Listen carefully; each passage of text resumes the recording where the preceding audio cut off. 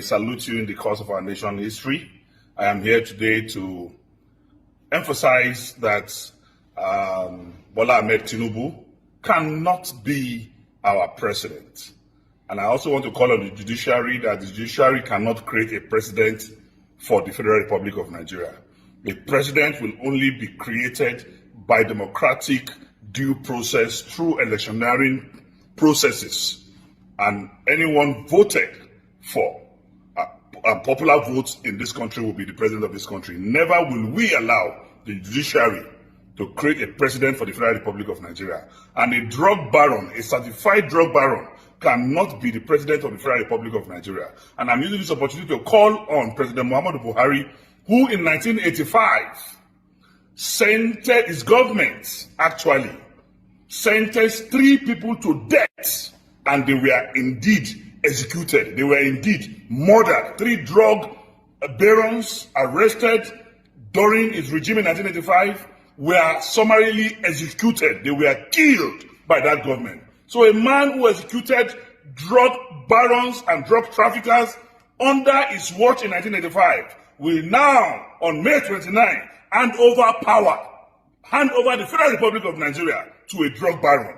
It is time for Buhari to think, it is time for the Nigerian judiciary to think that a certified drug baron who has been indicted and money was deducted from his account to the tune of over $400,000. You can calculate that in Naira today. Will want to say he wants to be the president of the Federal Republic of Nigeria. No! An Escobar Pablo cannot be the president of the Federal Republic of Nigeria. We say no to it, and we will continue to agitate, we will continue to ask questions, we will continue to protest, we will continue to agitate within legal means to prove a point that, a drug baron cannot be the president of the Federal Republic of Nigeria. And the battle to salvage this country from economic cankerworms and financial scavengers, this battle to make sure that Nigeria is not declared as the drug capital of the world. Already we are the poverty capital of the world. The battle to get that done is a battle of no retreat, no surrender. We will survive.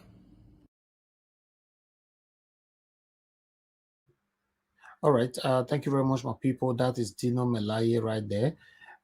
Yes. Thank you for your time with us. I appreciate every one of you. Okay, I would like us to quickly move on now. We have this man was driving and he saw the protesters and came out of his car and started saying this. Let's quickly watch this. Yeah. Let's go. Yeah. Tinubu cannot be this country. Let's go. Yeah. Tinubu cannot be. Tinubu, I said, take my picture. Yes, sir. Tinubu cannot be a president in this country. Yeah.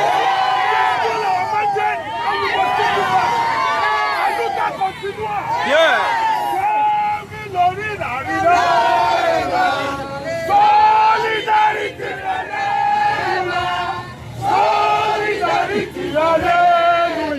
We must take our man back. Solidarity, hallelujah. Solidarity, hallelujah. Solidarity, hallelujah. We must take our man back.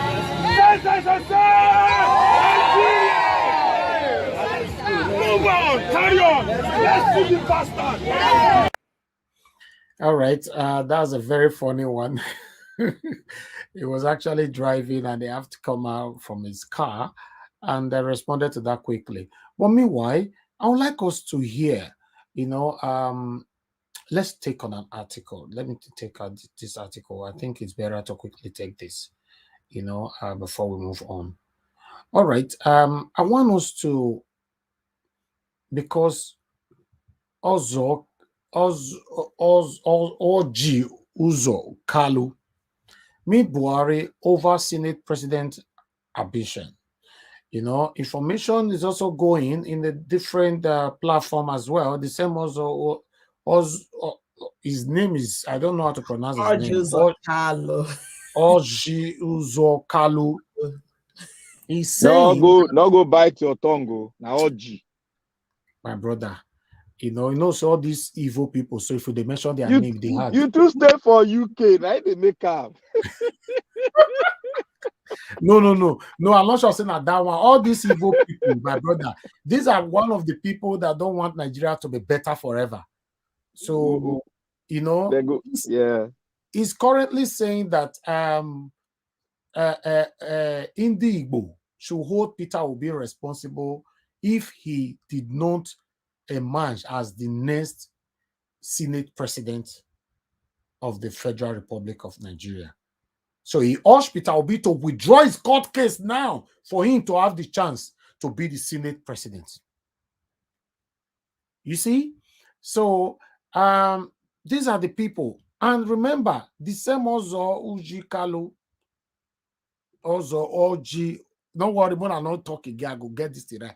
Oji Uzor Kalu, Uzor Uji Kalu. Just call him Kalu, I bet. No bite your tongue. Okay, Kalu. Okay, I will just say Kalu. Okay, fine. Okay, let's start from how it started before. Remember this: no Igbo man can win presidency in 2023. Kalu writes of Peter Obi completely. I don't want to read that one. I'm just bringing the headlines. Now, waiting right that time. Then he came back by saying this: Igbo shouldn't waste votes on Peter Obi. He has no structure to win 2023 presidency.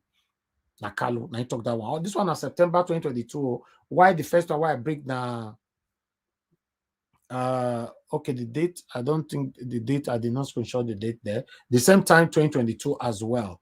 So now he's saying here that Ndigbo must hold Peter Obi responsible if he loses a bid to become the next Senate president. For year, Kalu informed Buhari of intention to run for Senate president.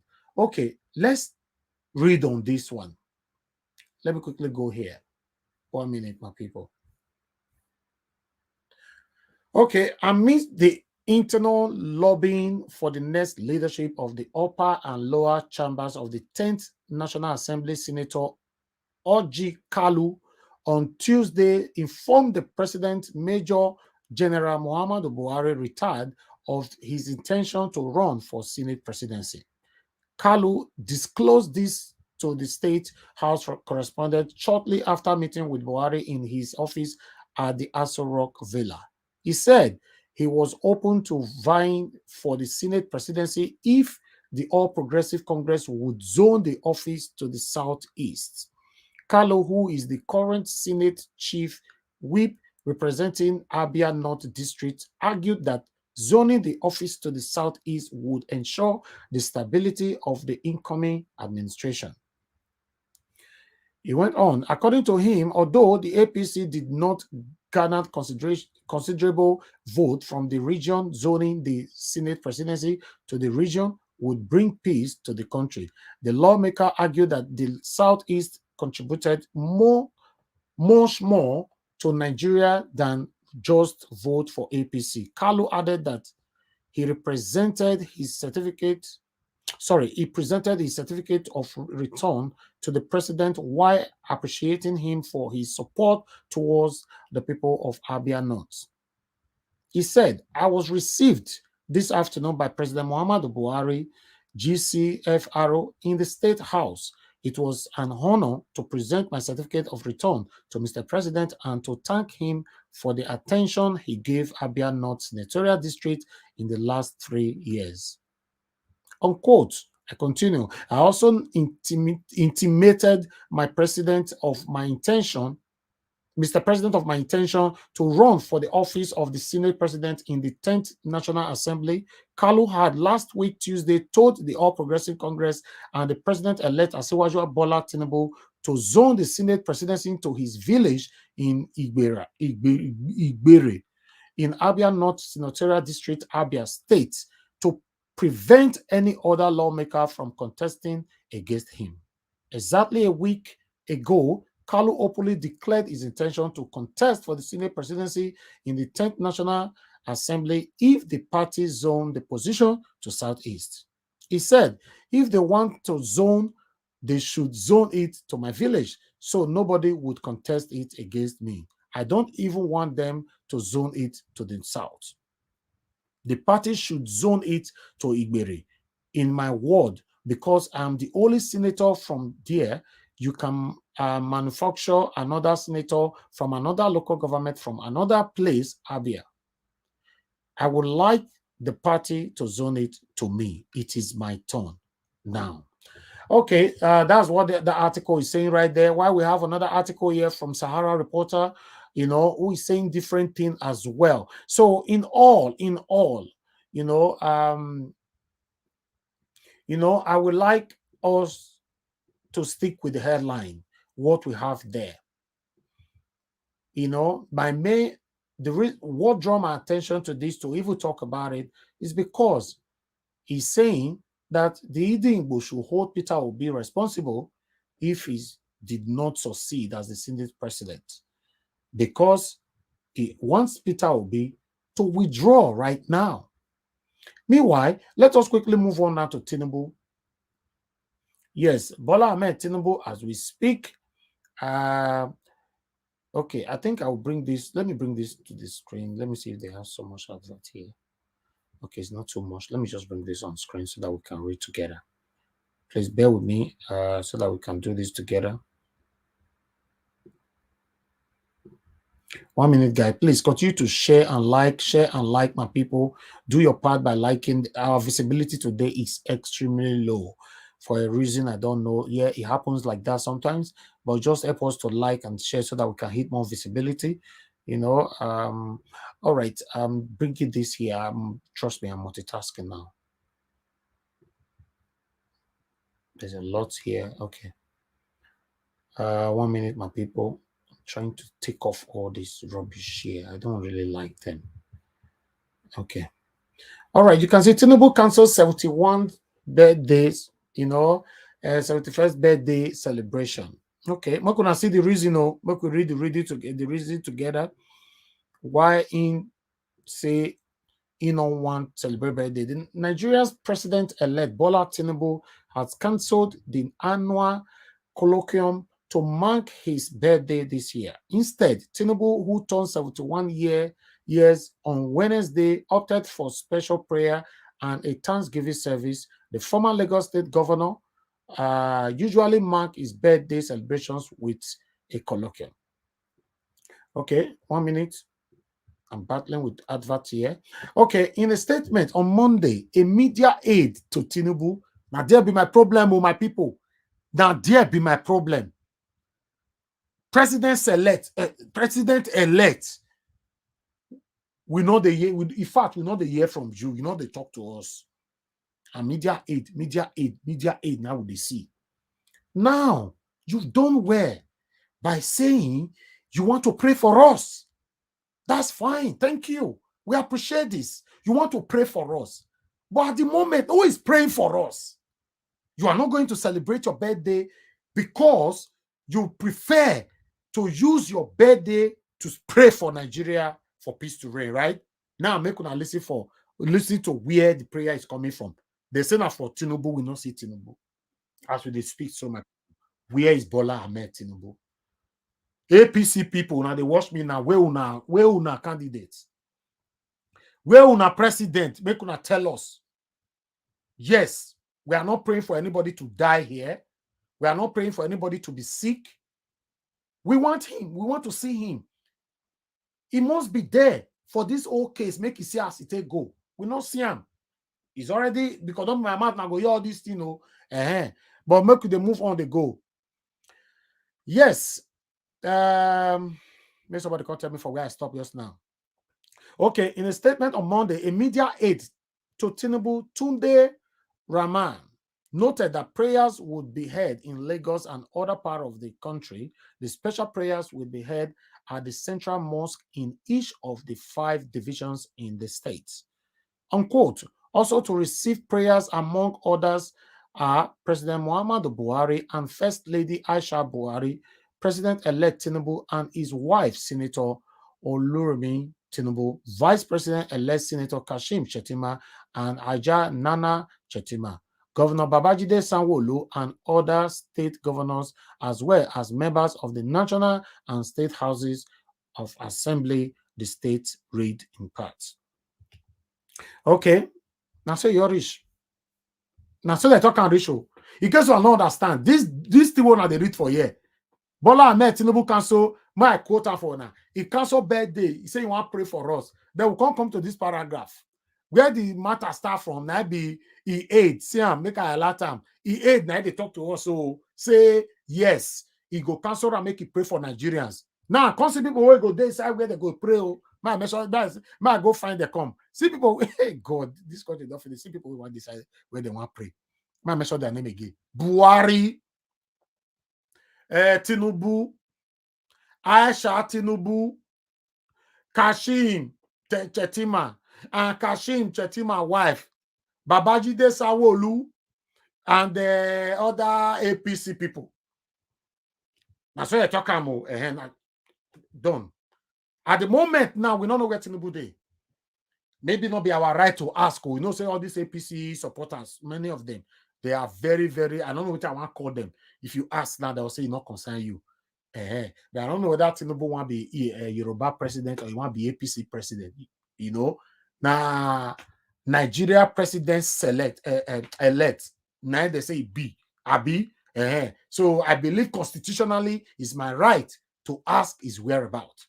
So I'm asking you people, if you do our comment section, I bet right time, don't worry, we go listen. Tell us, where is your candidate? Where is your president elect? We am. We're gonna not let history repeat itself. Nigeria watch, I know where it is. Where it is, sir? Mr. Nigeria watch, you know Tinubu is a Yoruba man, and you must understand the culture of a Yoruba person.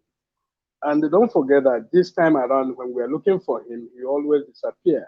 And you know where he disappears? He have to go to Baba and answer some questions. So, and anytime he disappeared like this, he went to Baba's area. And there's no two ways about it. Until he will resurface again, then people will think that he went to London or something. He's in Nigeria, he didn't go anywhere. Okay. All right. We go continue. Make we see other people's reaction. Meanwhile, I have some reactions here that I would like to quickly take on the statement from Uzor Kalu. This one say official Bobby Frederick is laugh, LOL. That is why Igbos are not in solid positions of authority. Our fellow brothers are our enemies of progress. Okay, I have another one here. If I talk now, say some Igbo are the enemies of reasonable Igbos. Una go say I talk too much. Make I zip my mouth. I have another one here. Igbo no need you. Now your pocket you they fight for. You know, I have another one here.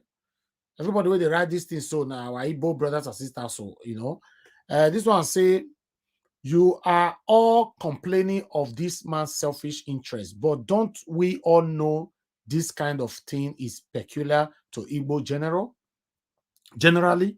Selfishness is in your DNA.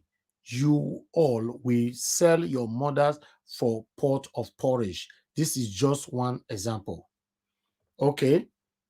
We have another one here. Oji, you are a, they say na man, you know, I live on there.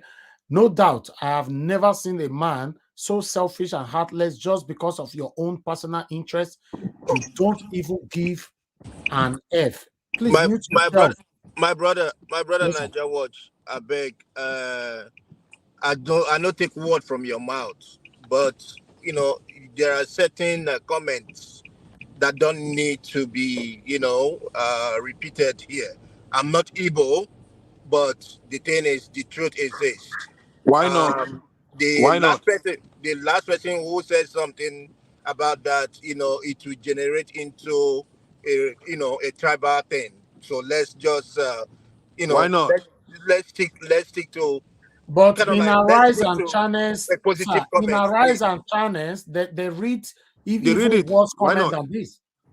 I know, but my brother, like I said, Why can't we say it how we it are is?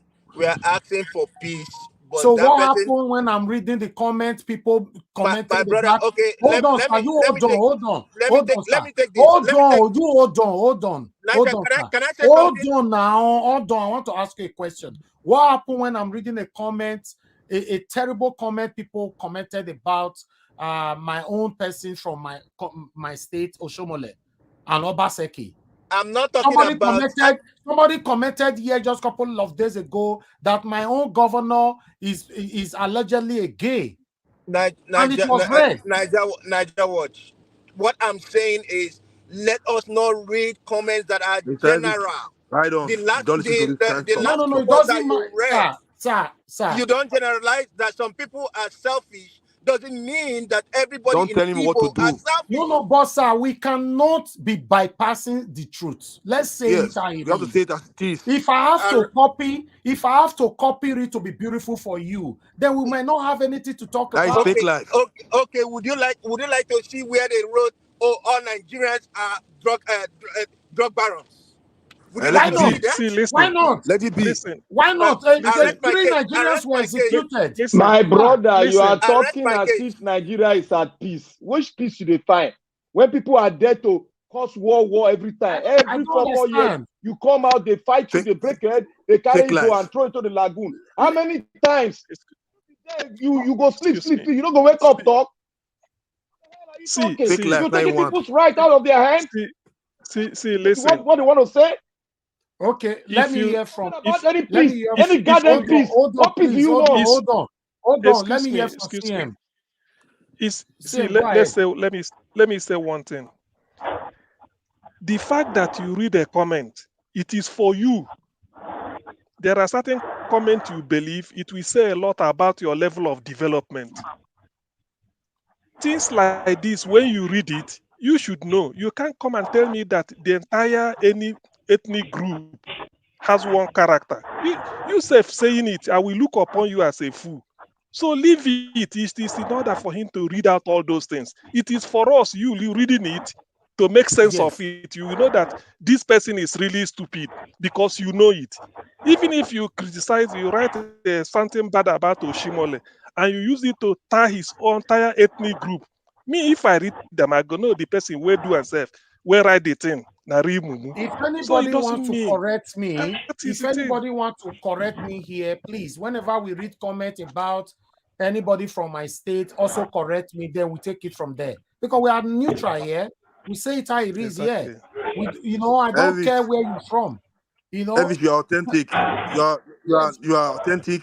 Let you be like that. Don't listen to no story. Do your we job. just That's it. say it how it is, We don't need All fake right, let life me here. move on, please. Thank you, my people. Thank you. All right. Let me quickly continue with this one. Oji, you are okay. He put man for there. No doubt, I have never seen a man so selfish and heartless just because of your own person interest. You don't even give an F about your own people or even Nigeria at large. You be better color this blah blah blah blah blah. Okay, let's move on. Let me move on to the other one. We have another one here from Chooks. He said, we the Igbos don't even want you to smell assist Senate president if there's anything like that. We have another one here from It's Kizzy. He said, for your own personal interest, you want to drag a whole Ndigbo to it. Amadioha. Okay, you dear. Okay.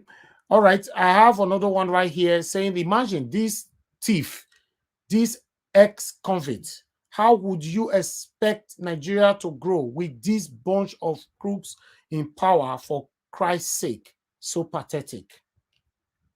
Why we have this one from Legendary. He said, tell Oji Uzo, that first name we call on there, and I go jump down on that. Since he said Igbo needs to build bridges and not seeking for Peter's Obi's presidency, he needs to continue building bridges and forget about Senate president, as it is not time yet for him to become the Senate president.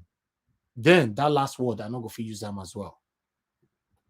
Then here, he said, let me save my thunder until I'm sure you utter this. Okay. Now see, I'm the moment I read down, or can I jump some words, you know? All right. This one, Ejioke, I not feel pronounce the name. Okay, it's a criminal. You have been in power for more than 20 years. Allow another person to rule. God forbid. Okay, that is the reactions from Nigerians right there. But meanwhile, I would like us to extensively go on by listening to what Arise have to say about this. Thank you. Good morning to you, viewers. Let's begin what's trending. Nigeria's president-elect, Bola Ahmed Tinubu, has called off the colloquium to mark his 71st birthday, which was set to hold tomorrow, March 29th, and has instead opted for special prayers and a Thanksgiving service. Tinubu's media aide, Tunde Rahman, who made the announcement, said the president-elect decided to cancel the annual event, which falls within the holy month of Ramadan, to seek for God's guidance for himself and the country as he prepares the reins of leadership. It will not be the first time Tinubu has cancelled his colloquium. In 2022, celebrations were cancelled following an attack on the Kaduna-Abuja train. I know you remember that attack, yes. And we praised Tinubu when he cancelled the celebrations. I mean, it actually started, I believe we have videos of that celebration, and he cancelled it at that time. But, today people are reacting because of stories that have been circulating that Tinubu is not in the country. And, some people have said whether he's gone on sick leave or not. I will take a tweet from Bankole, who wrote, "The hidden truth here might be the fact that Tinubu wouldn't be available for the colloquium as he's probably away on sick leave. It's not even smart to try to deceive Nigerians into believing that he's not celebrating his birthday because he wants Nigeria to be prayed for." Rufai. So to a large extent, yeah, there's a role for prayer in every society. And by the way, happy birthday to the president-elect. Tomorrow. Tomorrow. He says he's going to be 71. The truth is, there's a role for prayers in every society. And I don't have problems with prayers, all right? So if the president-elect says he wants his birthday to be used to pray for the country, yes, that's his decision. Also, since he's president-elect now, Nigerians also have a right to know what's going on with him. Because the stories have been making the rounds that he's out of the country. Is he on sick leave or is he just going to rest? All right? Nigerians also have a right to know what's going on with him. Because when you look at it, we must be able to hold our leaders accountable. But let me tell you the best prayer on earth. The best prayer on earth is not when you do biri-biri for 30 days. You know what biri-biri means? Fasting. The best prayer on earth is your character and your attitude. That's the best prayer on earth. The things you say in public. And that's why the best prayer on earth by Bola Ahmed Tinubu for Nigeria is for some of his political spokesmen to stop stoking ethnic tensions. That's the best prayer for this country. The best prayer for this country is also calling on supporters of other political parties that might feel disgruntled to stop stoking political and ethnic tensions. Yorubas have a saying, you look at it before it comes to you. The truth is, for the people stoking ethnic tensions, if this country goes over, we'll all face the consequences. And this is the time for us to cool down. We must be respectful of one another. The best prayer on earth is by leading by example and living in truth and righteousness. So, congratulations to him as he's decided. No matter how much you pray, if people's character doesn't change, nothing will happen. It will just be an exercise in futility. And let me tell you something. It is not because Nigeria is short of prayers. We pray so much in this country. In fact, we pray too much. But the problem with Nigeria today is because people are not just willing to change their character because it favors them. And let's be careful. So happy birthday once again. Accountability is the order of the day. There is a need for prayer in the country. But the best prayer on earth is change of character. the Yorubas have a saying, Iwa lesin. You know what it means? Character is religion.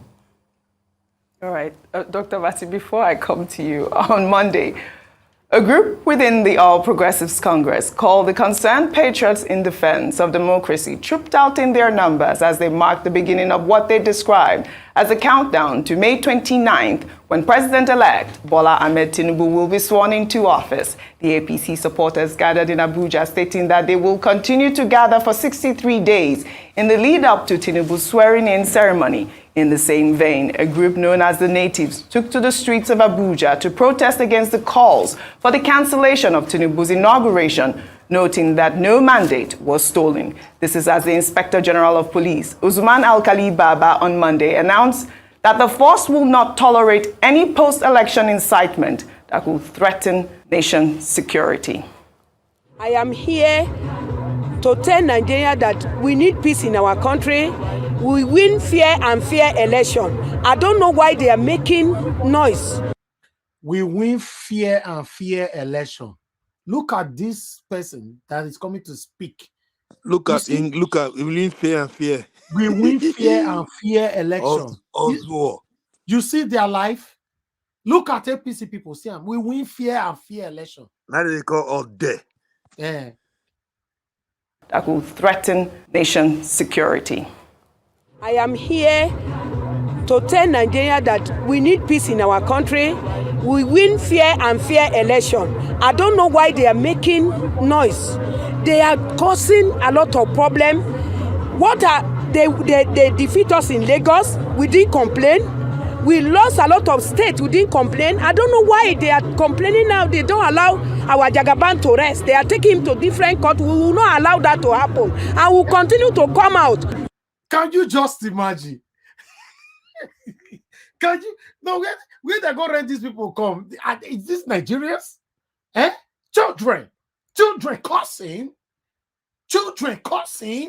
Where, please, can somebody call me Desmond Idiot? Elliot, sorry. You know, to come and talk to these people for me. These are children cursing. What's this woman talking about? Eh? Fear and fear is not enough. Now look what she's saying. They are taking our Jagaban everywhere. They're taking him to court from year to year. What is happening here? Does it mean APC, you guys don't have composure anymore? What is happening? You laugh what finish me. Let me take that part because this woman, I be like a comedian. I am here to tell Nigeria that we need peace in our country. We win fair and fair election. I don't know why they are making noise. They are causing a lot of problem.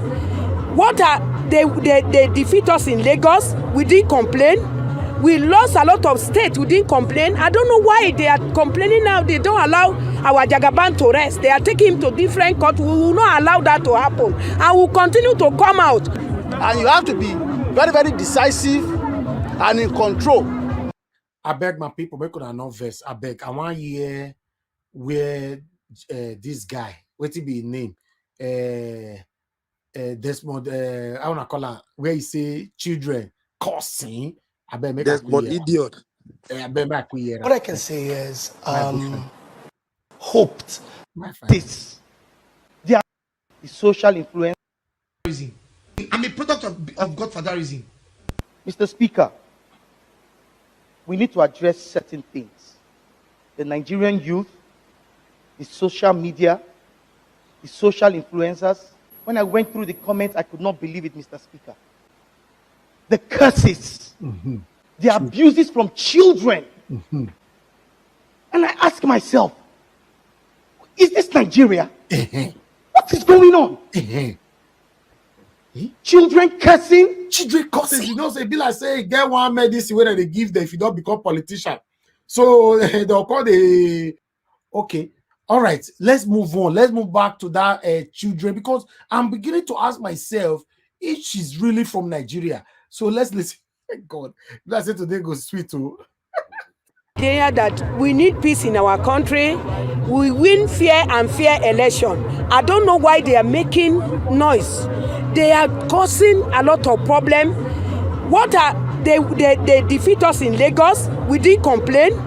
We lost a lot of states who didn't complain. I don't know why they are complaining now. They don't allow our Jagaban to rest. They are taking him to different court. We will not allow that to happen. And we'll continue to come out. And you have to be very, very decisive and in control of your destiny in Nigeria.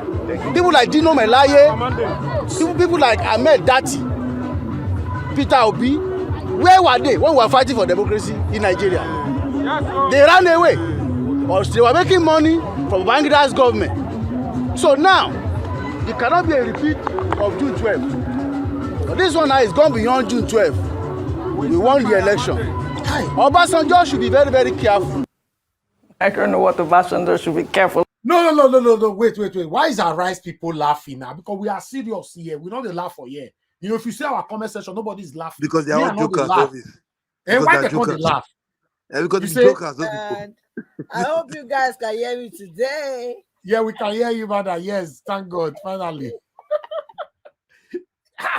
No. Mr. Davis, is this enough funny to you? Me, I'm laughing here. Like the whole thing sounds so. No. I don't understand. Everybody's laughing. Even our rice people is laughing. It's funny now. How do you expect full-grown human beings to be behaving like this? This is a comedy now. It's funny. They are taking our Jagaba from one court to that. We will not allow that. That one, the hungry side chick. No, mind now. No, the hungry side chick. Leave her. Good. Let's listen. Obasanjo should be very, very careful. I don't know what Obasanjo should be careful of. But this group says they will gather in Abuja for 63 days.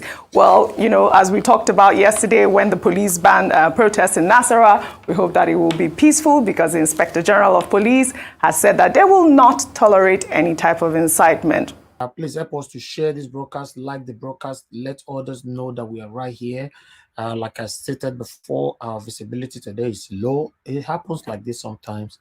We currently have 792 people watching us across. Is minimal, but that's fine.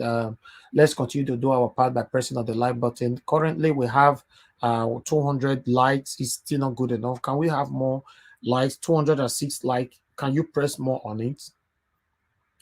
Please, 210 is right there now. 212. Thank you very much. Continue to press your like button. Press it.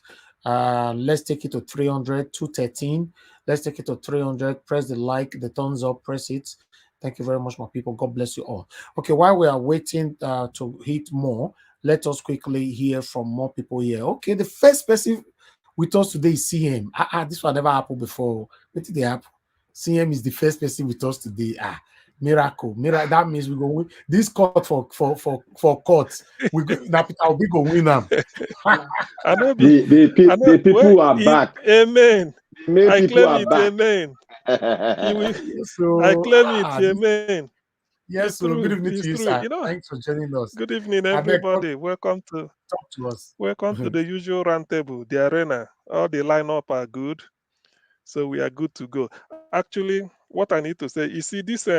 I think I have to be quite brief. Number one, what Dino Melaye said. What he said is he is sort of re-echoing or sort of amplifying what is the language of on the street. Because people are no longer looking at a presidency. They're saying, who is the man? Drug. Now, the way I look at it is this.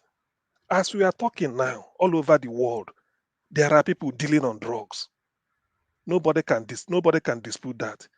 From Colombia to Brazil, the whole of South America, even in US, UK, Europe, Southeast Asia, Pakistan, India, Bangladesh, Australia, name it, Japan, Taiwan, China. People are dealing on drugs and they read barons. Some have even aircraft that they use to convey it from one distance to the other. For up to Cape of Good Hope from Brazil, you move it to Cape Town through ship, anything. These are barons. They are multi-billionaire. In fact, it's $1 trillion industry. We know.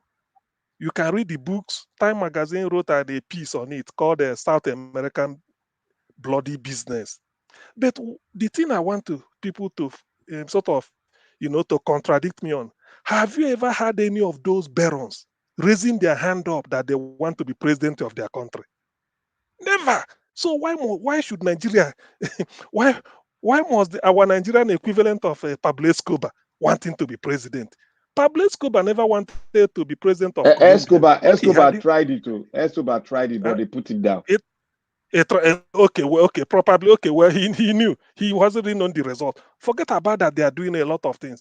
So in this case, why a lot of people are doing drugs all over the world, but all of them they have to enjoy their billions. You know, posh lifestyle, yacht everywhere, travel the world.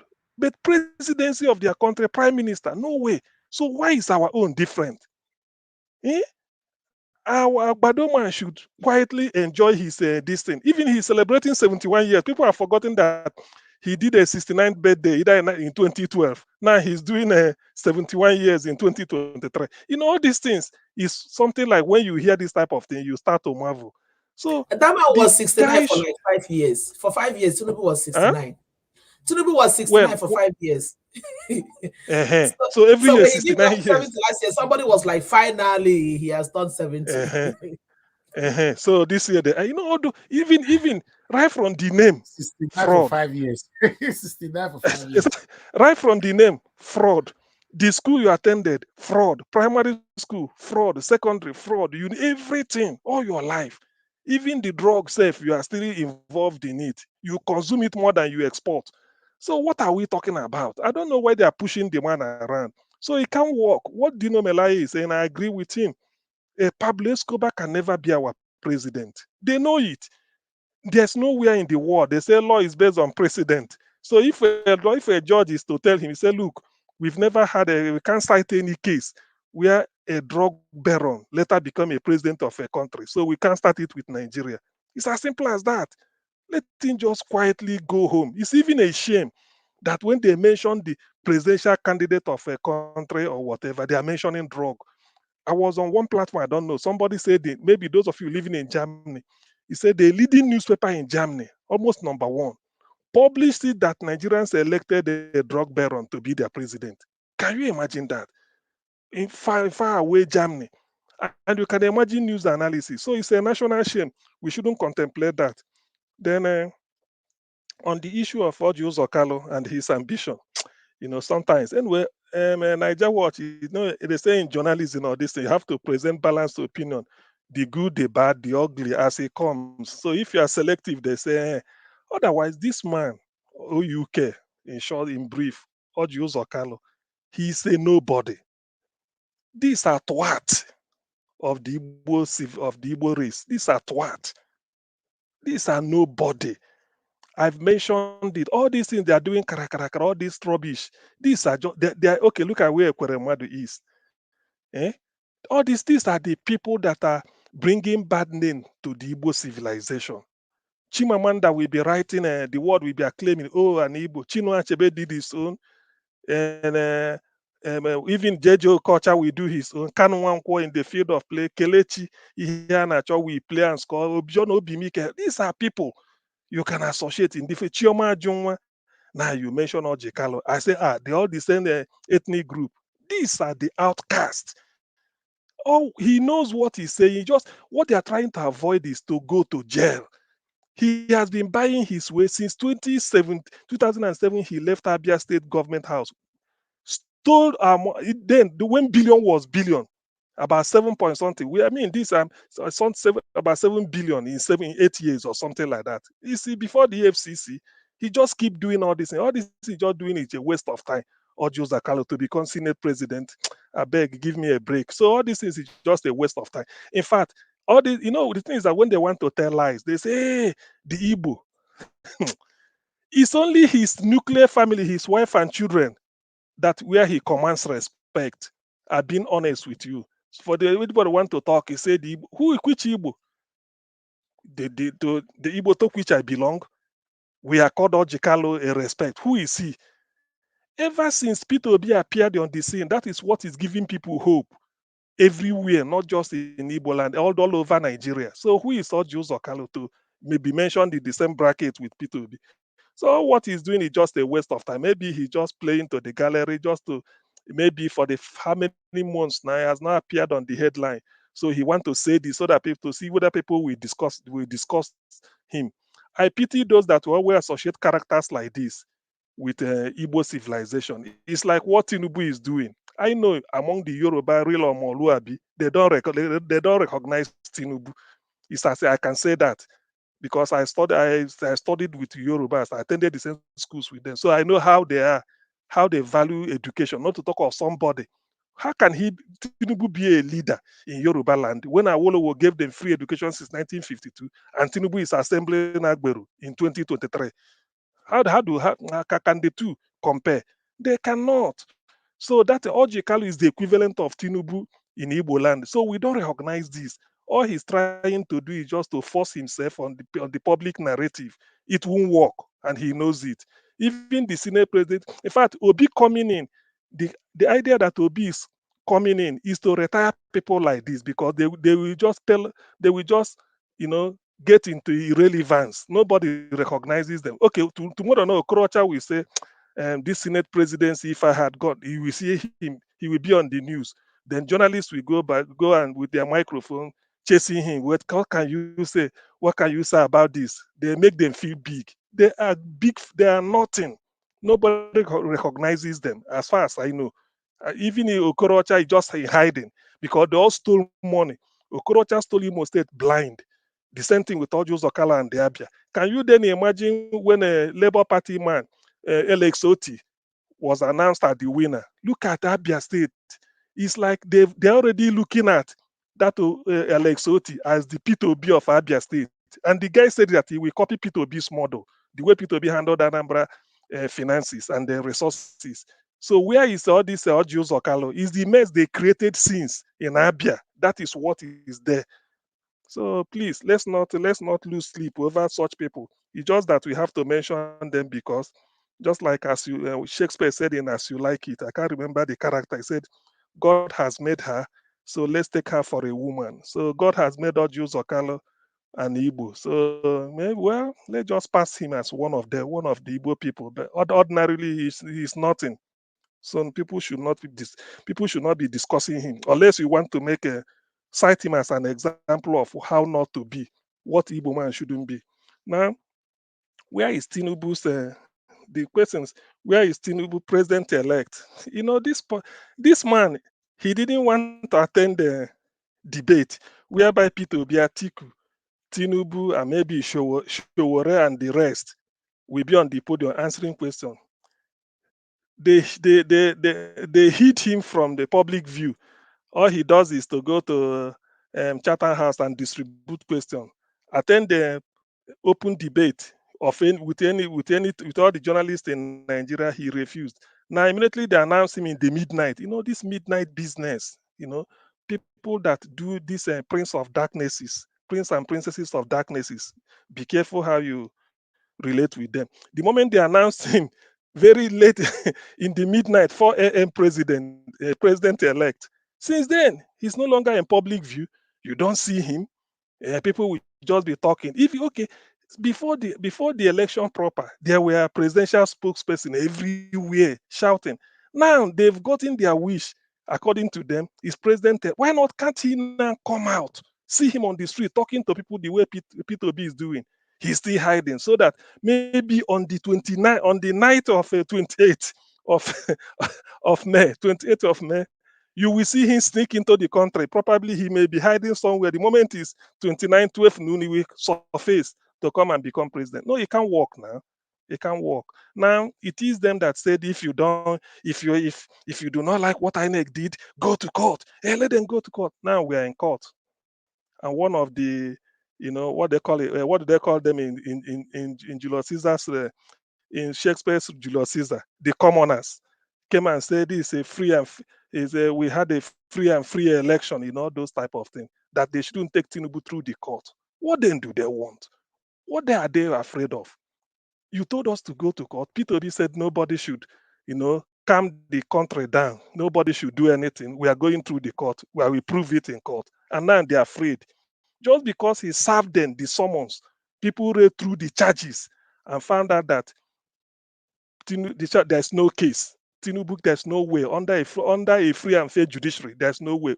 Olisa Abakoba, former president of Nigerian Bar Association, said it. He said, if not the fact that the judiciary has gone bananas, by that he meant that somebody who did not pick a form to contest a Senate seat but picked a fund to contest presidential slot, lost in the presidential slot, only to come back and Senate confirmed him as a a winner of a senatorial election. Olisa Abokoma was shocked. He said, in those days, you see judges, you fear before you even hear what they said. But now look at them. So he said, because of that, he's having his doubt. Otherwise, he said, the case is very, very clear, even before the world. So we know it, and that is what is panic. They're making APC camp to panic. All these things they are doing, it won't work. We will meet them in court. The case will be settled, and then arrest will be made, because all these things, they won't go scot-free. And mind you, I watched a short video clip, though it's in Igbo language, when Peter B visited in Austin. He was telling them that the problem with Nigeria is wealth without enterprise. Wealth without enterprise means somebody can be having billions, but no good means of livelihood. You don't have an enterprise that through which you pay tax. By that, it means people like maybe Ike Kweremadu. You will sit in an air-conditioned office in Abuja and be having 40 houses all over the world. How come? Even as expensive as Dubai is, Ekweremadu has 9 houses. Has 9 houses there. What is he doing? Nothing. But you see somebody who set up a small pure water business somewhere in one rural area. From year to year, he's struggling to maintain one car or one pickup he uses to distribute the pure water, employing about 15 people. Yet he can never call himself a millionaire because there's no money. Innocent cannot afford to buy 5 houses in Dubai. No way. Even one self, it may be difficult because every 4 weeks he's crashing his head. I have to pay salary to thousands of people. I have to buy spare parts. I have to maintain this. And these are people that are really contributing to the economy through their taxes and the employment they create. Yet, those politicians that are sitting in air-conditioned office at their own expense will become billionaires and be flying first class and the business class all over the world. P2B said that is what is going to change. That henceforth there must be there must be wealth there must be enterprise that will give you wealth. So this is exactly the situation we are now. Now, let me end with what Bode George said. Bode George himself, because I learn from the man whenever he's talking, because although he still is old, but his brain is very sharp. Imagine quoting some principles in physics. That is Newton's laws of motion number 3. To every action, there is equal and opposite reaction, and then still at that age. So what we are trying to say is that such people, they are disappointed. You can see disappointment all over the man's face. They know everything is rigged. In fact, he's not happy. But why did we get to this level? Bringing Bola, Tinubu, nothing. You can't go through his past. Nothing is ever true. The only thing that that you can associate with him that is real is if at 8 o'clock in the morning you see Bola Tinubu saying good morning, then you can say, oh yeah, Nigerian time is 8 o'clock, so he's free. Otherwise, his name, his background, nothing. And he's running away. So how can such a man, even his health status, everything is hidden. So that is the frustration that Bode George is facing. They do not like it. And moreover, he's claiming a Lagosian, like he said. They have Omo Eko Pataki, that is the real indigenous or something like that. People that will decide where are we really heading, because everything is in Bola Tinubu's hand. Pocketed Lagos, which is the financial capital, according to P2B, should be financial capital of Africa. Somebody will just pocket it and then be distributing, patronage as he wishes. That should stop. So going forward, to conclude, our P2B's Labour Party's decision to go to court is on course. The enemy camp is afraid.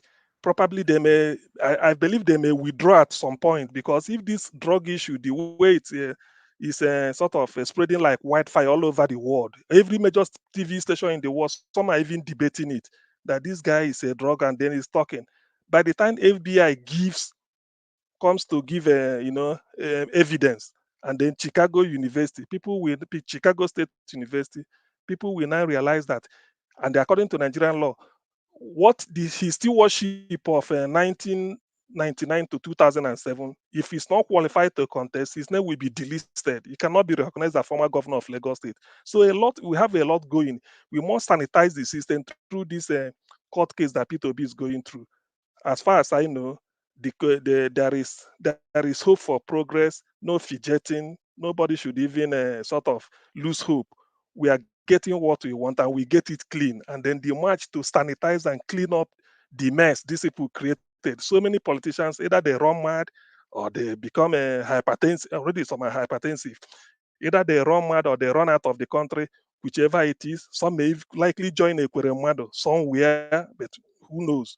So that is the situation, and I'm not entertaining. Every day is like we are marching towards victory. They brought themselves out to be shamed, and definitely Obedient and Labour Party and P2B, we bring the real opprobrium that they had been bargaining for, starting with Tinubu's court case in court.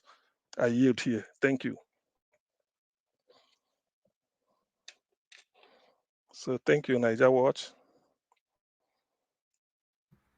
All right, there. Thank you, CM. Thank you very much, sir, for your submission. I appreciate your time. Please stay mute. Stay mute. Somebody's on mute. Where's the noise coming from? Okay, thank you, my people. Thank you. Please continue to help us to share and like. Thank you very much, CM. I would like us to hear from the next person here, which is Adolite.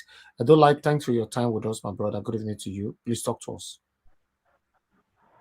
Hello, my brothers and sisters in the panel, and my brothers back home, and my brothers in abroad.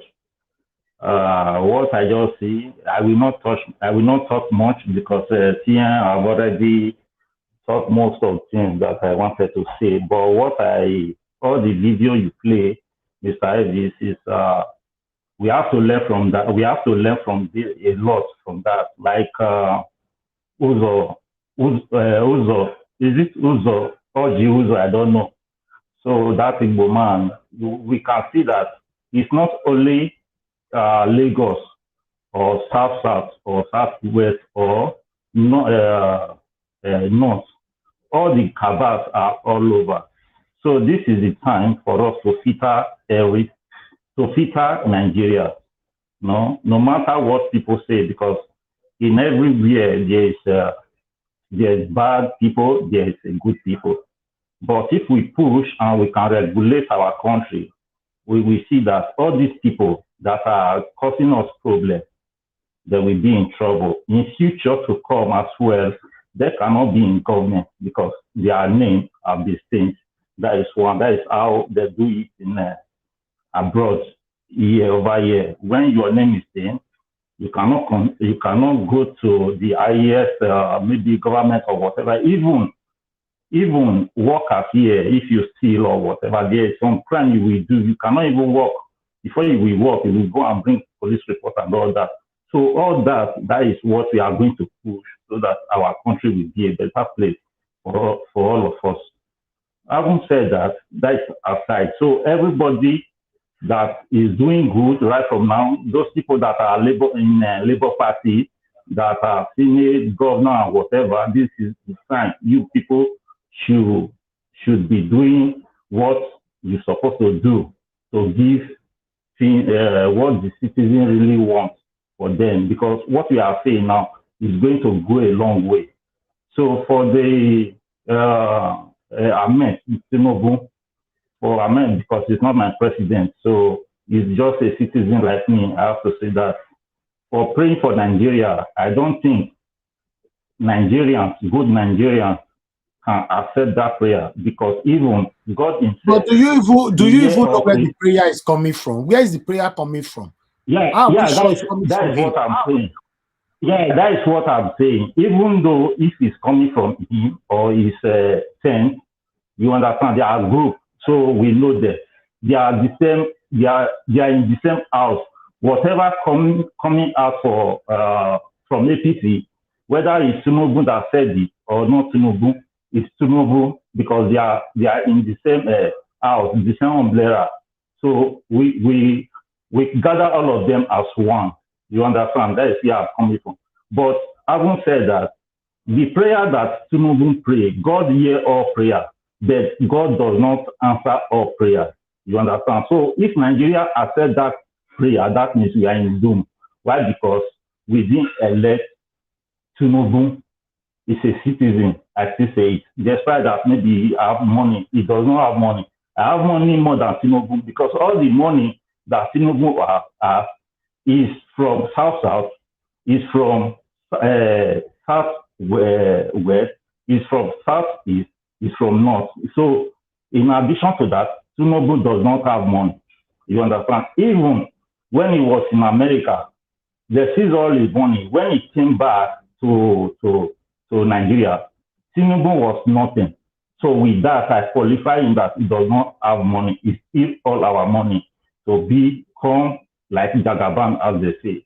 And that lady that said that there is a fear and fear, yes, it might be right. It's fear because all the Tinubu camp, they are afraid. The meaning of fear is to be afraid. So that aside, the man that was driving, when he saw the protest, we can see that Nigerians are not happy. You understand? And the last thing I will say before I go is that, as I used to say to you, Mr. Ivis, and my brothers and sisters, my brothers and sisters are at home and both abroad. If it comes to maybe they will swear Tinubu in, everybody should be alert. Because if they can release a result of election in midnight when everybody is sleeping, they might still swear Tinubu 2 o'clock in the midnight. So everybody should be awake.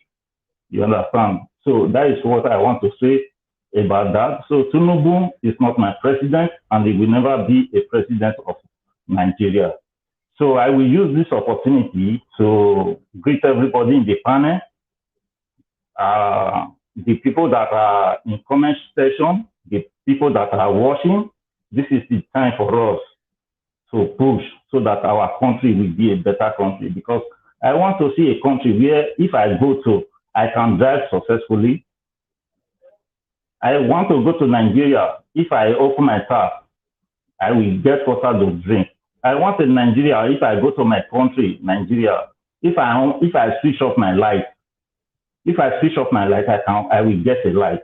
I want to go to Nigeria. I want to go to my country, my country, Nigeria, whereby both mechanic, shoemaker, anybody that is working, whether you are working in private sector or you are working in government sector or whatever, your tax has to be paid so that at the end of the day, you can go for your pension, so that responsibility of children carry the burden of our parents will still stop.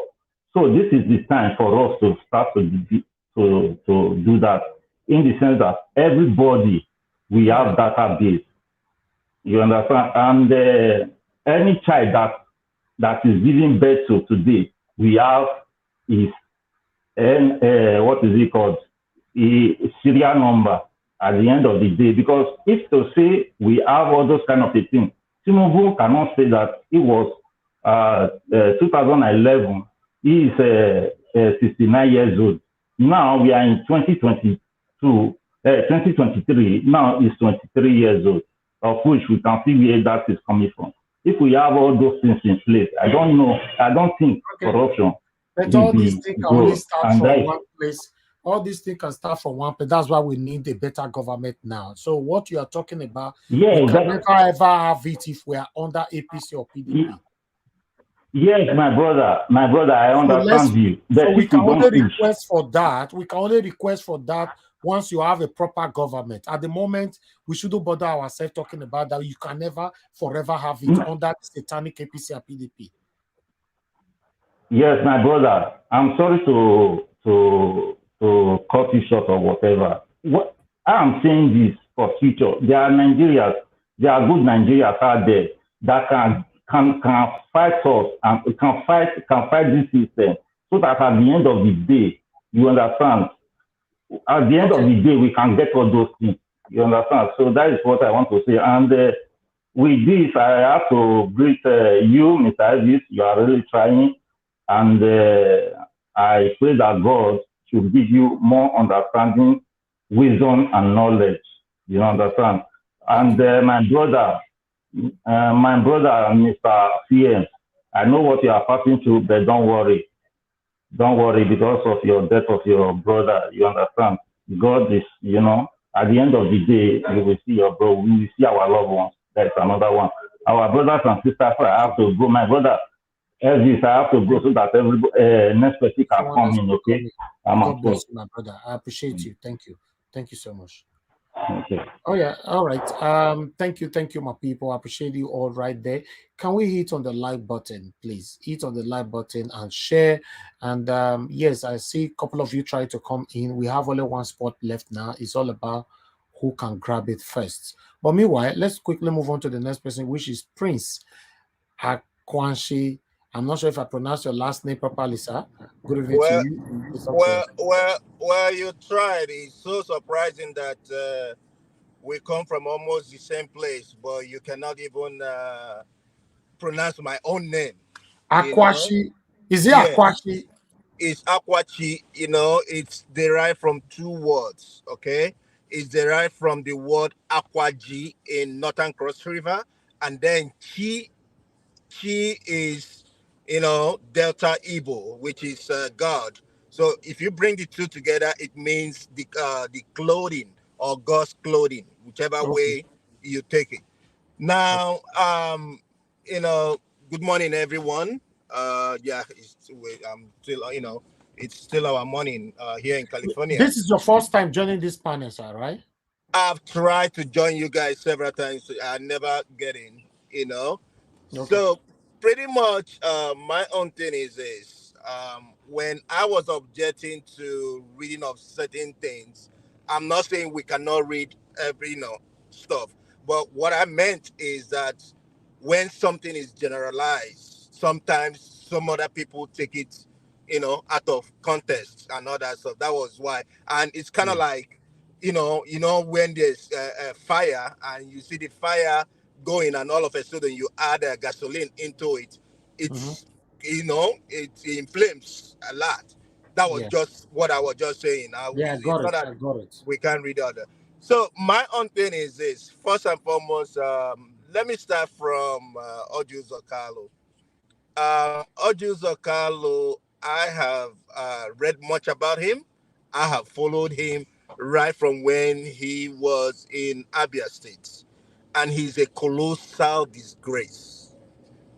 He's a colossal disgrace in the sense that I don't even know which Igbo man is in his support. If you watch the way he walks in, the way they walk into this Senate thing, or the way he moves, or whatever, you not see a lot of Igbo man with him. Because why? When he was a governor, all he did was to steal. He stole from those people. This is somebody whose mother was just a market, woman or whatever it is, which is fine. Most of us come from that background. That's fine. But all of a sudden, overnight, he went into politics, and next thing, he became a billionaire. To the extent that at some point, he was going to boast to someone that he became a millionaire when he was 25 years old.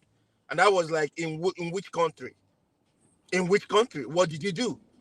What can you show me your achievements and all that?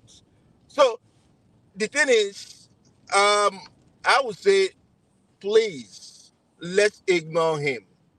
He's only seeking for his own stomach infrastructure. It's just a shame that we have people aspiring to be Senate presidents based on the fact that they just want to be there. Oh, my party. Yes, my party. And then, because I'm from there, that's why these people support me. I will never, for me, I will never support Oluomo Kalu on that basis. The second one being Bola Tinubu. Bola Tinubu, if you listen to when they say, oh, pray, and then he listed the people that he wants to be prayed for. If I don't know if anybody noticed, they omitted Osibanjo, right? And why are they omitting that man? Because the man spoke the truth. He told them that you guys are talking about, oh, we're coming to fix this. It's the same people who kind of like did a lot of atrocities, are the same people coming back to say, oh, we're coming back to fix this. Osman just said it. And because of that, they're beefing him.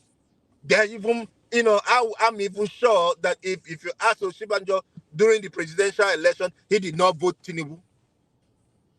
If that man really have a conscience, I believe he did not vote for Tinubu. But that's not the case. I don't even care whoever he wants. He can vote whoever he wants. Now, praying is character.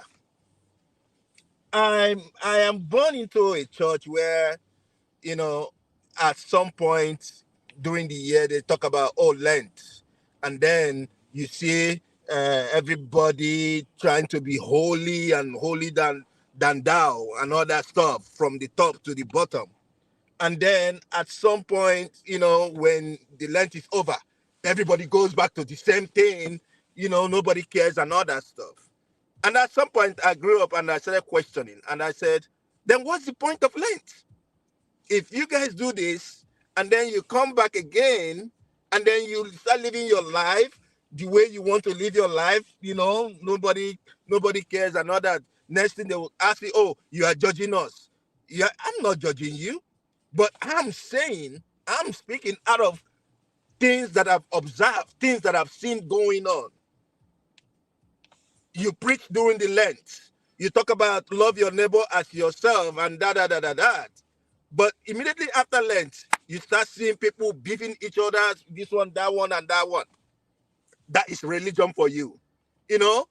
Prayer is character.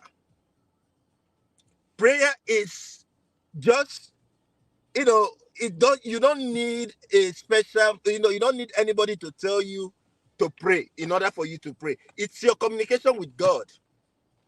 You talk to God whenever you want to. I don't need Tinubu's birthday to pray for Nigeria. I don't need that. And it's surprising now that they're coming up, oh, he's 71 years old. He should be ashamed of himself. 71 years old. Wow. That's interesting. So he's trying to tell me that even Paul Biya is older than him. No problem. We'll take it that way. But it's just so that we all know life is all about give and take. Giving in the sense that when you give the best you have, as in your character, then in response or in return, you receive good characters and all that stuff. The woman talking about, I don't think she said free and fair. What I heard was fear and fear. That's what I heard. I don't know why anybody would think she said free and fair. She did not say that. She just said fear and fear, and then the man talking about trying to castigate Obasanjo is just a shame that just highest they pay them probably 5,000. It's hunger. They're hungry. They are hungry, but then they don't even know that even the middlemen have already taken what they were even supposed, probably the top man projected 100,000 for them. The middlemen and all that stuff, probably they must have brought it to 5,000. And they will take it and still live in denial and in lies. This morning I was so upset watching because I watch Arise and then I watch channels and all that stuff. And who they have? They had this Obafemi Hamzat, the deputy governor of Lagos State, came on live TV, blatantly lied. And I was just looking at channels. It looks like they're becoming complacent or something. I don't know what to say. Is it because they are afraid of being shot or kind of like being closed down, or it's just that that's the way it is in Nigeria? Because this is a man telling them right there. At some point, he was even gonna attribute the problem in Lagos to this other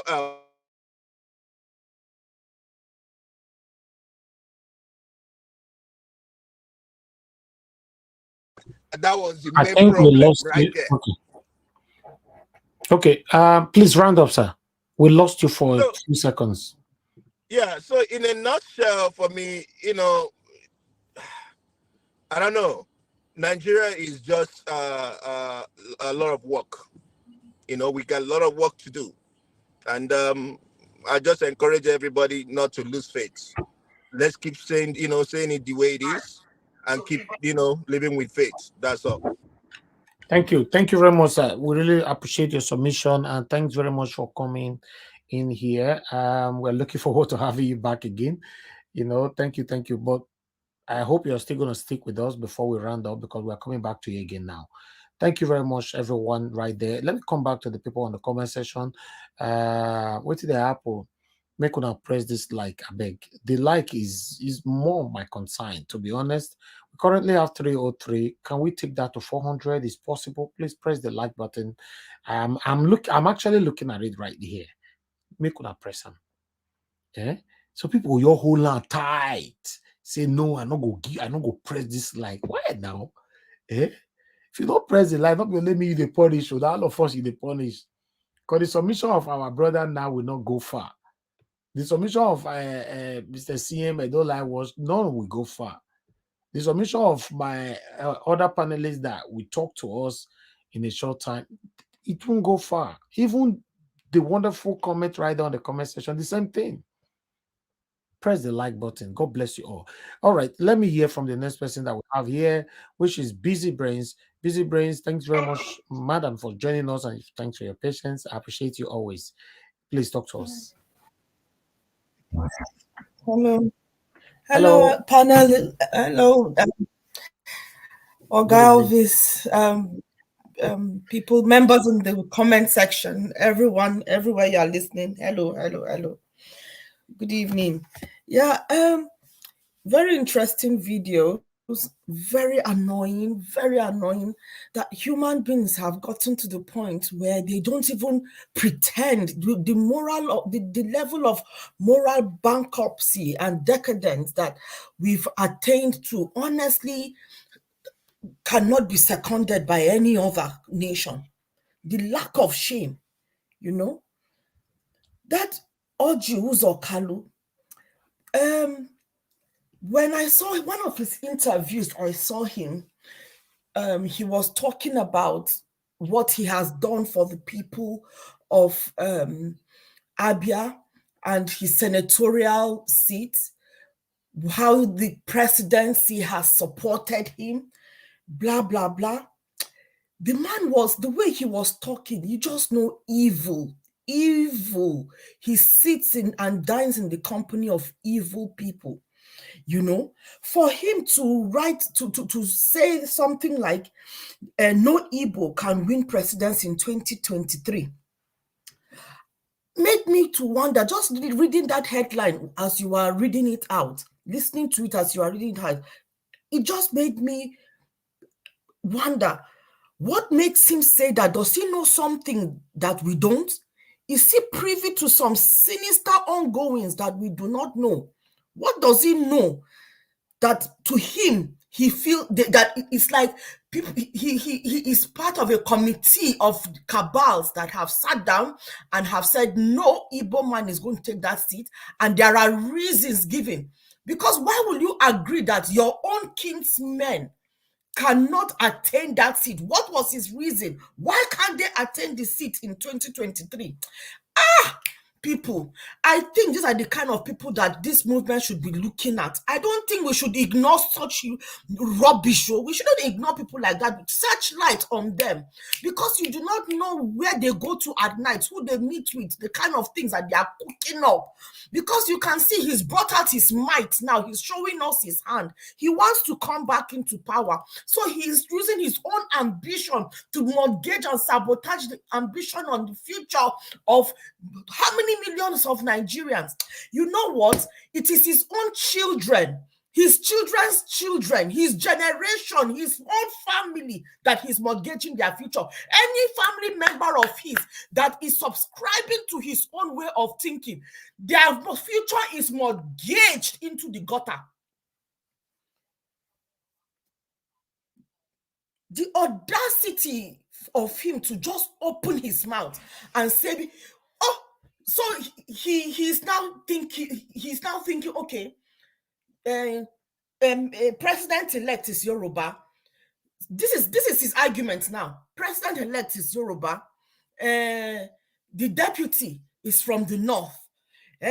So naturally, it should be the Igbo man's turn. It should be zoned to him. Can you imagine when you can have the meat, you are looking for the crumbs. He wants the crumbs just because he wants to deprive a whole people just because he wants the crumbs from the table of his masters. What a shame and what a fool. Like the speaker said before me, he is a colossal disgrace. You know, and then the other one that says Tinubu postpones his birthday. You know, nothing about this man, nothing he does, I take it with a pinch of salt. Like everybody say, he's cunning right now. If he's alive, he is cunning. And if he's not coming out, he's just trying to lure us into thinking he's not alive. Or if he's dead, they are trying to lure us into thinking he's there, thinking of the nation, praying for peace. No, this man has gone into coven to go and tie the nation more under his belt. He has gone to go and do special Babalawo stuff to go and sacrifice a whole nation because of him. He's coming to tell us to go and pray. Yes, we are praying. And I will take my own opportunity to pray for his birthday. Father, Lord, that this is going to be his last birthday to cause Nigerians mayhem. I decree and I declare, Father, Lord, that the prayer that he wants, Father, he wants to come and rule the nation will never happen in the name of Jesus. The prayer, Father, for Nigeria to prevail against every work of darkness that has been perpetrated by Tinubu, APC, and his likes, in whichever party, anybody that is working against the freedom and emancipation of Nigerians, of the ordinary man, Father, Lord God Almighty, we cause them permanent death in the name of Jesus.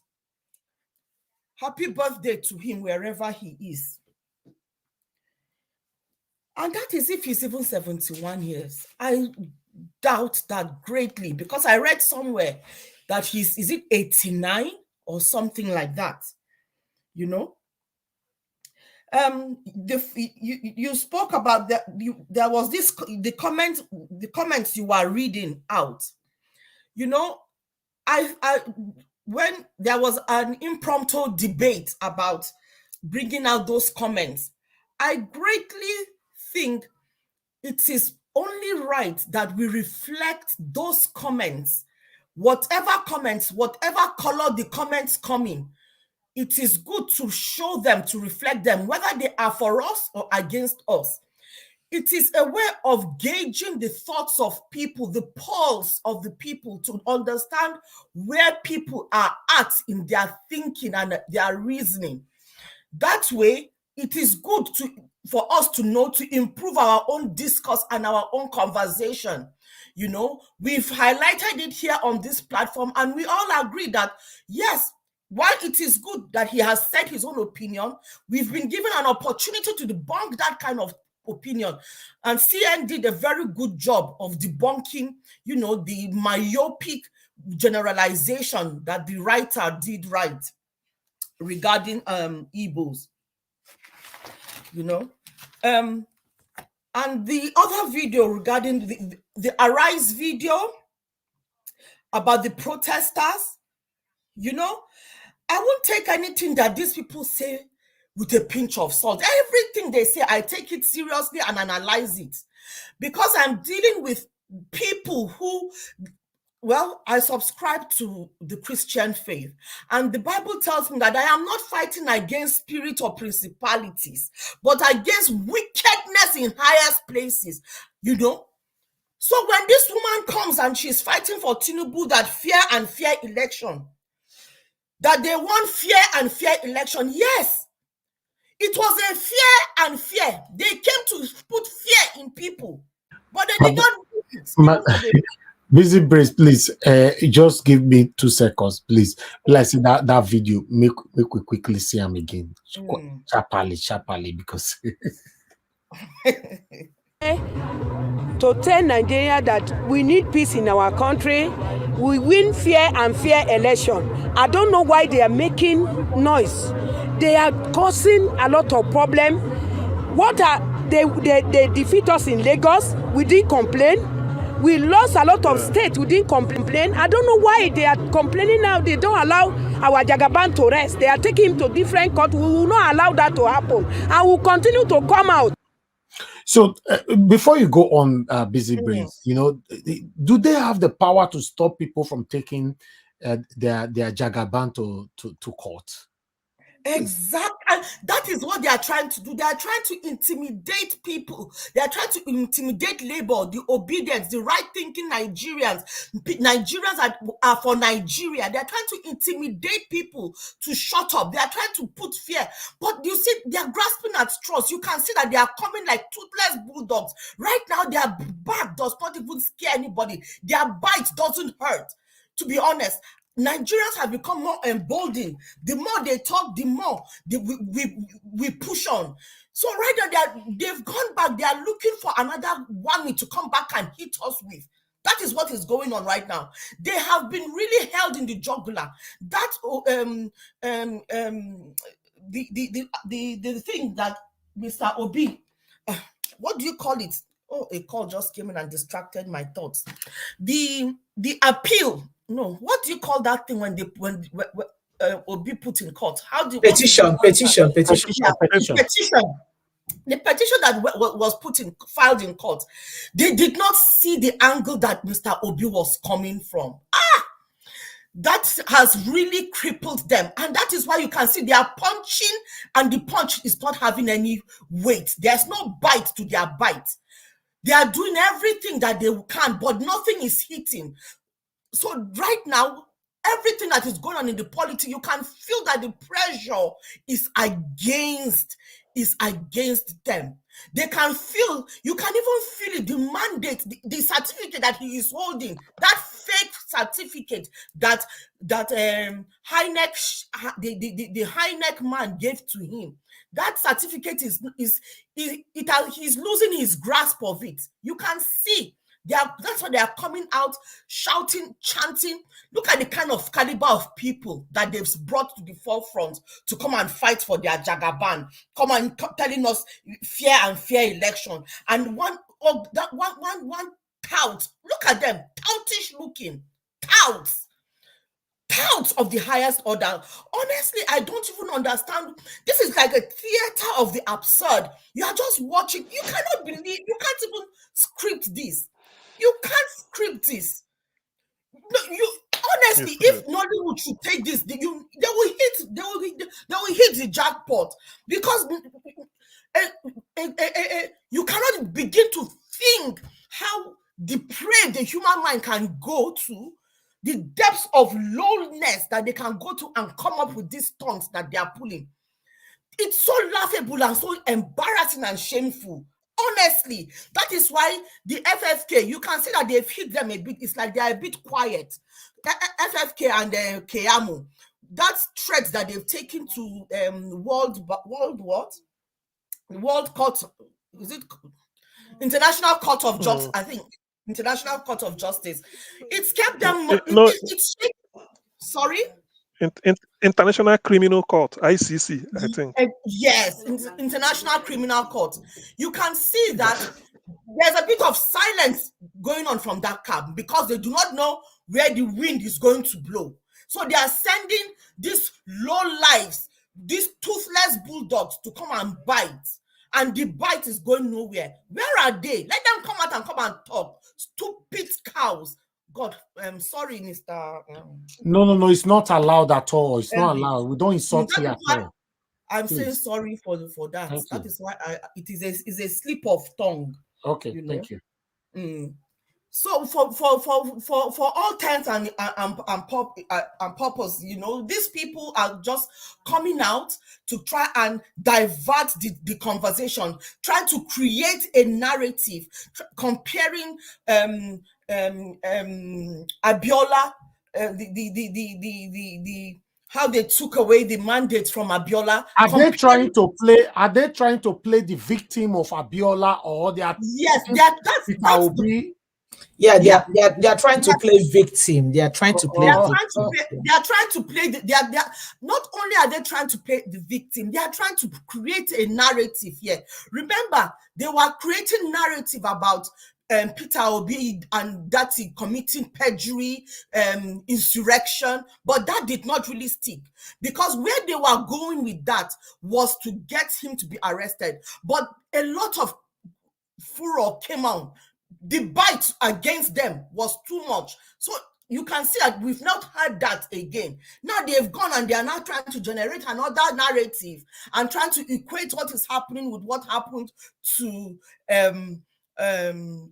Abiola, which we all know. Abiola had a Muslim ticket and he won landslide. Whatever the reason of them annulling that election, I don't really know the truth of it. I've heard rumors about it, but I don't know the truth of it. But the truth of it is, even though it was a Muslim ticket, you can see that the whole nation was behind it. But this one has no legality to it. There's no legitimacy to it. There is nothing. They're just grasping at straws and trying to make something that is not there. Trying to create and by doing that, they're trying to create people to come out in anger. They're trying to stoke up people's emotions. They're trying to do this to us like they did to Abiola. Can you imagine? So all they are doing is trying to stoke up the emotions of the people, and hopefully it will never catch fire. It will not catch fire. I rest my case. Okay, are you done? Okay, thank you. How long have I got? How long have I got? No, you've even crossed your minutes. Although I didn't give anybody minutes, but you talked for 11 minutes. Okay. Yeah. So yeah, I just want people to freestyle, but I can stop you when I know that you are going to. Sorry, let me just add. That was your minute. Paid them. They paid them. Did you know that these protesters were paid? Of course. It's obvious. Yes, Arise said it. They said it in Arise. Yes, they were paid. Yes, they were asking for their money. They were asking for their money. There was a furor. They were asking for their money. So how many days will they pay them? And they are saying they are going to be there for 60-something days. Tinubu has run out of money. By God's grace, he has run out of money. Let us hear from the next person. Let's quickly take this short break again. Thank you. To tell Nigeria that we need peace in our country, we win fair and fair election. I don't know why they are making noise. They are causing a lot of problem. They defeat us in Lagos. We didn't complain. We lost a lot of states. We didn't complain. I don't know why they are complaining now. They don't allow our Jagaban to rest. They are taking him to different courts. We will not allow that to happen. And we'll continue to come out. Okay. All right. Let's hear from the next person that we have here, which is Chibuzo Adi. Chibuzo Adi, good evening to you, sir. Thanks for joining us. Please talk to us. No, we can't hear you. We cannot hear you, sir. Hello? Okay, you are better now. Go ahead. Talk to us, sir. Yeah. Thank you, everybody. Good day, everybody listening. Let me start with Dino Melaye. Dino Melaye is correct in what he was saying about Buhari's administration in 1984-85. When he took over as a military general, he managed to execute some drug dealers, and he had a decree for that, and those decrees was successful for his regime. And after that, he was overthrown by Babangida because of the same decree, because Babangida was also involved somehow. But anyway, that is by the way. But what happened was, he was not a fan of drug dealing in that during that military regime. So, but I believe his policy remained the same. He doesn't support drugs, and I don't see the reason why he will give that support to any drug dealing person to become a president of Nigeria. Though I don't, Buhari I call him he behaved like a junkie, because his words are not properly implemented the way he said it. You know, so right now, look at him in a civilian form. Then he came back as a Nigerian president. Now, behind somebody who has a case of drug dealing, so, and you want to hand over to such a person. That is to sell off Nigeria. We don't have any value at all. And Buhari must know this, that he executed people because of the same policy. And they need to even investigate him properly, and they know his mind, why he must hand over to a drug dealer, or maybe he's involved or somehow. I don't understand. And all those executions that he had during his military regime, he have to answer for it, because those guys were doing just a business. I don't see any reason why he would just go there and execute them. A lot of people are buying guns, buying all kinds of killer machines, and using it to execute people in Nigeria, and none of them are found guilty. So, and he need to be investigated in that. Anyway, that is by the way. Let me go to Kanu. Kanu of Abia State, former governor of Abia. Kanu was when you look at Kanu, he doesn't care about anybody. What he cares is about himself. He cannot play the kind of card that Tinubu play against inside APC playground, because I don't think he have the money to bribe everybody in the APC to vote for him so that he can become a Senate president. It can never happen.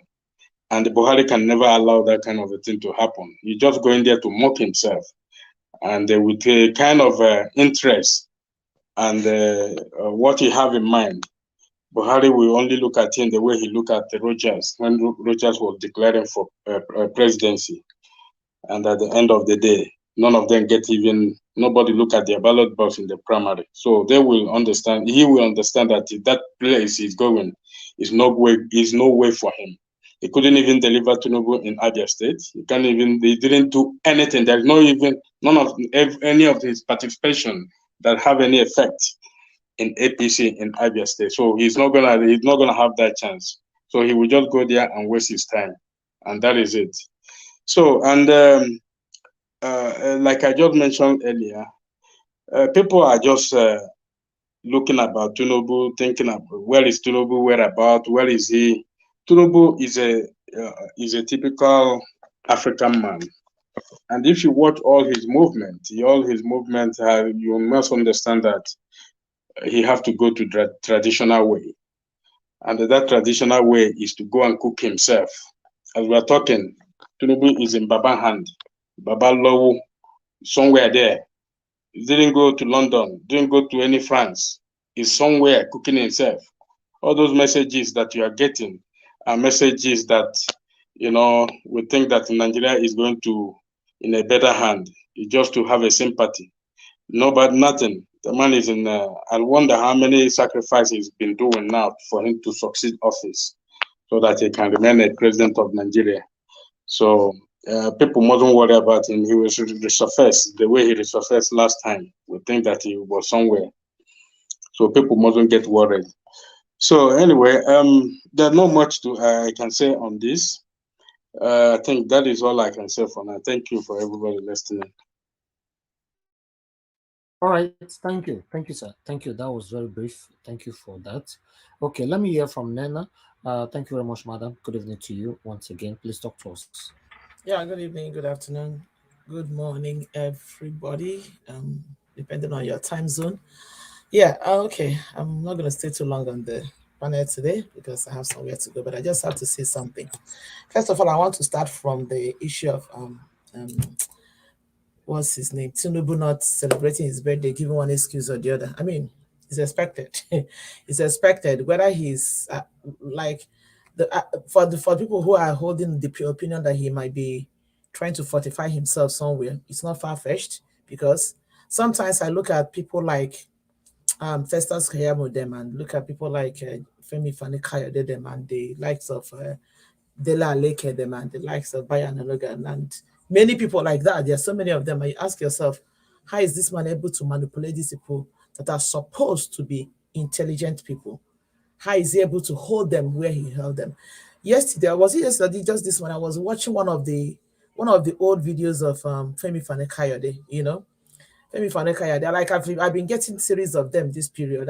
There's one I watched where he was saying, I think he was one that said, I rather die than to be a member of AP, something. And he was saying, he was this show that was interviewing, I think that was 2015 or thereabouts.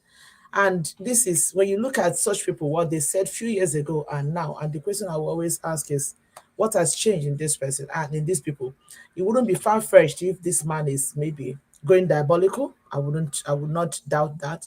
But obviously, for this message about him not celebrating his birthday, giving one excuse or the other to come out, you know, I mean, it doesn't, it's not something that we can trust anything that comes out of these people. There's nothing truth about whatever they are saying. And then talking about praying, I mean, giving the list of people who are praying for Nigeria is so laughable. It's very, very laughable. Then I come to Oluomo Kalu. You know, when I look at people like Oluomo Kalu, you know, first of all, as an Igbo person, it bothers me. And again, being as a Nigerian, it bothers me that these are the kind of people, the kind of characters. This man is an ex-convict. I hope everybody knows that. There was a time I remember there was one certain time that he was to Buhari, the one they wanted to get him, and this man, this Oluomo Kalu that's acting like he's somebody, was kneeling down like a little baby, begging, like he knelt down. Like when I mean, I don't know how many of us that saw the video when the whole thing surfaced.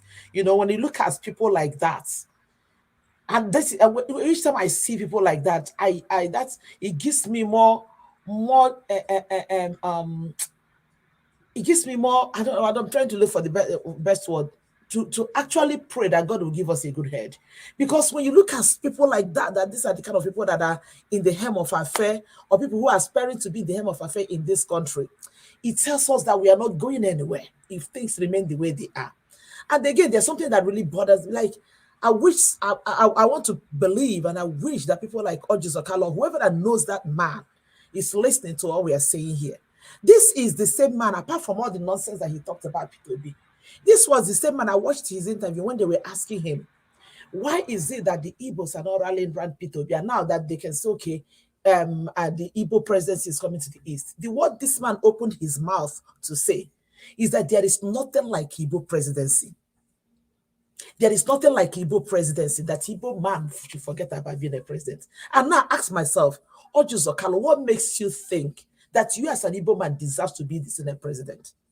And this man is saying that him being an Igbo's whatever, I don't even know the way he framed it.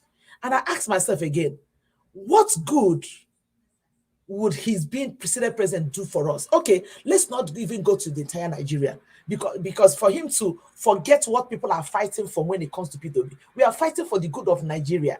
And then this man, I'm trying so hard not to insult him.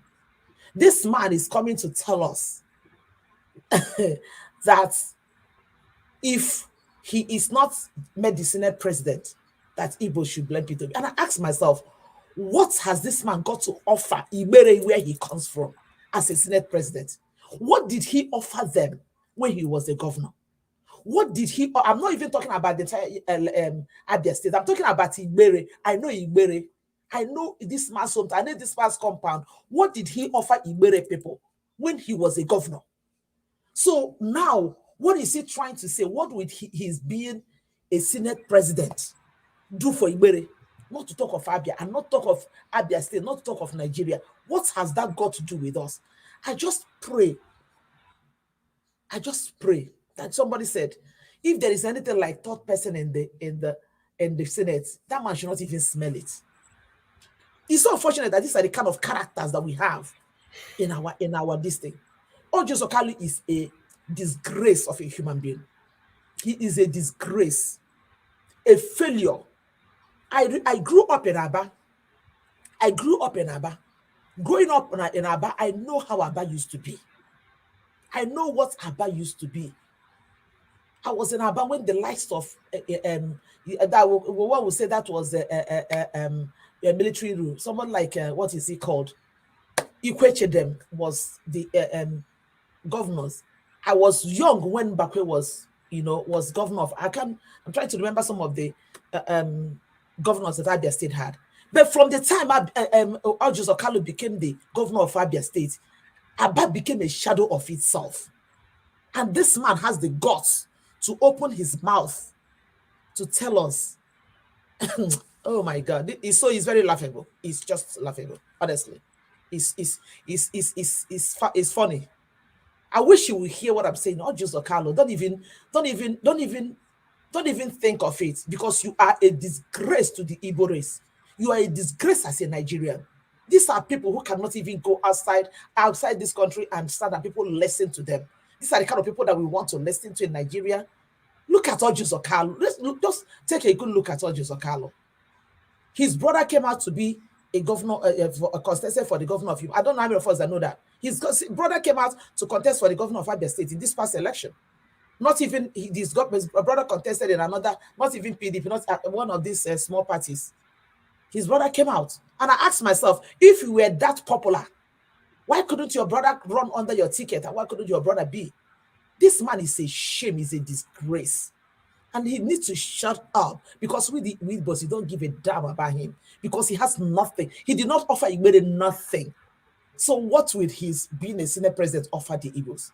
And he's talking about, he should not even bring Peter. He's trying to, I don't even know, everybody's trying to ride on the Peter B's name. Everybody's trying to be popular with Peter B's name. I think that's what he's trying to do with himself, trying to make himself popular with Peter B's name. He needs to shut up, because he's a disgrace. Shameless man like that, who, I saw when he was kneeling down, begging like a small baby, begging Buhari them, before they took him and put him in. I don't even know why they released him. It's just funny. And again, I come back again to the people that were protesting. Yes, if we had listened to that this thing, the presentation on Adrice, yes, those people were actually paid, because most of them they're talking about being there for 69 days. For one day, they've not even gotten their pay. Talk less of 69 days, they're not getting nothing. By tomorrow night, if you don't get their money, all of them will go lie down for their house, because the first day already, they've not even gotten their money. So hunger go kill all of them. They're just dancing on the street. They don't promise them 1,000, 2,000, they wish they've not even gotten. And the one that say fear and fear, can you imagine now? People that just come out and say things without being logical. That is weird. It's so shameful that these are the kind of people that we see that come out to talk on national TV.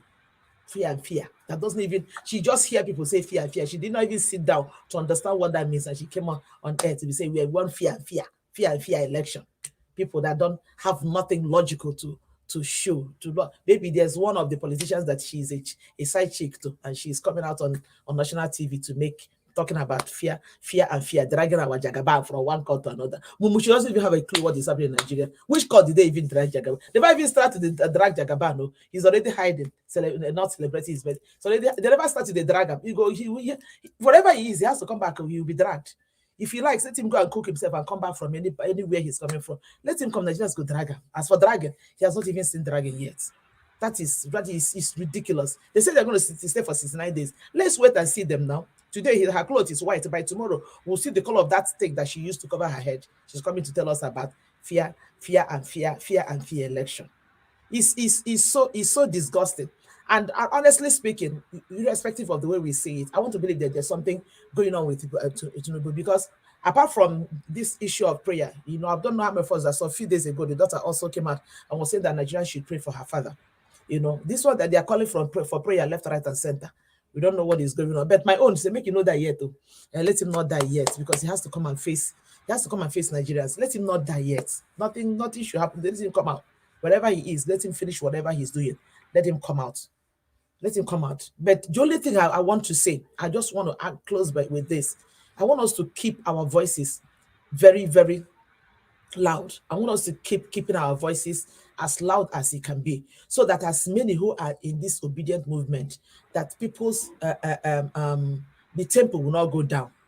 And I keep telling everybody that listens to me, I said, look, nobody should think that it's all over. Nobody should just say, okay, I mean, it's like everywhere is let's no. We need to keep this fire burning, because as for this thing, we must get to the end of it. Just like Bode George said, it is not over yet, though. It is not over yet. This is just the beginning. It's not over yet. We just have to keep the fire burning. Let them be coming out and be disgracing themselves left, right, and center. Femi Fanakaya, he don't carry himself. We'll go enter Wahala for what is it? What they call British people? Telling British people they will deal with him. They think that being in government is all about being enclosed in Nigerian district. They don't know. They know, of course, they should know that there's something that's called international relations. You have to have allies with other nations, and now they're burning the bridges gradually. They're burning the bridges gradually. He's going to hit on them. He's busy talking. They never deal with them. He will see. It's so unfortunate. Anyway, I'll just rest my case for now. Thank you. All right. Thank you very much, madam. Thanks for your submission. Yeah, I'm very, very hopeful. If more of them, apart from the only one I'm hearing right now is Fani Kayode. I want more of them. There are lots of them that need to be banned. If the British is really, the Britain is really working for us. It's not only Fani Kayode. I think the reason why he was specifically mentioned because he directly spoke to the British authority where he said, we don't need a civil servant to tell us what to do. I mean, he directly spoke to the, I think that's why his name seems to be the one that we hear now, because he directly. Anyway, yeah, that's fine. The governor of the deputy governor of Lagos State was asked today, how come MC Oluomo is not arrested? His response will surprise you all. So that will be the second segment of this. So we take it from there. Meanwhile, let's move on, my people. Let me quickly hear from the next person that we have here, Patricia. Patricia, thank you very much for your patience. Please talk to us, madam. Good evening to you. Are you there right now? Unmute yourself. Okay. All right. Patricia, it looks like you're not available. I'm moving on to the next person. Lord Victor, please talk to us. Good evening to you. Thanks for joining us. Yes, good evening. The house is full and the house is red hot. I greet all the panelists. I greet Naija Wash. Thank you. Thank you. Oba Tokpe. Say. CM. Oga CM, Dr. CM, I greet you. Whenever you're on the panel, my hope, my energy is stirred up. You are one in a million. And I greet Prince Owachi, Sister Busy Brain, and the other sister that just spoke now. Sister Nena, when I hear your voice, I've been following you guys. When I hear your voice, I see strength. I see hope. I see people that are strong and firm to the ground. I see people that want to see the light shine in their motherland. I see love in everything you speak. And I thank you, the viewers. I thank you, Nigerians who are watching, who the hope is stirred up, hearing the voice of Nigerians. And I also thank those on the comment section. And I thank those of you that are giving us the likes so that this voice can go far, far, far to the interland, wherever the people will see it from. And I want to start by saying, there's a lot of questions being spoken and question has been asked. One question was asked one day when I was linked to the panel. It was asked by somebody that was, going left while you guys are going right. He said, do you know, call him Jagaban? I went on a research. Sometimes you have to be reading every time to get yourself ready for anything.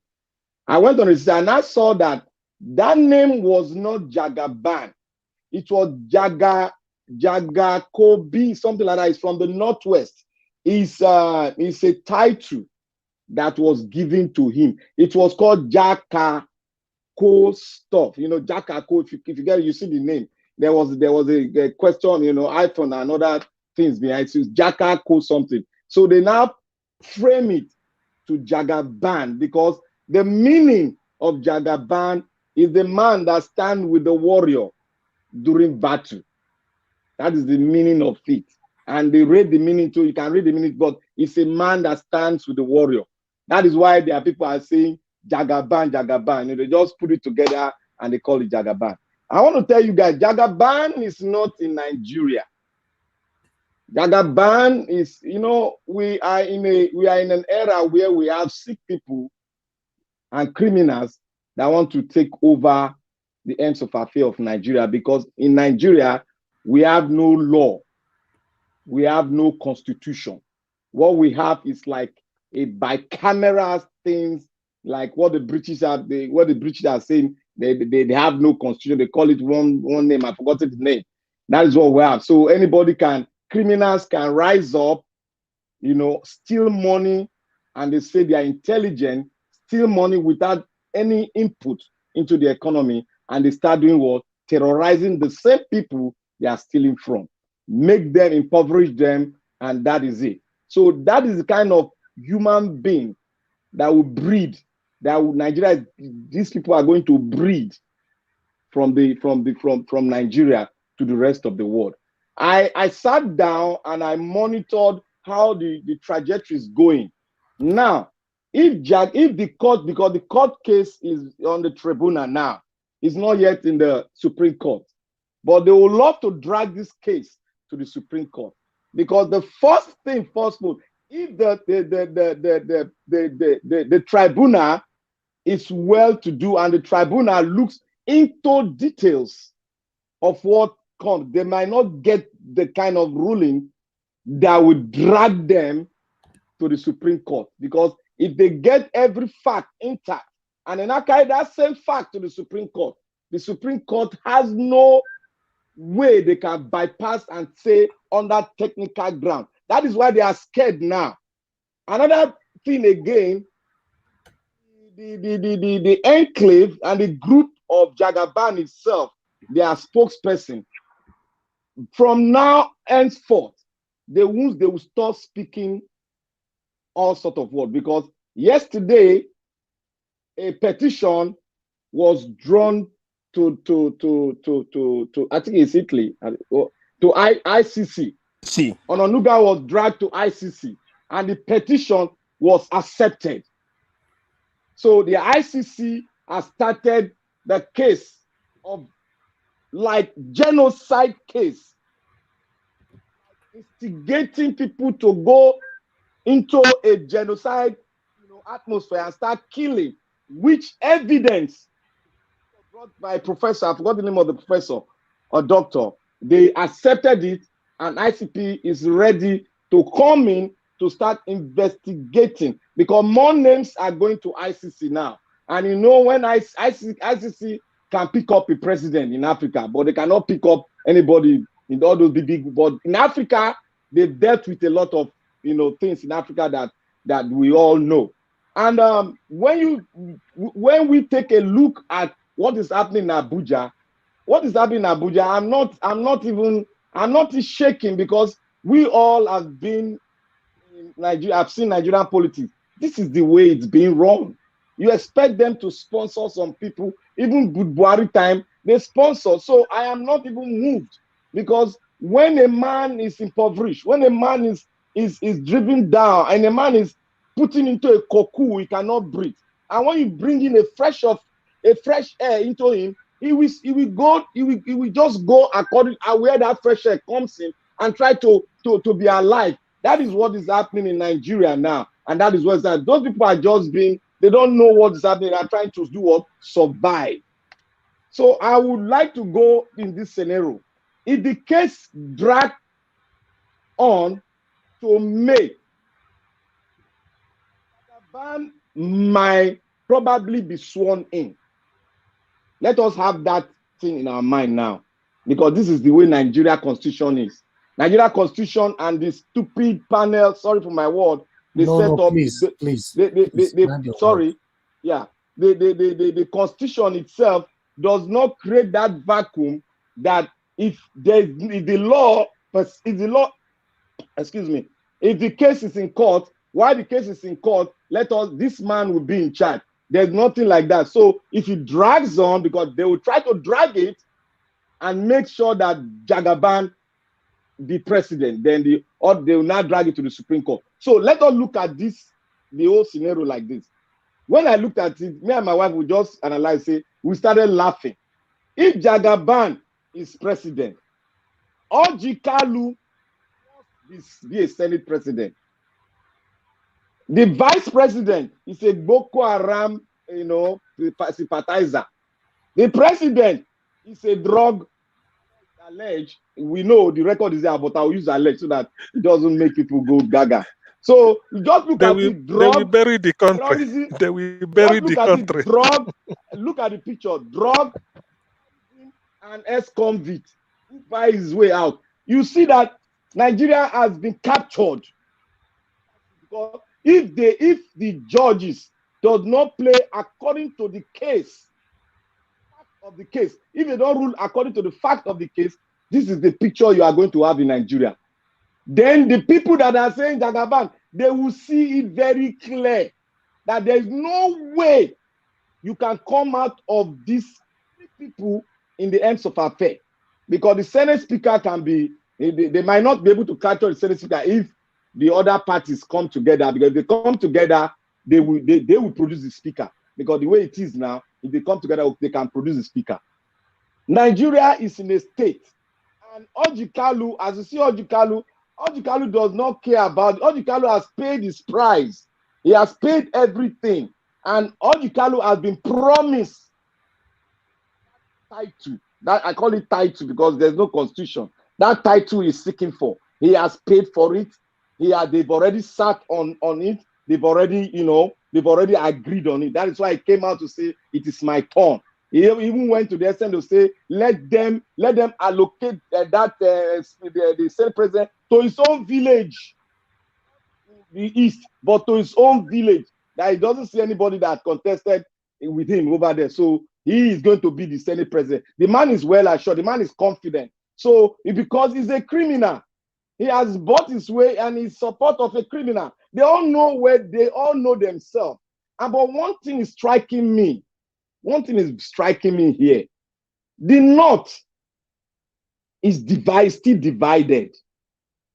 The North is still divided as we are speaking. Forget about the razzmatazz that is going on. The North is still divided because there's an article that I'm studying. The North is still divided.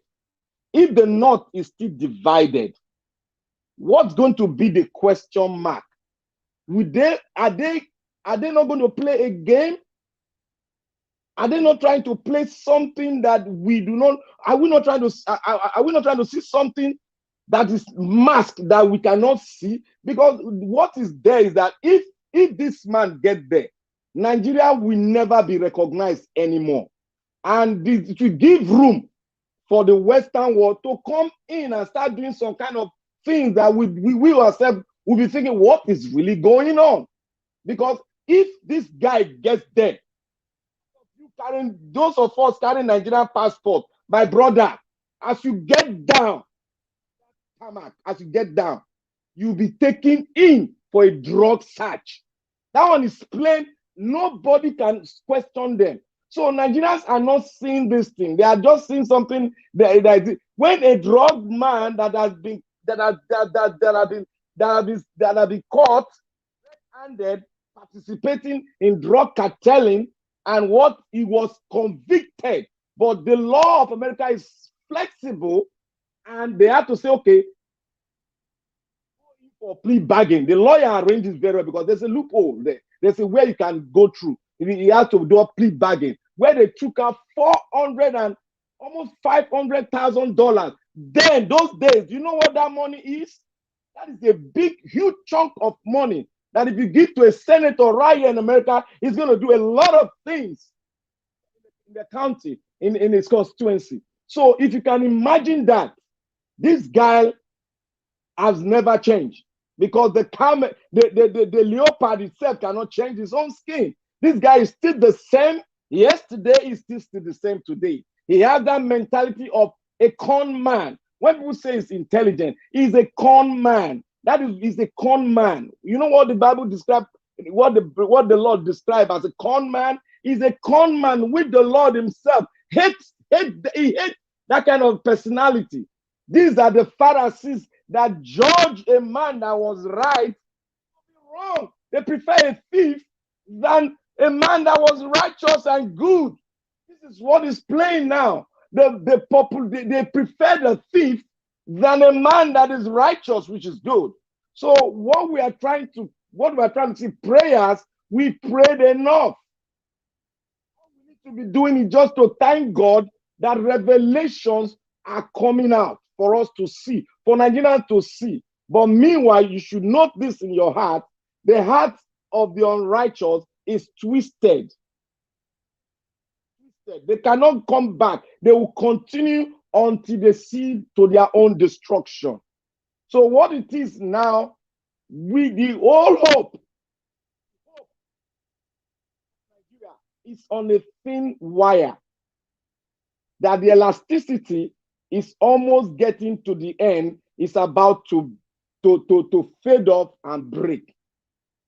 And only if judiciary play a role looking into the fact given to them and not looking into technicality, because in this case there's nothing like technicality. If a man has done this, he's a criminal, and a country have alleged that he is a criminal, a drug peddler, you cannot use, there's no technicality in that.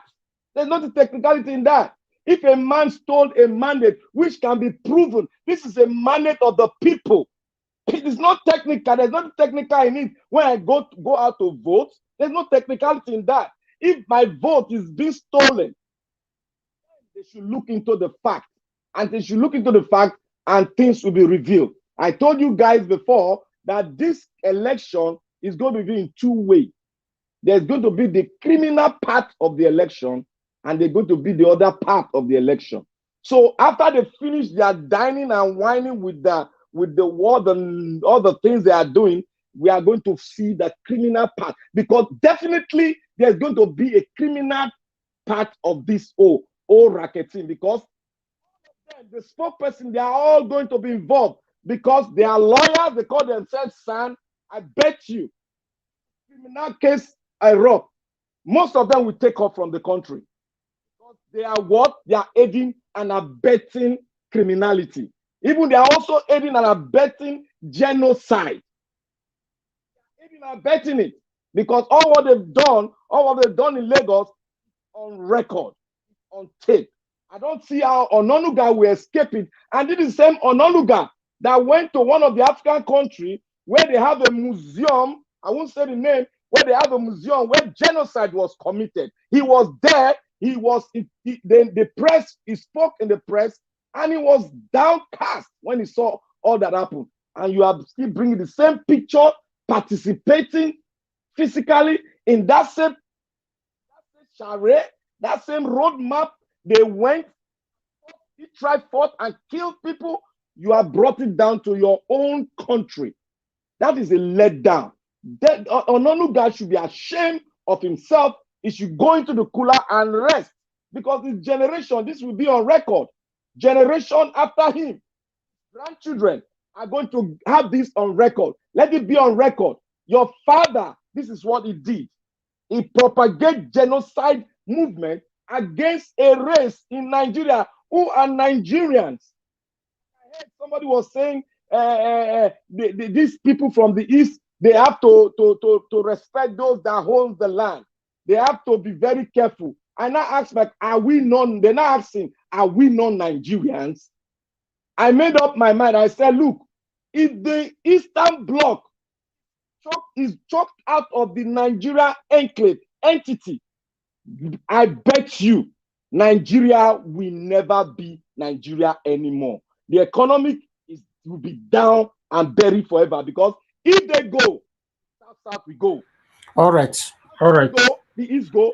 There's Okay. nothing there again. So Thank you. we are thanking God that this thing is coming out, and I know we get to the point of shouting victory and thank you, Jesus. That's it. Thank you, Mr. Nigeria Watch. Thank you. Thank you, my brother Victor. Thanks for your submission. I don't know if Patricia is available right now. We called you earlier on. So, okay, let's move on to the next person we have here. Mr. Edwin, good evening to you, sir. Thanks for joining us. Guys, please help us to press the like button and help us to share. God bless you. Yeah. Talk to us. Good evening, good evening, Nigeria Watch. Good evening, everybody, panelists, all people, viewers all over the world. I greet all of you. Without wasting much of your time, let me just start right away. Abia State, Oluomo Kalu is a prisoner in bail. Lama is a prisoner in bail. Don't please, you people should not blame him so much. Consider him. He's trying to remain as a free man upon his crime against the people of Abia State. He was nailed by EFCC. He was in jail. He came out of jail under the platform of APC. Like Oluomo used to say, if you commit a crime you've seen, cross over, your sins will be forgiven. That's why that man is out. So, anything he does now, contrary or that contravenes the principles and the work of APC, they will send the EFCC after him again. He's gambling with the interest and with the life of other Nigerians upon to gain his total freedom. I don't know if most of you do not see it that way, but that's the gospel truth. That's the gospel truth. He's a prisoner in bail, because anytime they can revisit that issue and push him back there. This is the same man who came out of jail when the Hausa Fulani were murdering people in Abia State, when they killed their cow. He brought that money. He said he was going to settle them with about 100 million. Isn't it 300 years ago? It's not about a year or 2 years ago. Why was he doing all these things? It's just to indirectly secure his freedom. It's just to secure his freedom. So let's leave him. That voice is -1. A voice that speaks with gentleness. It's not a voice. So please, let people not waste their time on that guy issue. This is the gospel truth. Now, my main concern is the concern of the APC people. One, our eyes should now focus on all the party men of APC people that are behind Tinubu, because these are the co-perpetrators of evil day empire. They are ready to do everything. We are just shouting Tinubu, Tinubu, Tinubu. Do you know how many people who are like the cabals, the mafia organizations that want him to be there because it's going to share for them? They call it national cake. Have people forgotten? So we should see this thing and let that one be one of our concern. Not just this man, as a head there. Then the godfathers, the chieftains of APC, those ones are other problem. They will push him to say, this is our country. Go ahead, we are also really behind you. You know the English they speak. Let's not deceive ourselves. Then my main concern, and I want that one to be the concern of every OB movement, every obedience movement, is the plan of them trying to swear this man in. That's the main concern. That's the main problem. All we can do for you not to be there.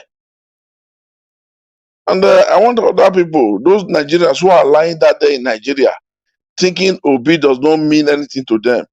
Gentlemen, I remind you again, these are the policies of Peter Obi. He is concerned to give Nigerians in general good roads, security, electricity, judicial reform, health sectors, police welfare, salary, and allowances for the police and the armed forces in general, security allowances, housing loan to our security arms of government. Now, these are people, this is what Obi is standing for. You, the policeman, is a couple or a sergeant. If Obi come to tomorrow to power, he stabilizes everything. There's every tendency that you will gain from this government. You will gain from Obi's government. Your salary will be looked onto. Your security, your good uniform will be provided. This your lakakaka crew that you are carrying about will be taken away from you. A modern AK-47 will be given. These are being carried for security. Gentlemen, our army, who will go to Zambiza forest without boots. Some of you buy your shoes. You buy your beret with your money. We are aware of all these things. Why your commanders, they not take this money that is meant to buy beret. I had a friend that was given a contract to supply the military beret. He made more than 195 million in only one supply. Gentlemen, this fight is for all of you. All the military and all the apparatus, all the security apparatus of Nigeria, Obi me well for you. Obi is out to come and relieve you, care for you, give you allowance, give you what you want, give you what you need, give you what you lack. Gentlemen, this is a fight for all of you. Don't see it as a fight for the obedience. See it as a fight for all good Nigerians. This is my message to all of you. Now, to those people who came out to come and protest, we win fairly. That language alone will tell you he has gathered riffraffs, market women, poor akamu sellers to come and protest for him. Gentlemen, if this man rents 1,000 people in a day at 5,000, it's just 5 million naira, which is nothing they give to their girlfriend. If he rents 2,000 or 5,000 people with less than 25 million, they can still pay these people. So why do you think? This is a man that rents clergymen, sew their uniform. Just imagine what it will cost to sew those uniforms. Gathered them together and said, they've all gathered to give him the support, the mandate. Why are we disturbed? Why don't we concentrate on the evil days plans they are having? That is, their party members, what their will, their aim, their objectives is standing for. Then himself, the Mr. Tinubu, what he's planning to do. He has planned all these things out before now. As far as 2 years ago, he has started appointing the INEC chairman. As far as a year plus ago, he has started appointing Chief Justice of Nigeria. So why don't we think he doesn't know what he's doing? He keeps quiet like deaf and dumb man, but always come out with the evil agenda in the next seconds. Gentlemen, let's pray that the Almighty should continue to put light upon their evil plans. Let them continue to be exposed anytime, any day, in their outgoing, in their incoming, in their leisure, in their uprising. So shall it be upon them in the mighty name of Jesus. But these people are evildoers. They don't have second thoughts. They don't believe in their neighbors. They believe in this life is for me and for me alone. Gentlemen, I'll have to eat for here. Thank you very much. Naija World, I bless you. I pray for you. My dear brother, your spirit, your fight will never be in vain. Amen. All our members, all our platform members, the fight and the joy God is about to restore and give to every one of you will never be denied out of you in the mighty name of Jesus. Thank you very much. God bless you, sir. Amen to your prayers, and I wish you the same. God bless you. Thank you. Thank you. Okay. Let's hear from Mother Victoria. Mother Victoria, thank you very much for joining us. Good evening to you, madam. Please talk to us. Hello, everyone. How are you all this day doing? Yeah, we are good. We are very good. How are you? Yeah, fine, thank you. Thank you. So I joined a little late, and I had to actually replay the clips you played, so I know the subject matter. I'm gonna say a few things. Number one, I'm gonna talk about the fair and fair election. Fear and fear. Yeah. I would like to say thank you for reminding us that, or reminding Nigerians that they lost everywhere. She said it. She said, we lost in Lagos. We lost everywhere. My question is, why are they holding the mandate then? This is a question we should be asking her and the people from the Tifnumbu that are contesting. If you guys lost everywhere, why are you the one holding the mandate? So that's on that. Like I always say, when we have in sales, we have A, product B, product C. Everybody, you talk about your product. I'm not going to concentrate my time on condemning the other person's product. I'm going to bring out my own product and say why my product is better. So I'm not going to just be fighting and condemning other people's product. So in this situation, my question to her is, why is the person that lost everywhere holding the mandate? That's how I will approach her. We are going to have oppositions. I keep saying that on this platform and I keep getting attacked. There are some people that are going to support him. We have to win the debate in a logic form. Not just saying, oh, there are going to be people that will continue to support him. But we have to bring out the argument. Then why this? Point out the differences between they or them and us. That's number one. Number two is, Tinubu said he wants to pray for Nigeria instead of doing his birthday. I completely agree with him. Yes, before I get attacked, you ask me why. Anybody can pray for anybody. It does not mean your prayer is going anywhere. But if you tell me you want to pray for me, then, sir, with all due respect, Mr. Tinubu, President-elect, can you please pray for Nigeria that anybody holding Nigeria's mandate and the mandate does not belong to him, the person will not return from Mura, from Mecca. Inshallah. Amen. Amen. I like that prayer. See, there are sometimes you have to fight, logically. If you want to pray for Nigeria, pray for Nigeria, sir, that anybody, any person or persons that have participated in rigging the election that we just finished, may, when they go to Mura, may they never return. Inshallah, in Jesus' name. Can they and the group of the people that are doing the prayers, can they give us open, as Christians we will say, let's call prayer points?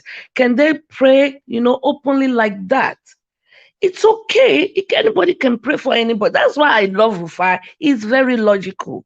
We just don't like fight, talk. We have to be logical.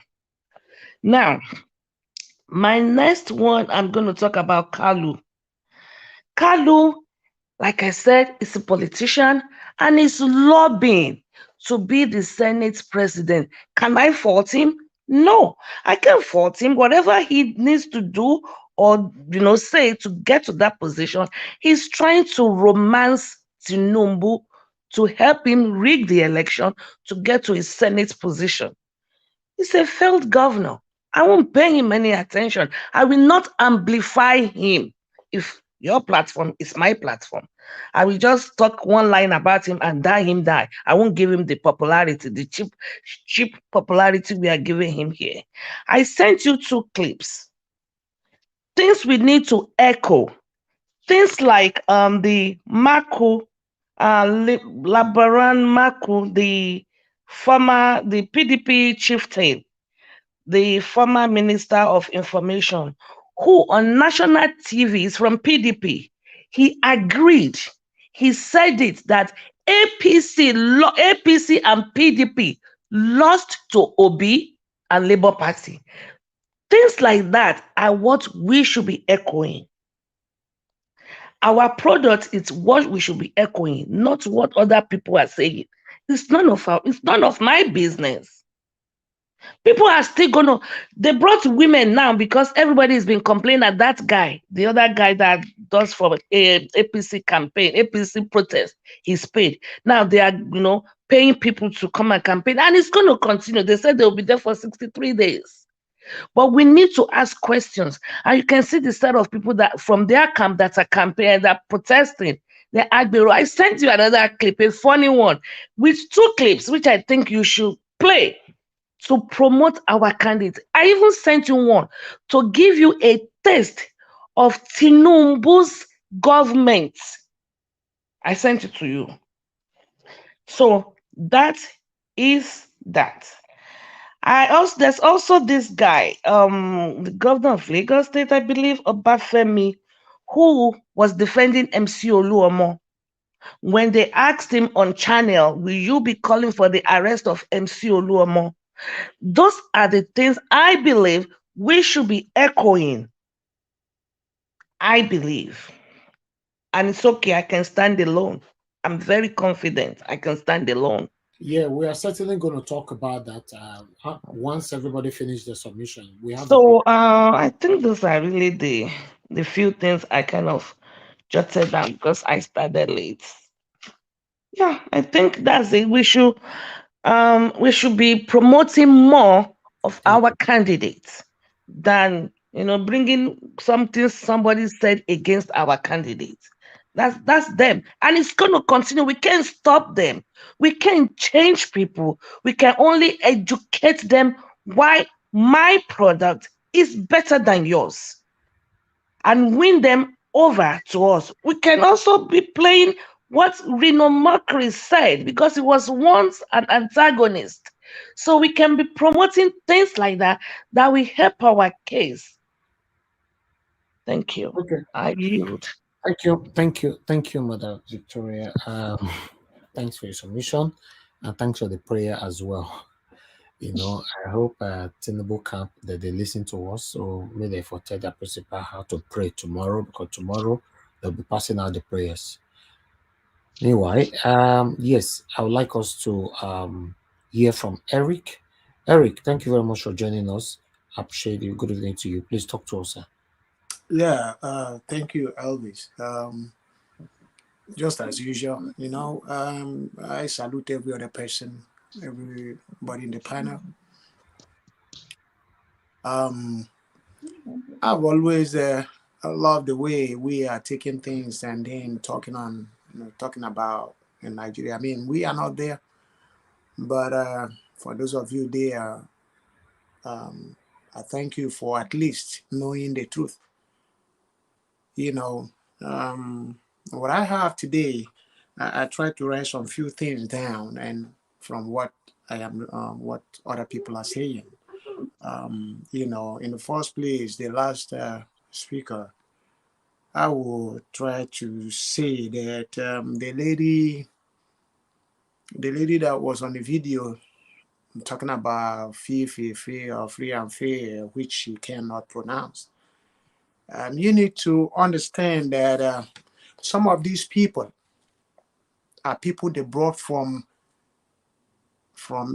the countryside, which is right inside the village. So most of them don't know anything. They have been indoctrinated. So you don't need to ask her questions. Probably she don't have a good cell phone. Probably she don't watch YouTube. So she might not even see or hear what you are saying. That's one of that. Then they're about the prayers. There is this problem I have with people.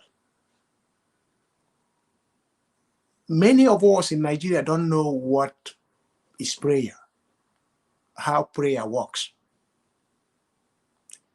Anything that is in the spiritual realm, you have to, that's where prayer works, spiritually. But something that is physical, you are seeing it there, you are touching it. You can go there and deal with it. There is nothing prayer can do on that one. So there is a difference between the spiritual realm and the physical realm. What we are dealing with right now is physical realm. People you can feel, people you can see, people you can, they have blood like you. They can breathe. They can feel just like you can. So I don't see anything we are going to use prayer. Praying. If prayer is what works the way we take it, Nigeria would have been the best country in the whole world today, because there you have a whole lot of prayer warriors. Whether they are false or they are real, we have it in Nigeria more than any other place. So, but still, look at where we are. That's on that. So this is something that is physical, and I believe we can deal with it physically. And then let me go to a drug battle. Those campaigning and protesting for somebody that have been convicted, because the guy I saw in YouTube presenting a hard copy of the trial in Chicago is telling you that it's not a kind of seized money. But is it giving out money? I don't know how I am going to use the word, what they are saying, but the money was confiscated. He was tried. Other things included in it. The very things that was seized, other things were included.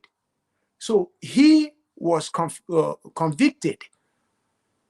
It's not like a bargain. All he did was to run away. Many of them in this country, many of our people, we know a lot of them. When they commit crime here, and they know how this country runs, it doesn't matter where you are, they will get you. So what they do is, before immediately they know their game is up, they will fire themselves home. They will fly away. They disappear. You find them in Nigeria.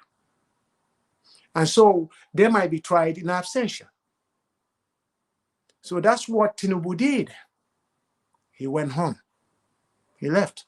So with that said, anybody that is protesting in favor of Tinubu doesn't know the consequences that will bring. One thing is this: when I left Nigeria in 2000, I went through a whole lot of process. I went to so many countries. Most of those countries I will be detained while they are running my passport. Many of those countries. And so let it be that my president, Nigerian president, is a drug baron. I'm telling you, just like one, I don't know who says something like that. It's going to be difficult for you to go to any country without being interrogated, without you being searched beyond search. So those people protesting and supporting Tinubu doesn't know the consequences of somebody that is in that business to be your president. Also, Dino Malaye said it, which I know, not sport, that Buhari is the person that killed 3 students from India or something like that when he was a military head of state. He condemned them and shot them. If Tinubu should be sworn in, if they should swear him in, I will advise the families of those people killed to sue Buhari and Nigerian government for compensation. So which means they're not supposed to kill them. They would have jailed them, and then by now they would have been out. So if you will support somebody who have been convicted of peddling and drugs, and then you killed your own in your country, the families of those people need to sue federal government and Buhari personally for compensation. Then let me go back to the judiciary. Already, for those who are going to protest or protesting at Abuja, let them be ready to go and protest and camp, not protesting. Just go and take over the Supreme Court if that case goes to Supreme Court. Sorry for my word. Because what happened? The same way Tinubu bought the police, the army, the INEC, they have bought the judiciary. It's just as simple as that. I said this yesterday. The body language of the CJN tells you that on the interview they had on him. The body language. Just watch his eyes, how his eyes was going, and you see the fear that he was afraid to say what he was to say. It's just simple psychology. And so it is going to be, immediately goes to the Supreme Court, it's going to be like that. Therefore, the earlier they start campaigning that the CJ, and even many of those people that are a little bit higher in the Supreme Court, who they will use as in the panels, they need to step aside. If they don't, that's where the problem will go. That's what will happen. The truth will not be told. About all Jews of Kalu, what Jews of Kalu have been, let me tell you, you're here. I've been an old, even a young old man, long time. Ojuzo Kalu, the first time he came into politics to be the governor of Abia State, he wasn't the person that's supposed to be the governor of Abia State. He was supposed to be the deputy governor of Abia State. But the young man that's supposed to be, I think he's from England or something like that. The young man don't have money for campaign for the campaign to support himself. So he went to Ojuzo Kalu. Remember, Ojuzo Kalu had been a 419 guy. He made his money through 419.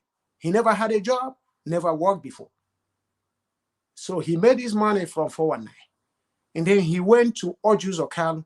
I am telling you all this from a close friend to this very person I'm talking about. He went to Ojuzo Kalu and told him if he can support. Ojuzo Kalu told him, okay, I cannot sponsor you and be the vice while you are the governor. So now I have to take the governor and then you be my deputy. So the guy accepted because he still wants to go in. And what happened in the process? Things wasn't going the way that guy wanted it. I forgot his name. He started complaining. Lord Juzo Kalu pushed him out and took his own person and put there. I don't know, somebody who have been using pen to steal from people. And then you expect him, when he is in the aim of where money is running through, what you think he can do? So his own case is just a loose case. It's very loose. Ojus Okano is just after himself and his family. And we all know that. And therefore, nobody should talk about Ojus Okano. The more you talk about him, the more you give him audience. All we have to do for obedience, please, let them go out there and speak out. Thank you, sir. Thank you very much, man. Thank you, Mr. Eric. Thanks for your submission. Thank you. Okay. The last person on the panel before we go on the second segment quickly is R. R. That's all you have there. I don't. Please tell us, how do I pronounce your name? Just R. You pronounce my name as Pansat. Oh, Mr. I'm out of town. Yeah.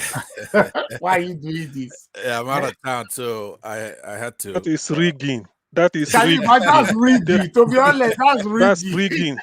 I know It's rigging. I'm in Nigeria now, so what do you expect? You know, anyway, CM will go to court. We'll go to court. We go. I beg, make I greet all everybody waiting for this panel today. Everybody's spoken very well. And those who are in our comment sections, I've been monitoring everything. My phone, as you can attest, Mr. Elvis, the other day I called in and I just have a very rough connection where I am. So I had to get on a computer itself. So let me say that there's a lot that's been covered here and everybody spoke very well on those issues. I could start with the last one, which is the last speaker, Mr. Njoko, who made a very eloquent speech on Ojos Okalo. He's on the news. It's not like he's an enigma. Everybody knows who he is, no matter what part of the country you're from. Obviously, I don't know how he manages to get votes to get into the Senate. That is one of the reasons that elections are rigged in Nigeria. This man has no respect from any decent person, nobody from the Southeast, but somehow he appears in the roster of senators and things like that. You have to know that he's not stupid. He fought OBJ when OBJ was OBJ, the president of the country. This man was against Obasanjo, and he fought him to a standstill. So he does have evil powers from all kinds of people. His power doesn't come from the Southeast, it comes from the North. It's just analogous to this Tinubu. Everybody's saying, oh, Tinubu is smart. Tinubu is this. No, Tinubu is a pawn. The person who is smart is Mahmoud Yakubu. That's who is smart. But he's only smart because Nigerians fell asleep when Buhari came in and put in jihadists in high places in all our parastatals, INEC, EFCC, Customs, Chief of Army Staff. And if you extend it, now, I'm just telling you the truth.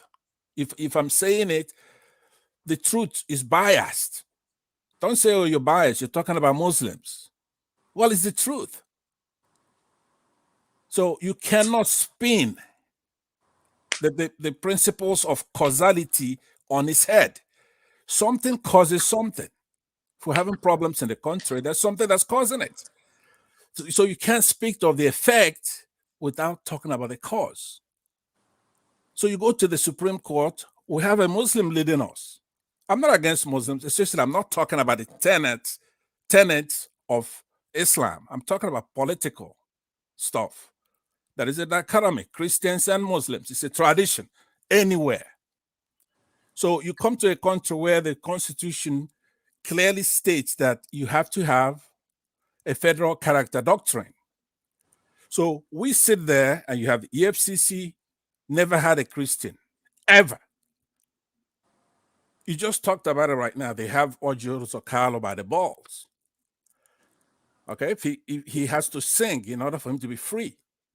They have Abati by the balls. They have FFK by the balls. We know FFK. Usually, when he fights, he really goes for the gusto, but he's got criminal cases coming off his ears. Who's in charge of the EFCC? They have to squeeze these people. The incoming, quote unquote,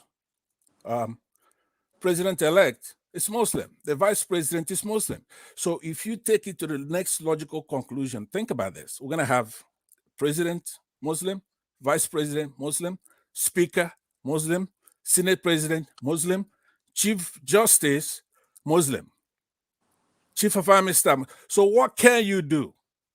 Now, I know this is not a topic today. I'm saying that to say people such as FFK or Joseph Okado, all of them have to do what they have to do. They can't fight with two of their hands tied behind their backs. So that brings me to my own suggestion. This fight, because you have to know one thing, Tinubu cannot be our president. He didn't win. So no matter what happens, even if everybody here says, oh, I give up, well, that's your business. He's not going to be our president because he didn't win. So how do we stop him from winning? Showing the true result. We need help. It's not something a man should say, hey, why do you need outside help? We need outside help because we sat there and they took over all the parastatals in the society. It's an unfair fight. You cannot fight them constitutionally because they don't even behold the Constitution. The moment Yakubu is telling us in front of us that he's not going to transmit that result from the polling unit live, as stipulated in that handbook, that procedure and guideline, well, that is unacceptable. That's unconstitutional. But it may not be justiciable. We cannot allow it. We need help. And the best hope we have in this, and I hope somebody's listening to me from outside, the United States, I like the body movement so far. We've had the American ambassador, Mary Beth Leonard, removed, British High Commissioner removed, and Elvis, I wanted you to show, if you can, FFK's last tweet from Twitter. If you could show it, because you have to see the. When was that? Today. About 11 hours ago, he tweeted against the second in command at the British consulate. They're having a fight. You can read that. I could stay quiet. You show it on the screen and see what he says to that ambassador.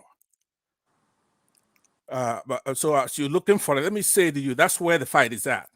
We have no chance. So far, we're surviving because these former diplomats would have quickly started embracing, having tea with this Tinubu by now. I will be done. Nothing we can do. They did it to Jonathan. They did it when Buhari came in 2019. But there's something on our side. We have to fight like the Iraqis did in 2001 from outside because they have taken over evilly our country. If somebody says, oh, you want to Islamize Nigeria, it's already being Islamized. It's not Tinubu. Tinubu cannot do it. He doesn't even know his ass from his mouth. It's the 5 governors, Erufai, who threatened the international community in the last election, 2019. He said he's going to send them home in body bags. What happened? Britain says, okay, we're going to look into it. We're going to do this. They're not going to look into anything. The British High Commission office is it's an extension of the APC. So if President Biden wants to do the right thing, not half-assed, like say you're going to take somebody's visa. What do they want? We have better climate in Nigeria. You have nothing these bastards want from you to come visit your country, just students and those of us who are in exile. That's the only reason why we're here. It's because you have the nice buildings and street lights. Home is better than anywhere else. We love our home. So if you want to help us, stop talking nonsense about taking people's visa, because that doesn't mean anything. The moment you say that, you're part of it. We are not going to let them steal our mandate, because look, I'm looking. I was weeping. I see people protesting. It's not enough protesters, but these people are only yawning. They know that the country has been dumbed down. They just need one good diplomat, one good American, one good person from the Biden administration to step up. That's why they're marching around with no guns, with their flags and singing for 8 days now. Now, if you see something like that, you don't weep. And we went through this last 8 years, and you still want to perpetuate a president who we can't see. It's like a ghost. He can't even come out. We don't know where the hell he is, even as a quote-unquote president-elect. He's sick. How wicked can you be? 8 years. Our money is $1 to 800, 700 naira. We don't have food. We don't students. We have youths all over the place. They cannot do anything. Why? Help us. Help us, because there's nothing we can do. They've got the guns. We're law-abiding people, especially Christians in the South. We don't carry guns. We don't carry dagger. We don't kill anybody. So we're quiet, but they took advantage of that and put in all the parastatals and all the security apparatus. So you're going to go to court, they're there. You cannot have one arm of government like the House and the Senate bring people in and question them, because they're there too. They're making a mockery of democracy. So let me conclude by saying I'm addressing President Biden and the American diplomats. I'm here in the United States. I'm telling you, what you're doing is not right. The Christians in Nigeria and progressive Muslims, progressive people who believe in democracy, is who these people are fighting. They're making a mockery of democracy. They make a mockery of elections. And the Brits are complicit in this, because they're a goddamn bloody monarchy. Since our independence, they won't give us a break. They want to make a mockery of our presidential system. But you let them. President Biden, you let them. You're just removing Mary Beth Leonard as ambassador. This is somebody who's appointed all the way back in maybe Obama's administration. You disagree with Trump on everything. Trump disagrees with you on everything. But one thing you have in common is that you have the same ambassador in the largest African country. And we're dying. I'm talking about massacres, poverty, no health, no jobs. And the dichotomy is just that we are a country bequeathed with 50% Christian and Muslim, and they keep trying to kill us. Instead, you take their side. We shouldn't even have a fight. We in the South, we don't have any problem. The problem is a Christian Muslim tradition problem all over the world. So instead of you helping us, you sit there like we're animals. Who's going to have somebody like Tinubu, somebody who is persona non grata in your country with drug, heroin, convictions, forfeitures? Try to make him our president where he didn't win the election. Probably not even a single state. He didn't win a single state. So please, I'm begging you, help us, because we've already made a mistake. Instead of us going violence for violence to stop them from taking over all the parastatals, we let them do it. They could never stand having EFCC chairman of customs just divided between the two traditions. They can't handle that. Yeah, please. Can I interject for, say, 20 minutes to ask Pansat a question? Yes, sir. Because of what he said. Pansat, not that, let's say peradventure, not that I wish it, Tinubu is sworn in.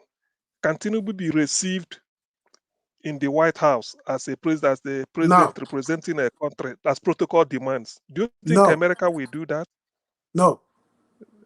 So, which means I'll it's let dead on Mr. the. Njoko answer that. Go ahead, Mr. Njoko. So which means since if our president cannot, one moment, if our president cannot be received like every other president that when you're elected, you go to White House and pay homage or sort of. If a president cannot be accorded the recognition being given to, say, a usual president in the White House on account of, not because Nigeria is in bad diplomatic relation with US, but because of the person, the character of the president or what is this. So there's no need now. They think they should think this way also. The judges should also think this if they are taking bribe to do whatever they want to do. That's what. Exactly, and it's even more ominous than that, right? Obviously, Nigeria has the sweet Brent crude oil, right? So they've been falling over. For example, this present administration will have the Buhari administration. This man, in December 15, 2015, massacred almost 1,000 Shia Muslims in Kaduna in broad daylight with impunity.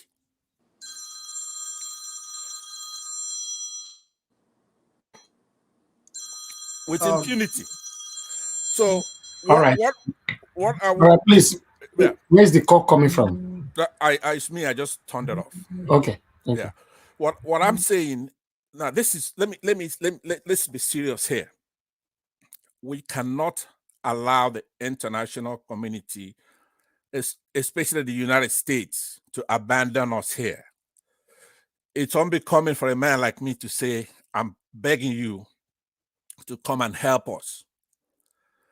But I have to this time.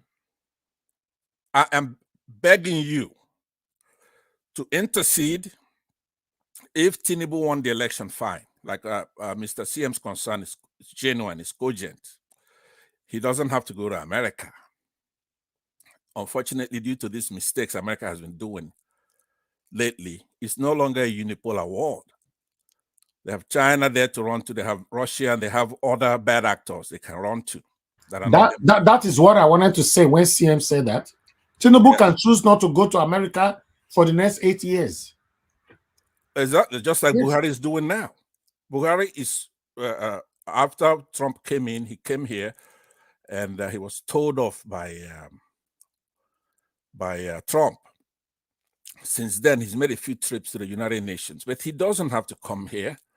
These people have our monies, our oil, all the access. We, the citizens, don't have a damn thing to stop them. There's nothing we can do. Look at what Joseph Kalu. Look at Erufai. Look at these characters. So the only way we could stop them is by violence. But we are not violent people. So I am begging again, just in case I get cut off because I've been going on and on. We need the help of the United States, President Biden himself, not the Nigerian embassy, not the British embassy. All these people are corrupt already. All of them are corrupt. Everybody in Nigeria, in and out, they're corrupt to the T. They cannot even deny it because, let me give you an example if I have the time. We had a young man, Showere, come home. He's a publisher of Sahara Reporters. All right? Showere is a good guy. He loves his country. He's fighting for his country. And this Buhari administration grabbed him, put him in prison, shut at him. They've done everything to him while these embassies are watching. They know who he is. They spend their whole time gossiping, collecting every data in the world. They know everybody. But they let him every day for years. All they have to do now, you have to know, this is not, you cannot contest this. If they pick up the phone and say to Buhari himself, stop, they will not even try it. Did they? No, they didn't. Now, if you can let Sowore be shot at and be put in prison for years, right? You could do anything. You hate us. I don't think Showore should be the president. No. But should he have all the liberty a good person should have in our country? Be respected? Yes. So you gave away your soul when you let him be trapped, abused, persecuted like that. You cannot come out and say you're a good actor. You are not. So that my only solace so far in this election is that these two diplomats from here, the United States, and from Britain, they have been removed for whatever reason prior to a handover in May. If they were good actors, their countries would have waited until that handover is done. So let's say, it's a guess, I have no evidence that something is afoot. And I see FFK, I asked Elvis to read that article, abusing the second in command now, the deputy, who has pointed him out as somebody who should be prosecuted.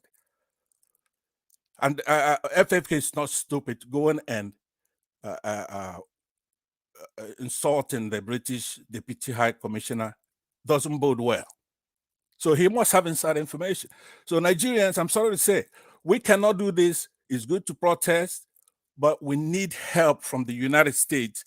That it's a help that has to be forceful help with this legal part of this thing. They have to make sure that our laws are done. Thank you, CM. Go ahead. Okay, sorry. Can I say Once again, something? you know, when you're saying, okay, when you're saying all this, you know, you opening a lot of vistas, and it's interesting because the analysis you're giving.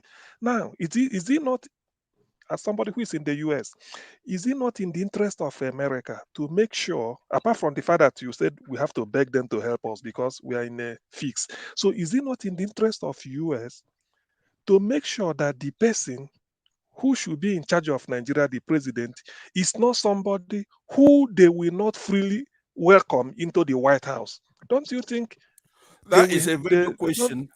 Yeah, but you have to know it's a tripartite thing. You have the American people who are good people. They are savvy and they're fair. You have the administration. The American administration comes and goes. So whatever is happening in Nigeria normally depends on the administration and their policies. And then you have the characters. Now, in this case, yeah, let me conclude by answering. You have variables, and then you have constants. In this case, the constant has been this Mary Beth, the American ambassador, the British High Commissioner. Those are constants. They've been there in the previous elections. And then you have this variable, which is the Biden administration that just come in, replacing the Trump administration. So what goes on is purely on the interest of the state, the United States in this case as a state, which is which calculates its interest based on relative gain. But you also do have the characters themselves, the Secretary of State, for example, and his deputy. Every one of these administrative positions in the United States is huge. For example, the Secretary of State, that is bigger than Putin, for example, right?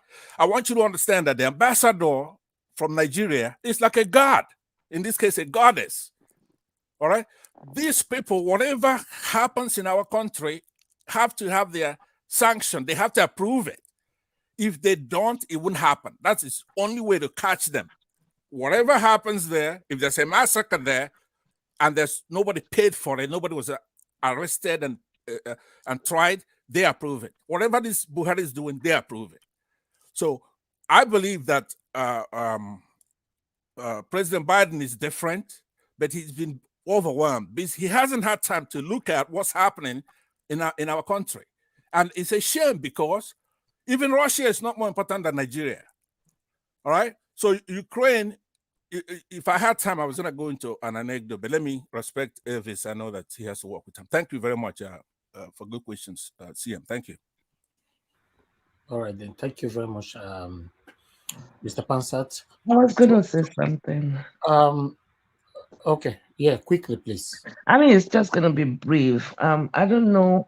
I know I have said it several times that we need an external bodies to help us. And regarding Tinubu, if Tinubu is sworn in, like I think Mr. CM asked, I think there is a law in the United States It's called the Foreign Narcotics Kingpin Designation Act. Okay.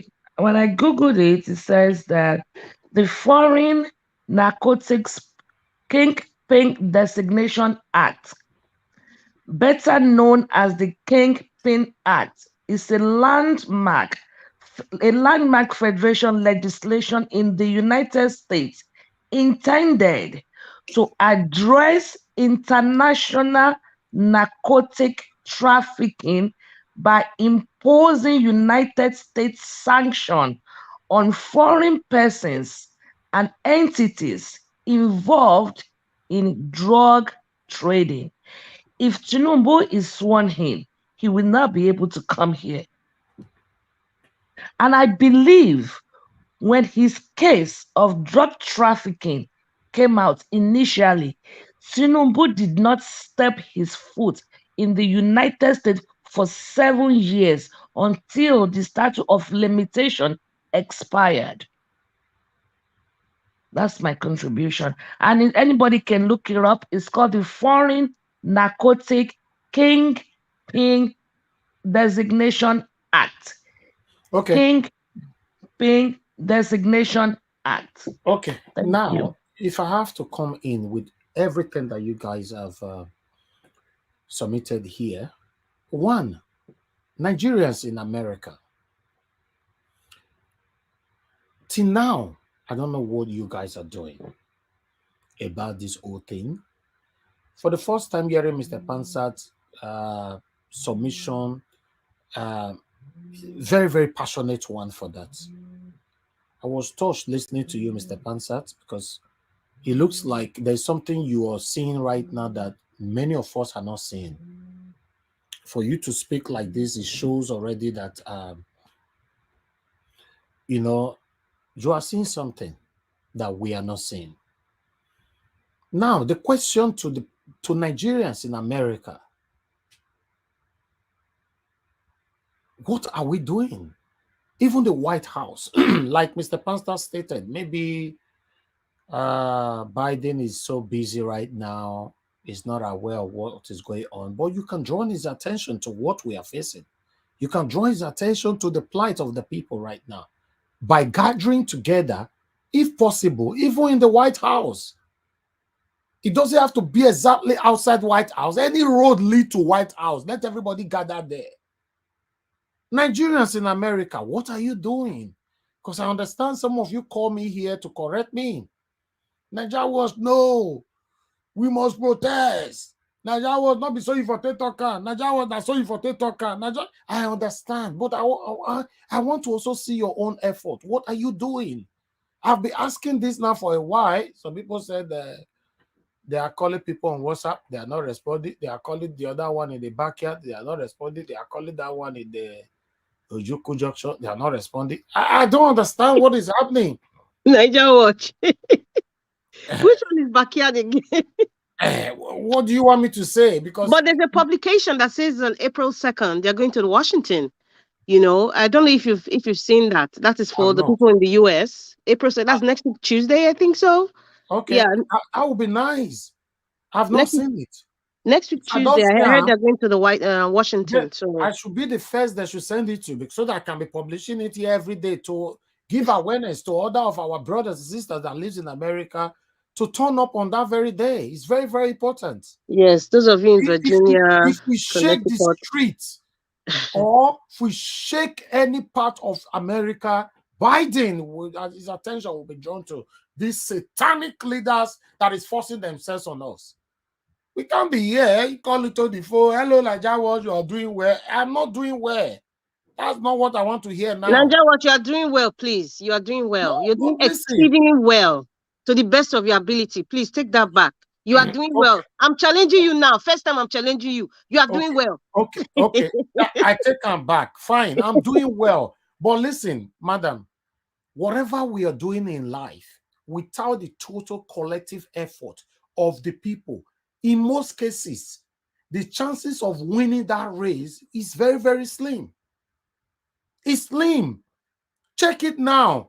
How many, if no other satanic platforms that supported their satanic candidate or satanic APC, tell me how many platforms you are saying that comes out every blessed day talking about how Nigeria can be better today. Many of them that comes out, some of them are very, very straightforward. They are for Tinubu.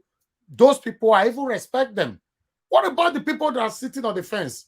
Say, no, this platform, everybody just talk about be. Mona, you they talk. No problem. On our platform, we are parties. No, no. As long as you are a Nigerian, it's not about you building your platform now. No, maybe more people. Somebody actually called me outside broadcast, not today, that's during the time of the campaign and all that, telling me that no, if you know you dedicate your platform for Ole Peter Obi, if you make it, if you stay neutral, more people would have been coming. Then you know your platform is big, everybody cannot edge their view how they like. I say, my brother, no, it's not about more people will come. It's all about what do you stand for. I'm speaking to those big platforms because some of you are bigger than me as well. But I see you. Now, someone they sit down for corner. Say, no, not concern me, not concern me. You know, feel concern now. That's why you see now that it's only Rufai or Sedi that is standing alone. Because many other journalists, now so that they do, you know, you're concern me, my brother, you're concern me. You know, you're concern me. If we were having 10 of Rufai in the space of our media in Nigeria, all the old satanic, all the satanic blah blah blah blah blah. All of the Fedora enter house now. 10, only 10. But because it's now only Rufai, sometimes you even see the guy. Could be like say the T don't they tire him. Because if he talk here, they go fire him. If he talk here, they go fire him. No other journalist that is supporting him. You know, Ayo now they try to make it supporter, but Ayo still they careful on a woman. You know, she's a married woman. You know, she get husband, she get children. You know, I be not be the way our body they hot, not be so women body they hot. So and she's there. Her face is on the public. So you know I be. So Rufai's energy and enthusiasm can be gingered if we manage to have additional 9 supporting what he's doing. If we have to leave Rufai and come to us, for me, I don't know, maybe not be like say we call the life for here. If I know so another person day where they do exactly how me, myself, and my panelists, my team for a year, how all of us they do them. Let us also know. For me, I never see. All of the defense, we say we want a better Nigeria. Listen, guys, listen. I will say this again. I don't get sense past everybody. Now, where my sense reach, now they are the talk reach. But I want to let everybody to understand that if we miss this, Tinubu is sworn in. We should just remove mind. Maybe probably the next minimum 8 years or 16 years. Or rather, maybe, probably forever. Ask me why. If Tinubu is sworn in peacefully and is now the Nigeria president, obviously Tinubu go win this. He go win the after 4 years. You know, so these people they win their 4 years. I don't know how they take the drum. So obviously go there 8 years. Then go give to the person where he fee saying go give to. Now Buhari they do also now. Buhari choose who he want hand over to. Because Buhari did not allow free and fair election to prevail. So he choose who he want give power to. That's why we are saying select. It's not election, it's selection.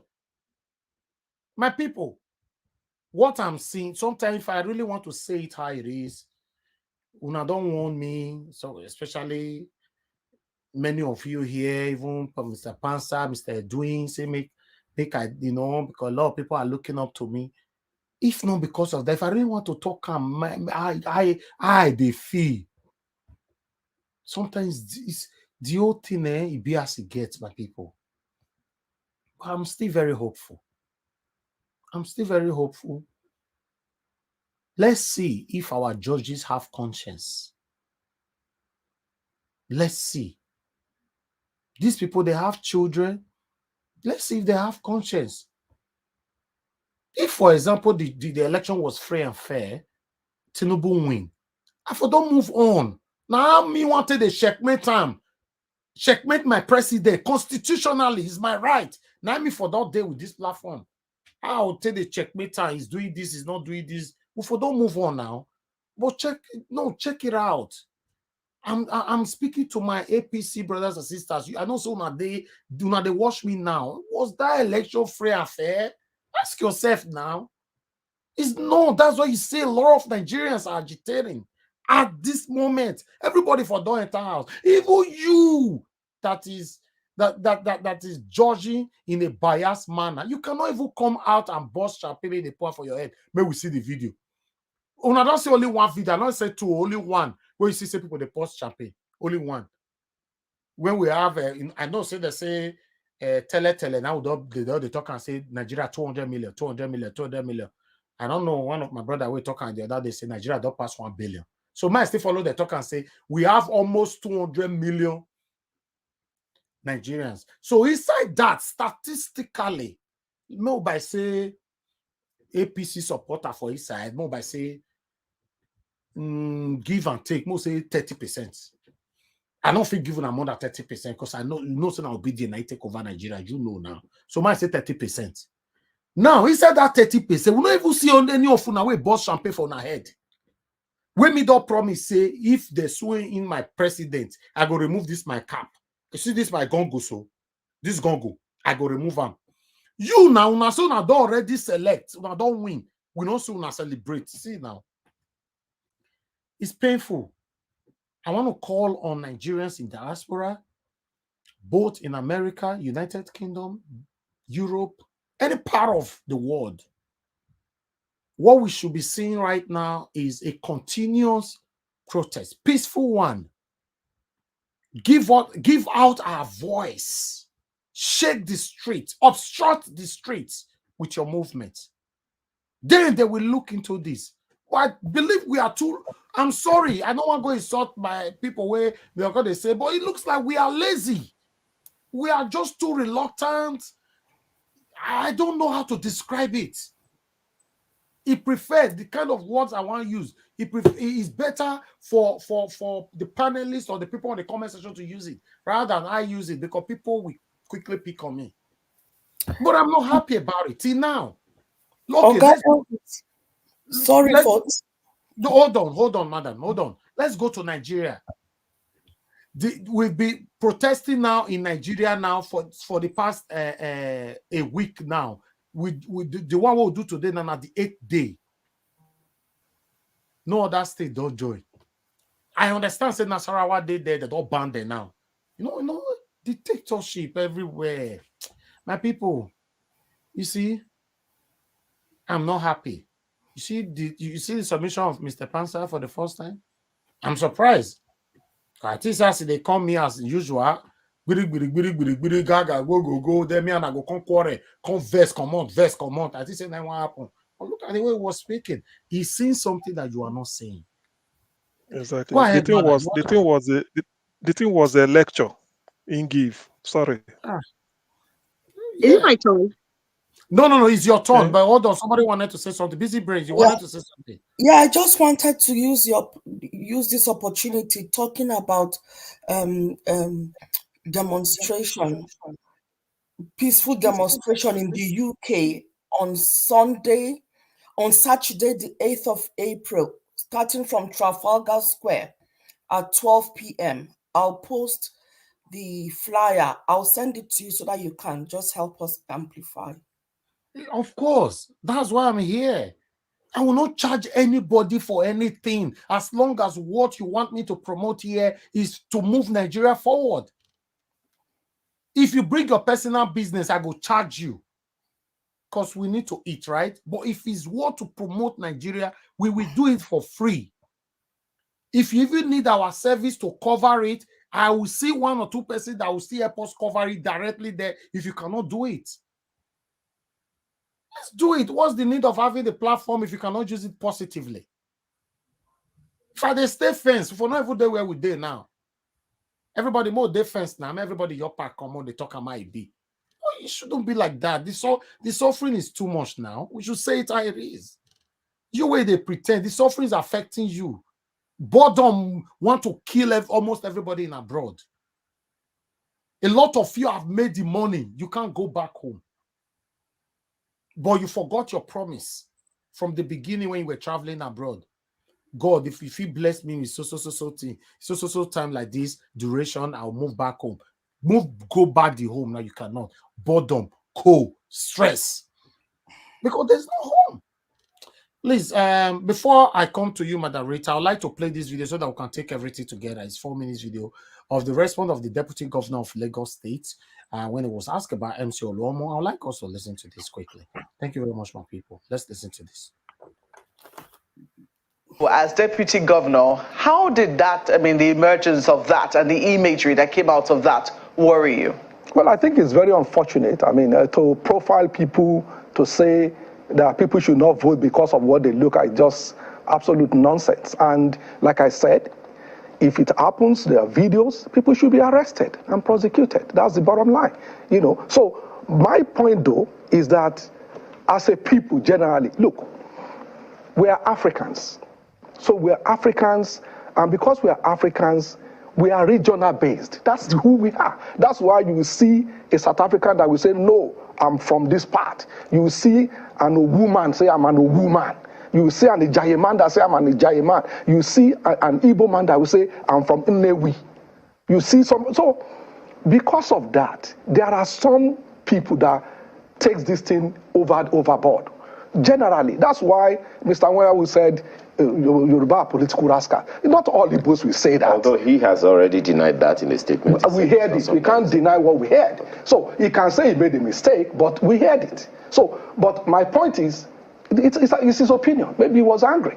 Okay, but that's not the Igbo saying, "Oh, Yorubas." That's the point. Meant it in a different context. But exactly. we have also heard audio messages. In fact, we heard it before the presidential elections, in which party leaders in certain communities, Lekki to be precise, were addressing party supporters, and they told them categorically that if you're not voting the All Progressives Congress in the presidential election, that you lose your livelihood and you'd rather leave this community. So, what did the government do at that time, to reassure non-Yoruba citizens that they were safe and, they had the right to identify with any political party of their choice? Well, I mean, so that's why we all went around the state to campaign. So basically, like I said, some people take things overboard, which is terrible. Again, like I said to you, I have friends. I have friends in Alaba Market. I was at Alaba Market and it was fun. It was fun. And I know people, remember, there were Igbo APC members.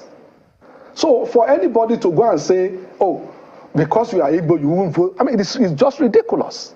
So anybody that does that should be prosecuted, bottom line. So if it's a crime, then people should pay for it. So because to assume that because somebody is from one ethnic group is going to vote one way is stupid. Malcolm is still on the floor. Malcolm.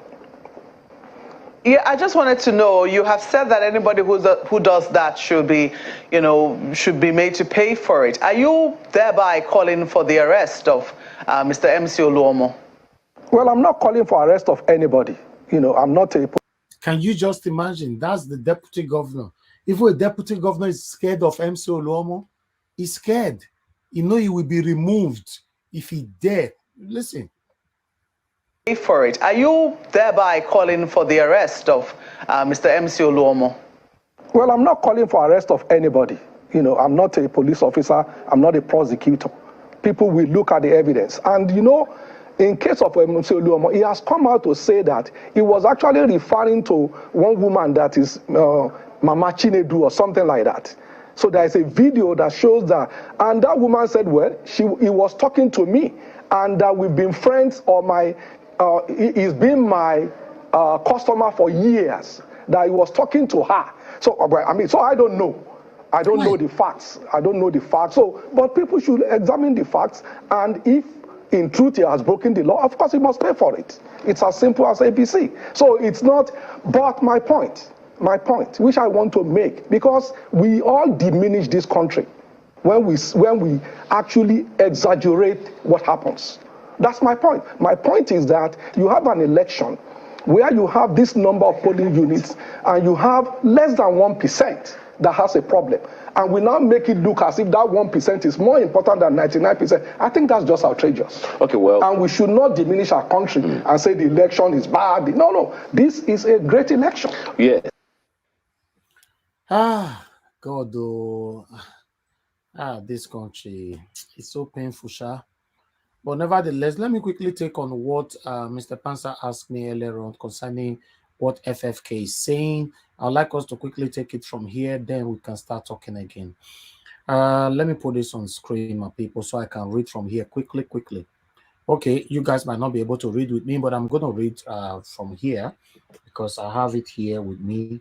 One moment, my people. Please help us to like and share. What's happening? Nobody's giving me super chat.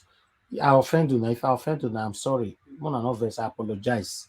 You know, make una buy me coffee. I beg. Now beg at the beg. Una make una press like.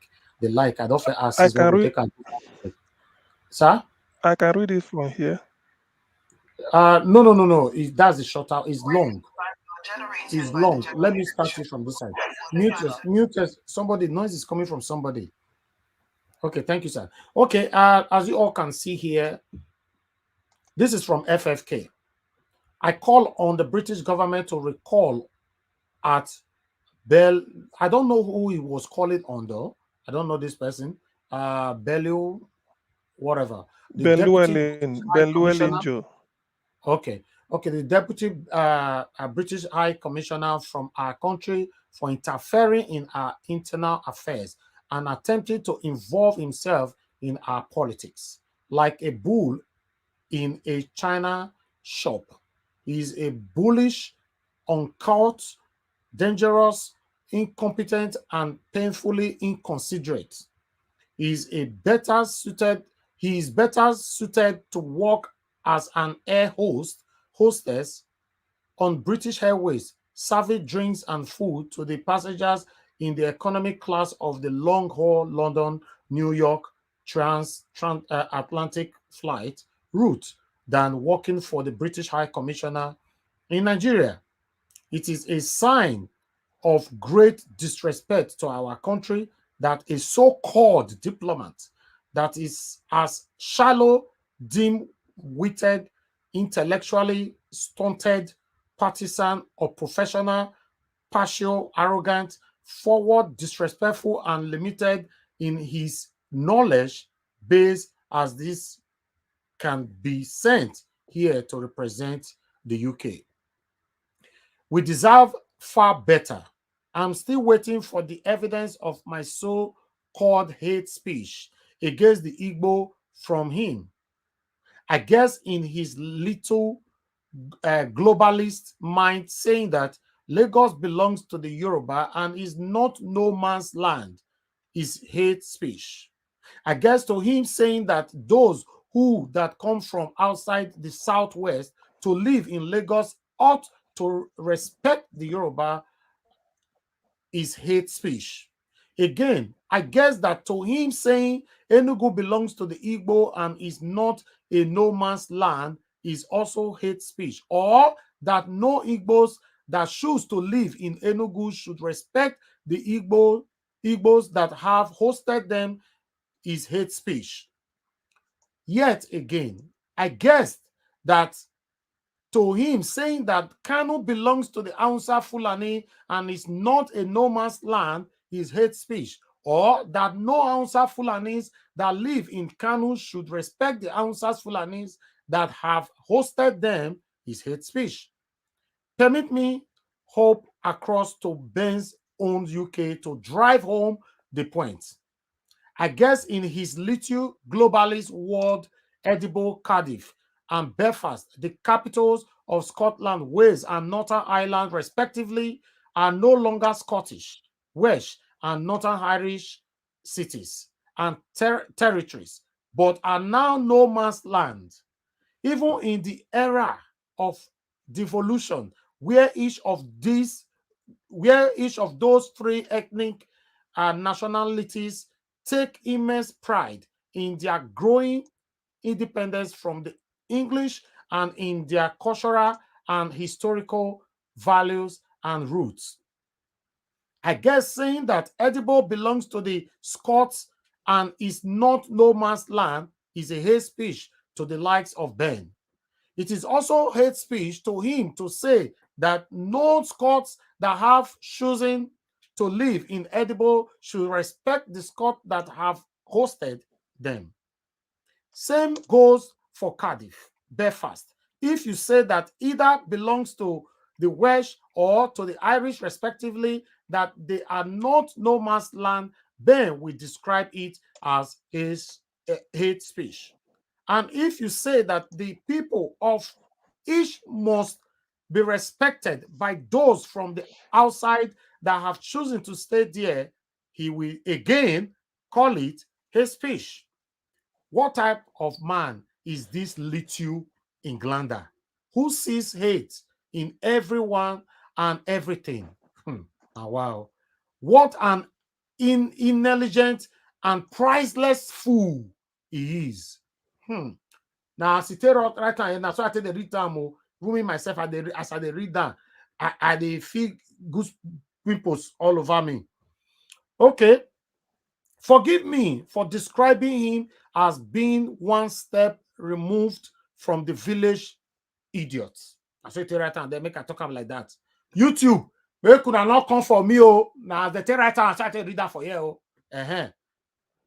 Okay, someone please tell him that there is absolutely nothing wrong with being an ethnic nationalist and seeking to preserve your identity, land, culture, values, and ways as a people, while at the same time opening your doors to others from your nation and welcoming them with open arms.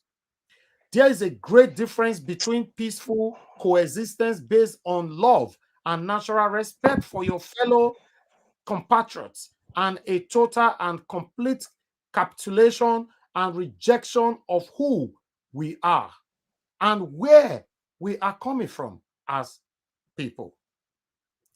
We espouse the former and reject the latter. Being a proud Nigerian does not mean I have to turn my back on the fact that I'm also a proud Yoruba man. They are not mutually exclusive. The two can go together and we take pride in both. The same goes for my fellow Nigerians who happen to be Hausa, Fulani, Igbo, Ijo, Ishekiri, Bini, Efik, Kanuri, Shuwa, Arab, or anything else to be continued. That is, I not see this thing before. Thank you very much, Mr. Pansab, for drawing my attention to this. Wow. I can't be, let me see the reaction of the people. Wow. I can't believe this. Anyway, I want you people to talk on this. The next person to talk to us, because for me, I don't know which I want to talk for this. This is just too much. It means that Fani Kayode is fighting, drawing the battle between him and the UK. That's what it means. He's literally telling the UK, go to hell with your visa. You see what they talk just now when they talk say no, Biden cannot, Tinubu cannot go to America, if he's a president. These people, they don't care. If you say me they're not going A, they'll go B. That's it. Let's move on. Let me hear from Madarita. Madarita, thanks for your patience. I'd like you to talk to us. Yeah, good afternoon or good evening. I'm sorry that I came late and I've missed a lot. I just got in now and I heard Sir Pansat's voice, so I said, okay, I have to join the space. So, Sir Pansat, I joined because of you today. Thank you for joining. We want to hear from you. I was laughing. I was listening to what you were saying. You know, you're asking the US to come and help. You're like, okay, what kind of help exactly? I mean, to be precise, what kind of help are you asking the US to do for Nigeria? Really? What kind of help? Are you asking the US to come and protest? Are you asking them to have a media expose and, talk to the political class? The US is not going to do nothing. Let us open our eyes and, or rather our nose and smell the coffee. No foreigner no foreign country is going to help us to fight this battle. The point at which a country would help us would depend on the outcome of the case, the appeal case. So at this point, please, I mean, let's be real. No country is going to fight this battle now. If they have to intervene, it will be forward, not now. What we have to do, and I think what we're doing, like what Nigeria Watch is doing, it's fine. And then our brothers and sisters in Nigeria who are also protesting in Abuja on a daily basis, and then those of us in diaspora, whatever it is that we can do to shout out to the embassies, to write to the representative in, whether in the House of Parliament or Commons or the Senate, depending on the country you are in. Do what you need to do, right? Gather your friends and just protest so that at least it's in the news, at least it's there. When somebody mentioned sanctions, let me respond when you no, land sir. when No, you sir. land. Pastor, you can't respond to me. No, what I'm saying, when you land, because Pastor, you cannot respond to me. This is my time. no, what I'm saying, when you land, then you let me respond to what you're saying, because this is the whole thing. The whole debate is what you just said right there. I'm not responding to you. I am just you reiterating what mentioned you my said. name, and I didn't ask you to respond to me. No, you said that America, first of all, that is just like preposterous to ask America to help. So I want to clarify that, because I didn't say it's preposterous. I'm just saying that. What exactly do you want them to do now? Okay, can I answer that? Is that rhetoric, or should I answer that? It's a very important just answer question. it. Okay, answer it now. First of all, they are already doing. Okay, without America, we're done. You don't understand the position we're in. The only thing actually holding this people back, for example, to arrest the contestants, the political parties, the only thing holding them back is, for example, the United States. But let me tell you, right now, it's known, for example, in Iraq, that Saddam Hussein got 97% and he won the election over there, right? It has to be illegitimate. We have to go by the laws of our country. Without the United States, we're done. Okay. We don't have any. We have no defense. I'm sorry, but I can also tell you how they're going to help us when you're ready. I'll tell you how they can. They're already helping us. Can she just give a delivery because of time? Yeah, please. I'm just being realistic here. The U.S. has no rights to put their business in Nigerians' political game. They don't have any right. We're in our own politics right now. So we don't expect the US to help. Like I said, if we are needing help from the US, it's for them to is by way of us, number one, writing, the Nigerians in diaspora writing to the representative. These people like Baya Ononuga, what's his name, Ogunleye or Ogumbi, what's his name, MC Oluomo, coming to, if he has a property there, or if he has a green card or something, those are the things they can, I could say, help us now. Until the case is finished and we see the outcome of the case, that's when I would say maybe the US can even chip in something by saying a word, by warning the Nigerian government, by sanctions, or saying we will not allow, or we will close down our embassies, or something, some sort of sanctions. But for now, there's no foreign country that will do anything. If you're making your appeal, it's fine, but making your appeal for the future of whatever the outcome is of the appeal case. And you're talking about sanctions now. See, anything the US is doing is US first. And what does that mean? US interest. What do you have for me? US doesn't intervene if you don't cut a deal for them. And I think you know that too. So, whatever it is they're going to do, I just believe is after the appeal case, then Biden's administration will decide if they want to support or whatever it is that they want to say. We don't know. I don't know. And I don't think you know. And I think most of your postulations are just based on assumptions. Let me respond, please. It's important. This is the whole thing that we're doing, right? Yeah, for me, let me speak for myself, right? What you just said there is 100% wrong. Number one, let me tell you, we've achieved a lot already without even protesting yet. The United States, Biden has not called Tinubu to say, I recognize you. Thank you. Because they're watching the game. Hold on, please. That is big. That is huge. On top of that, there's been summary withdrawal of diplomats, ambassadors from Nigeria, who themselves, and you could see, without even going to court, that they are culpable in the problems we have in the country. For example, the British High Commissioner, do you know what country she came from before she came to Nigeria? And go and look at their currency. It's like $1 million to $1 million to their currency.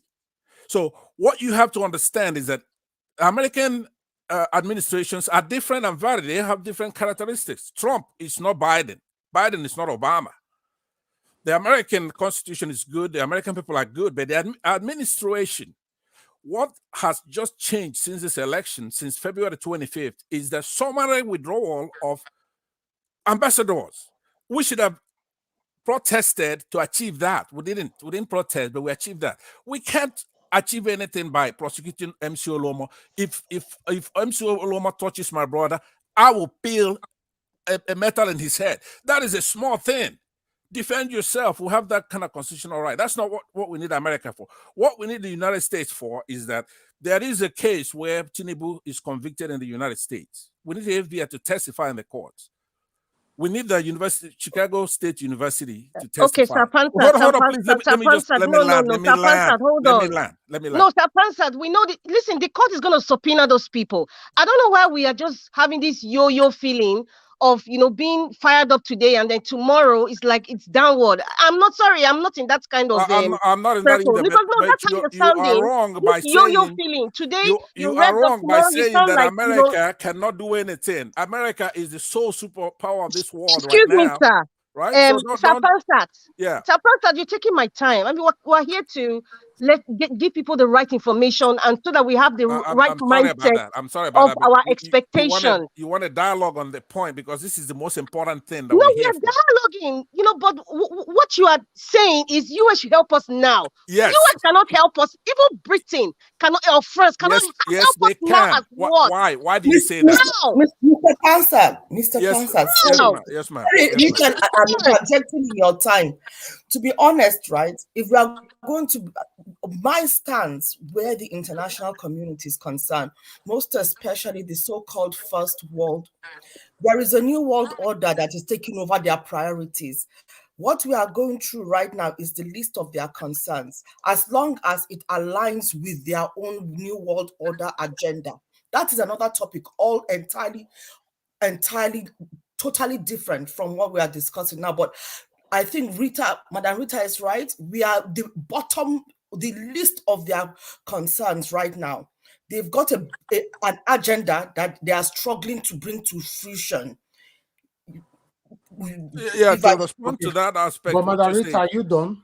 I'm not done, no. Sir Pansat took like 1 hour for my time. You could take it back to her. Let me just respond to Ms. Bozzy Brain. Right? Sir Pansat, I told you because of you. Dialogue. I'm not taking your time. It now. You have spoiled it now. I was happy before. You're not making me sad. Hold on. Ms. Bozzy Brain, the United States can walk and chew gum at the same time. Sir Pansat, on a more serious note. Hold on, Rita, please. What? But it's not your time now. Mr. Pansat, it's not what your I'm saying, I'm not using anybody's turn. I'm responding to her. You give her her whole time. Don't take any time from her, right? This is important. We don't have time to waste. May I speak now, sir? Thank you. Yeah, you came here with some kind of attitude. I don't know, but go ahead. Oh my God! It doesn't make you right, though. You're wrong. Okay, I fine. am not here to. Let her just speak. I am not here to be right. We are learning. I'm learning from you, and it's vice versa. Everyone is from each other. Have your own opinion. You are wrong. Okay, no. Let her just submit. I gave my opinion, and then you're counteracting me like. Exactly. Don't counter her. Let her speak. I allowed you to speak. I'm just saying. Okay, as for the US, now, look at the time Madam Rita is using to talk since, and she have not even arrived. Look, let me show you. Look, already 10 minutes. For the argument. But Nigeria was Sir Pansat interrupted me. Honestly, I would have been done. I just want to say that. Go ahead now. Okay, please. I just want to say that whatever it is that we're expecting the other foreign countries who have interest in Nigeria to do now, they are not. I repeat, they are not going to do anything now. If anybody has to do anything, like the US or France or Britain or whoever, if they have to do anything by way of sanctions or by way of coming out to make a statement, it will be after the result of the appeal. That is what I'm saying. That is what I'm saying, sir. I'm not trying to put you aside, Sir Pansat, but okay, that's fine. Now, but that's not the issue. Margarita, okay, you move on now. Is it all about Pansat? We have a lot of topics we showcase today. Okay. Okay. I think like I said, I already missed, the other things that were played out. But responding to Deputy Governor of Lagos, aka Liar Liar, I think all these talks is coming late. This kind of publicity, that he's presenting is what I'll call around nonsense. Hamzat, Wanyan never said Yorubas are rascals. He was referring to the ones in Lagos that were intimidating and beating up people during the election. He wasn't referred to the entire Yorubas. Please, and English language is simple. I don't know if Hamzat even finished passes GCE, because I don't know why people just want to misconstrue words and even putting on national TV. It's disgusting to even hear that. It's shameful. Anyway, they don't even have shame. And I just see the likes of this Hamzat man as one of the rascals of the conglomerate of Agbado's camp. That's just what I see. And he said something. He said all this. He said our leaders they diminish the country by their actions. I think Agbado Tifnubu of 26 Bodilon Avenue, he's the one that has diminished Nigeria by his reckless ambition. And how did he do that? He started in the beginning last year. I remember Nigeria Watch, when I told you, I said when he was speaking in Yoruba language, when he was going to the West and campaigning and speaking in Yoruba language, I said he had the connotation of tribalism. I knew where that man was going. He was speaking Yoruba, and everything that he was saying, is our turn. But it is all personal ambition. Only the smart ones like Adebanjo and with respect to Afenifere, they were the ones they were the small voice that were speaking up to say, this man is evil. This man is deceiving us. He even go as far as going to Parfashoranti. That's somebody who is reckless because of his ambition. He has ruined this country. Listen, Nigeria, apart from it being a laughing stock, I don't know about you, but mentally, psychologically, I am sad. And I know why I'm sad is because of the way things are going right now in Nigeria. Many people, you've seen people who have committed suicide because that is the depth of depression because of what they are going through. And then this man, the evil that is continuing to thrive and is shown on our face every day. Even the mainstream media are even still presenting these people. It is painful. And that is why for someone like FKK, I just want to just say, I don't even know why. I think we should just ignore the empty rhetorics of FFK, aka wife, woman beater. If it did not pain him, he would have responded with that epistle, that epistle he put on his social media. So I don't even care what he says, because you know what? The British government are laughing. Because the British government, they have the power to bring out all his alleged drug addiction case and also his corruption case. I will not even be surprised. Within the next few weeks, they will hammer him with that. And you will wonder where the information came from. They don't talk. Somebody that has every dossier about you, when you're insulted, they just look at you like a fool. And I think that's what the British government, the British High Commissioner will just be doing. Just look at, why is this guy fooling himself? We have all his dossier, everything. So I don't want to talk about FKV. That guy is not important. You guys don't. He's irrelevant. Toothless bulldog. There's nothing about that man. He's empty. So I can't even respond to that nonsense. Margarita. Sorry, let me just for comical relief. I was just looking at my phone in the Niger Watch family group, and something about FFK came up. I will send it to Oga Elvis, please. I'll send it to you right now on your WhatsApp. If you can just show it for people to just laugh about. If I can, should I read it out or should I send it to you? No, just read it. Just read it. Yeah. Okay. This is a picture of FFK like a chameleon with his head. We don't see him. Famous Fanny Kuku Kayode. We don't see him. Found in the western forest of Nigeria, this species of chameleon changes color and shape every 4 years. The Feminus Fanikuku Kayode species is a very resilient species, highly amorous. It seeks out conjugal rights across the north and can sing for food can sing for you if given food. All right. Let me forward. I am done. Forward it to you. Finally, your submission from beginning to the end was interjected. Sorry. You see? Yeah. Thank you, Yeah, Patrick, but for can admitting it. we respond to her though? Thanks I to mean, Sir No, not yet, sir. We have people here. We need to pass it around the game. It's not your turn yet, sir. Please. CM, please. Yes, I'm coming to you now. 5 minutes, Yeah. please. Okay. Yeah. What I want to say about this Fane Kayode's, let me start with the tweet. Is this? They said in my language, in my culture, they said Let everybody a know we are toad. giving our final submission after 5 minutes or through. Then we're done. Okay. Go ahead, sir. Okay. Yeah. So in my culture, they said a toad does not run in the afternoon for nothing. It is either something is chasing the toad or toad is running after something.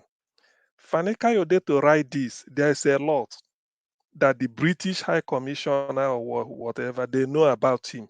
And they know that he is sort of the brainchild of all these things that is being the propaganda in Tinubu's camp and all this nonsense they're saying.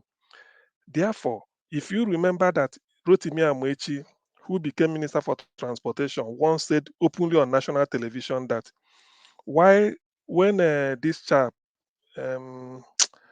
what is it, the former governor of Rivers State, Peter Odele, was governor, he wanted to bring up Port Harcourt Airport to international standard, but the federal government is not responding quick enough, or they are food dragging. So he had to summon the aviation minister then, and he said, "Look, Rivers State want to sponsor this so that they can bring it up for business, probably for Arik, because I know he had a share in Arik, if not." So Fani Kayode, according to Rotimi Amechi, say he was given 2 billion naira by Dr. Odele to do it. He said the thing was not reflected anywhere. So he's challenging Fani Kayode to it, and he said it, let him take into court. So, such money cannot be lodged in Nigeria account.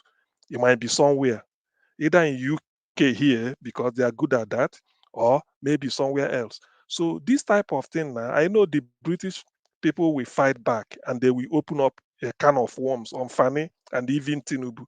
So what Kanifayode is doing is just like damage limitation, just to pretend that they love Nigeria more than even the British people, and that they're interfering. You can't say the British people are interfering. That word interfere is like APC is they're appropriating it. That which brings me to what Bayo Ononoga said. What I read about him, he's from Odogbolu also, attended Federal Government College, Odogbolu, University of Lagos, Mass Communication, and then went to the famous Hubert Humphrey Fellowship, University of Maryland at Baltimore. What that thing does is to bring journalists all over the world, and then sort of they can interact with themselves and then be update in their objective reporting. But look at what Bayo Ononoga did, saying that Ndigbo should not interfere in the affairs of the Yoruba. Now, when the Igbos are living in Lagos, they pay their tax, do everything. During census, you count them as part of the Lagos population. They pay tax, even legal and illegal. In the end, when they want to vote, you say they're interfering in the affairs of the Yorubas. So when does electing a governor for Lagos State under the Federation Constitution of Nigeria amount to By the way, is it only the Igbos that vote in Lagos? The Fulanis vote. Are they interfering? No. The the Hausas and the other ethnic group vote. Ichekiri and then Urobo Wari, Urobo Ijo and the rest. So when you see this type of rhetoric the people are peddling, and then to make it worse, Bayo Ononoga said he has no apology. But thank God one smart professor in Canada has already filed a case at the International Criminal Court challenging, sort of trying to report Bayo Ononoga. So the whole thing APC Agbado propaganda machine is in a mess. They're just wasting their time, and they can't, for all I care, they can't rewrite what is in the public view. Now, the deputy governor of Lagos State to deny, he doesn't know whether Oluomo said something or not. Oluomo is saying that the woman supplies her Indomie, or whether it supplies more than Indomie. Who knows? I don't know when that business started. You see, all these things they're just wasting their time. Eventually, all their lives will caught up with them. But then now we still need to do something. However, I'm grateful that some efforts are being made, like in the US for public demonstration on April 2nd, like I had, and then that of UK. In fact, if there's anything that will sensitize the American public to the mess, just to add to the review, the preview that is it the American Press Club the time they addressed maybe their members at the American Press Club in Washington to state the fact that Nigerian election is a sham. So the demonstration or the peaceful protest in Washington, when it comes, will also add value to that. So everything considered, we're on course. I'm happy for the intervention of Pansat today. Very, very enriching. In fact, it was more than a lecture even. Very, very eye-opening. And then the bite that Mother Rita also added to it. In fact, we are learning. It is today is one of the best days to be on Niger Watch. I thank you all. Thank you. Yesterday we asked you to help us to moderate. You can't leave the whole channel for somebody else. Yeah? All those Americans now, when for midnight night, then they get energy because now they are morning. You'd have just ended it. You'd have just said to them that okay. You are they done. will kill me. Engineer Ken they there and then go kill me.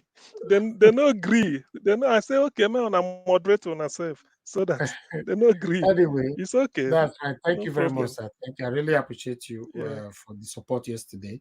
To be honest, that second broadcast, I was not in the mood at all. But after you guys answered, okay, yeah. But let me hear from the next person quickly. Prince, Mr. Prince Akwashi, if you are there, sir, your 5 minutes is ready. If you are there with us, I can't see you on screen anyway.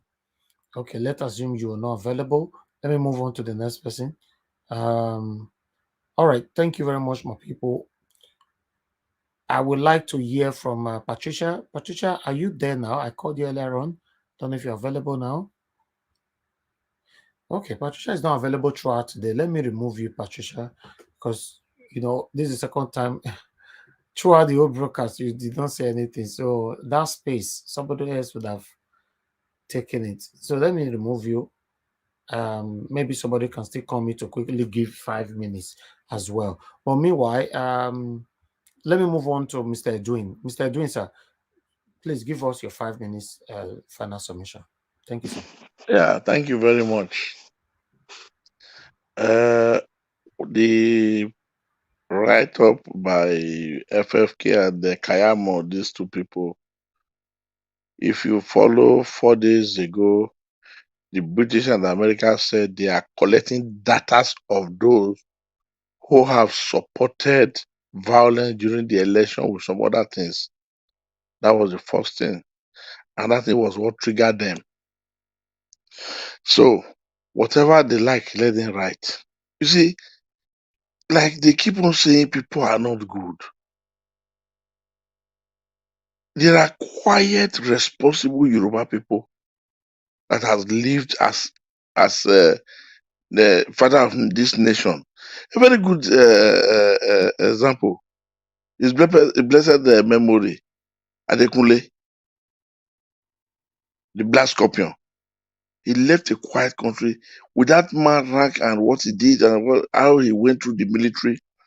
That man, for one day after that place, he never disturbed this country.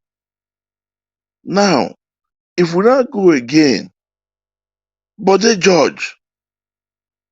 These are people that respected themselves and they respected other fellow Nigerians.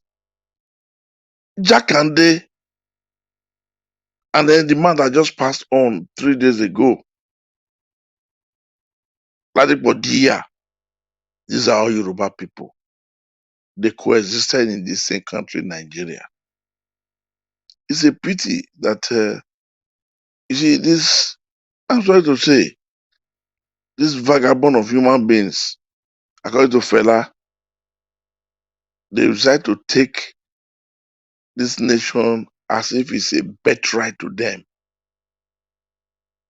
Ruling or, taking position in the political dispensation is not a right. You want to serve Nigerians. Nigerians don't want you. You want to let loose the whole hell. I don't understand what they think. The whole of them, what they are doing now. Anyway, I'm not surprised though. If you see the way they run lies with their mouth, there's no different from the way Ewedu and stew draw down when they are eating it with amala. So when I look at them, I look at the way they do things, and the evil genius of their father, which is Tinubu, like Manarita has rightly pointed out, he is the man that originated and ignited I call it racism. It's not ethnic problem. This is racism. To them, Yorubas have always think, many of them has always think they are better than other people. Gentlemen, before the bust of Oluwole in Nigeria, most of these people they enter a UI without a passing school set. I was not born yesterday. Have they forgotten? That was one of the reasons that gave birth to Uniben. When they deny any other tribes apart from not to go to school, then Ogbonwudiana said no. I'll do everything. When these people, when they behave, somebody like me, I look at them from 70s. Because that was when they really, perpetuated this evil act on non-Nigerian, on other tribes. Have they forgotten?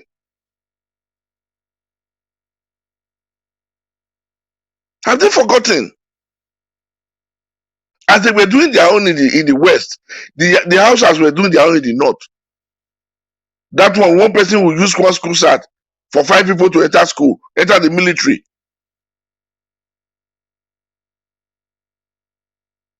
We already knew what we were doing.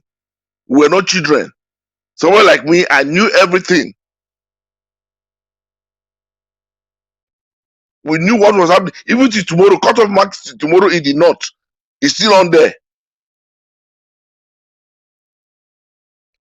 At the end, when they stand, they now said, we are the most learned people. Where are you people learning? All the criminal attitude people have perpetrated against this country. Sir, you don't need to focus on this now. It's not all about Yoruba we are talking about. You just No, sir, I'm not after them. I'm only after the few ones, those evil elements. Is over on Yoruba. It's okay, sir. So whichever way, please. Like I have always said, my song in this platform now is what Obi wants to do for every Nigerians. Those who are not aware, I will start to remind them what Obi meant for Nigeria: good road, electricity, good hospital, police welfare, army welfare, the military, the security welfare. He's ready to do it for all of us. Good health. So if you know you want to gain from these things, please support us to support Obi to claim his mandate. Thank you very much. Thank you, Mr. Edwin. Thank you, sir, for your submission. Let me move on now to Victoria Ade. Madam, if you're available, please talk to us, your final submission. Okay, she's not there. Mr. Eric, please talk to us at your final submission, 5 minutes. Yeah, I know you shut me up for a while. So sorry about that, sir. Yeah, so let me go back to what they were discussing about the United States and what they can do and what they cannot do. Let me be straight with every other person here. We should understand that Nigeria is a sovereign country, and no other country have the right to come and interfere in their internal problems unless they are called. So the only way United States will come out and tell you what we, get into whatever we are doing there is if we react to whatever the federal government is doing, if the youths react to it. So immediately they see that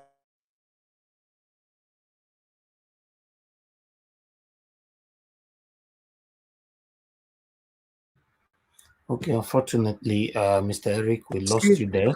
Yeah, I'm here. Okay, go ahead, sir. Yeah, so immediately they come into it. That's when US, if there is problem, violence, that's when US will come in.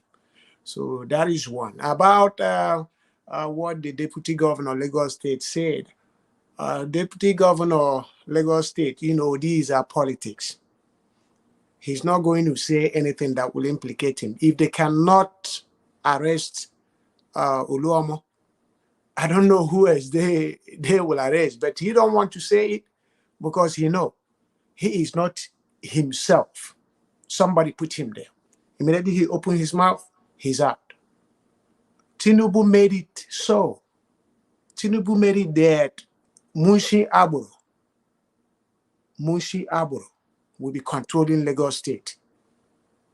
So that's what he made. And that's how he's going to be immediately he take over government. You know, so there is nothing we are going to do than to protest. Just to protest. And immediately they allow Tinubu to get in there, he gets sworn in. That's it. It's over. So what I would say is let them not allow him to get in. Whatever they can do, go and occupy the whatever square where they are going to swear him in. They have to occupy it, whatever it is that will hinder his swearing in. Even if they lie, let them go inside the room. Let them follow them wherever they are going. So that's the only way we can stop whatever that is going. And then international community can come in because now we are having problem. Or they insist on interim government.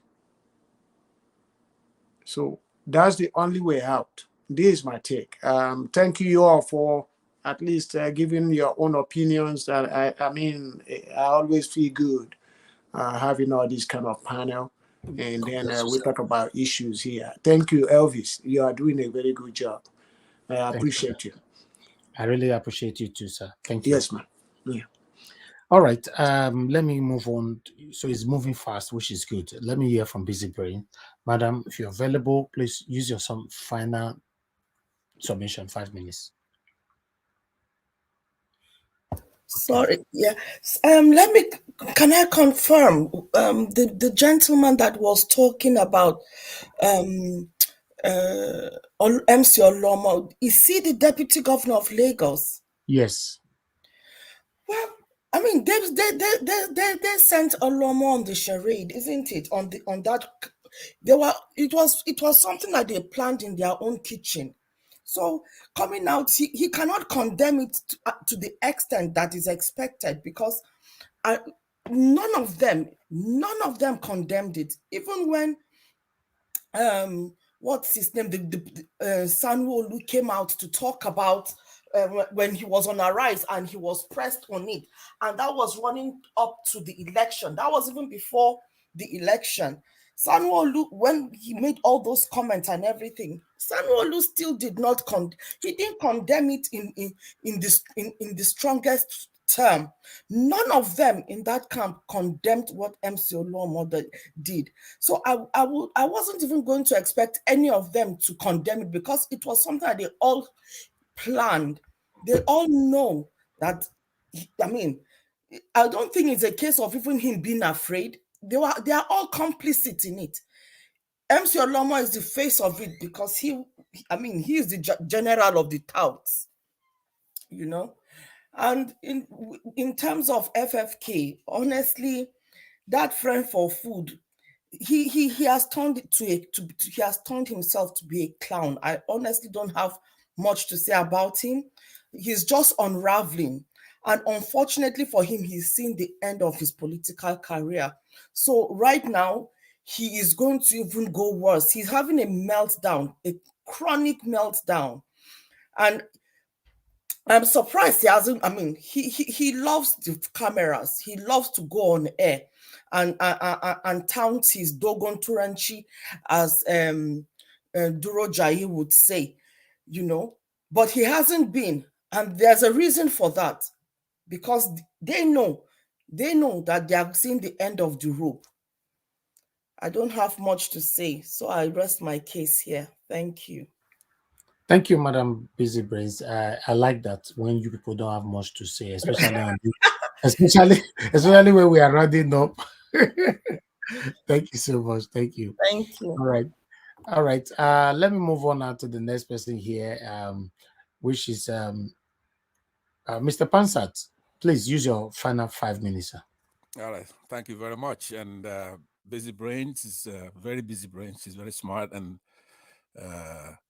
of course, my brother, Mr. Njoko, I think he's left already. He was dignified in what he said. And everybody else who has spoken, Ms. Rita, of course, CM, our resident historian and intellectual. And to you as well, Mr. Niger Watch. It's not easy what you do here. The research that's involved, the energy, your resources, your staff. So I thank you very much for indulging us. Now, unfortunately, just like any media platform, you don't have all the time in the world to talk, to be able to break things down, to spoon feed people here. So, but at the risk of sounding condescending, let me just say that the United States is a hegemony. A hegemony, according to Ubona, the political and economic and military predominance of a state over other states. America is a hegemony. A phone call from the White House to anybody makes a difference. They don't have to go to war to get results. A sanction, it's just a sanction from state of California can cripple Nigeria, from the city of Los Angeles. That's how South Africa got their independence. Even though the president of America at the time was anti-Black folks at that time, Mr. President Ronald Reagan. He was on the side of apartheid. But the states, teachers' unions, the city of Los Angeles was able to place sanctions on South Africa and cripple them. And they did the right thing. So in this case, there are a couple of phenomena going on in our country. We have an excellent candidate, Peter Obi. Excellent candidate, somebody who hasn't shown to be corruptible, who's done the homework, who's somebody we're proud as Africans to present to lead a country. Running against, by the way, his vice president, Baba Ahmed Dati, is equally as good, brave and courageous. So we, the people, go out there and we feel the candidates who bring them forth and they win an election. And all the INEC chairman had to do is to turn off the result portal and the transmission of results from the polling unit as mandated by law. So no, we have the case. We need the United States to assist us. Where have they, somebody asked in the comment section, where have you seen the United States help anybody? America doesn't get the credit they deserve. Have they done a lot of evil and out there in the world, especially in our continent? Yes, they have. A lot of evil, unspeakable evil. But they have also done very well for a lot of aspiring democracies in the world. Japan, they rescued from a monarchy that was imperialistic and wrote a constitution for them and sent them off to the races, and they ran with it. Germany, they rescued Germans from the Third Reich and Hitler, divided that country, eventually reunified it, and then gave them democracy, and they ran off with it. Korea, they're supporting South Korea, standing off against North Korea. And so many other, even in Ukraine, for example, without the United States, that place will be consumed by Hitler. I mean, by Hitler, also known as, what's his name there? The president of Putin of Russia. And so many other places. So the US is important. Without the United States, Taiwan will be consumed today. All right? So let's bring it on home then. What can the United States do for us? First of all, they have to do what Mr. Shalabi of Iraq once said, something that's indelible in my brain. This man said, when the United States punishes her enemies, her friends, I'm not saying as eloquently as he did.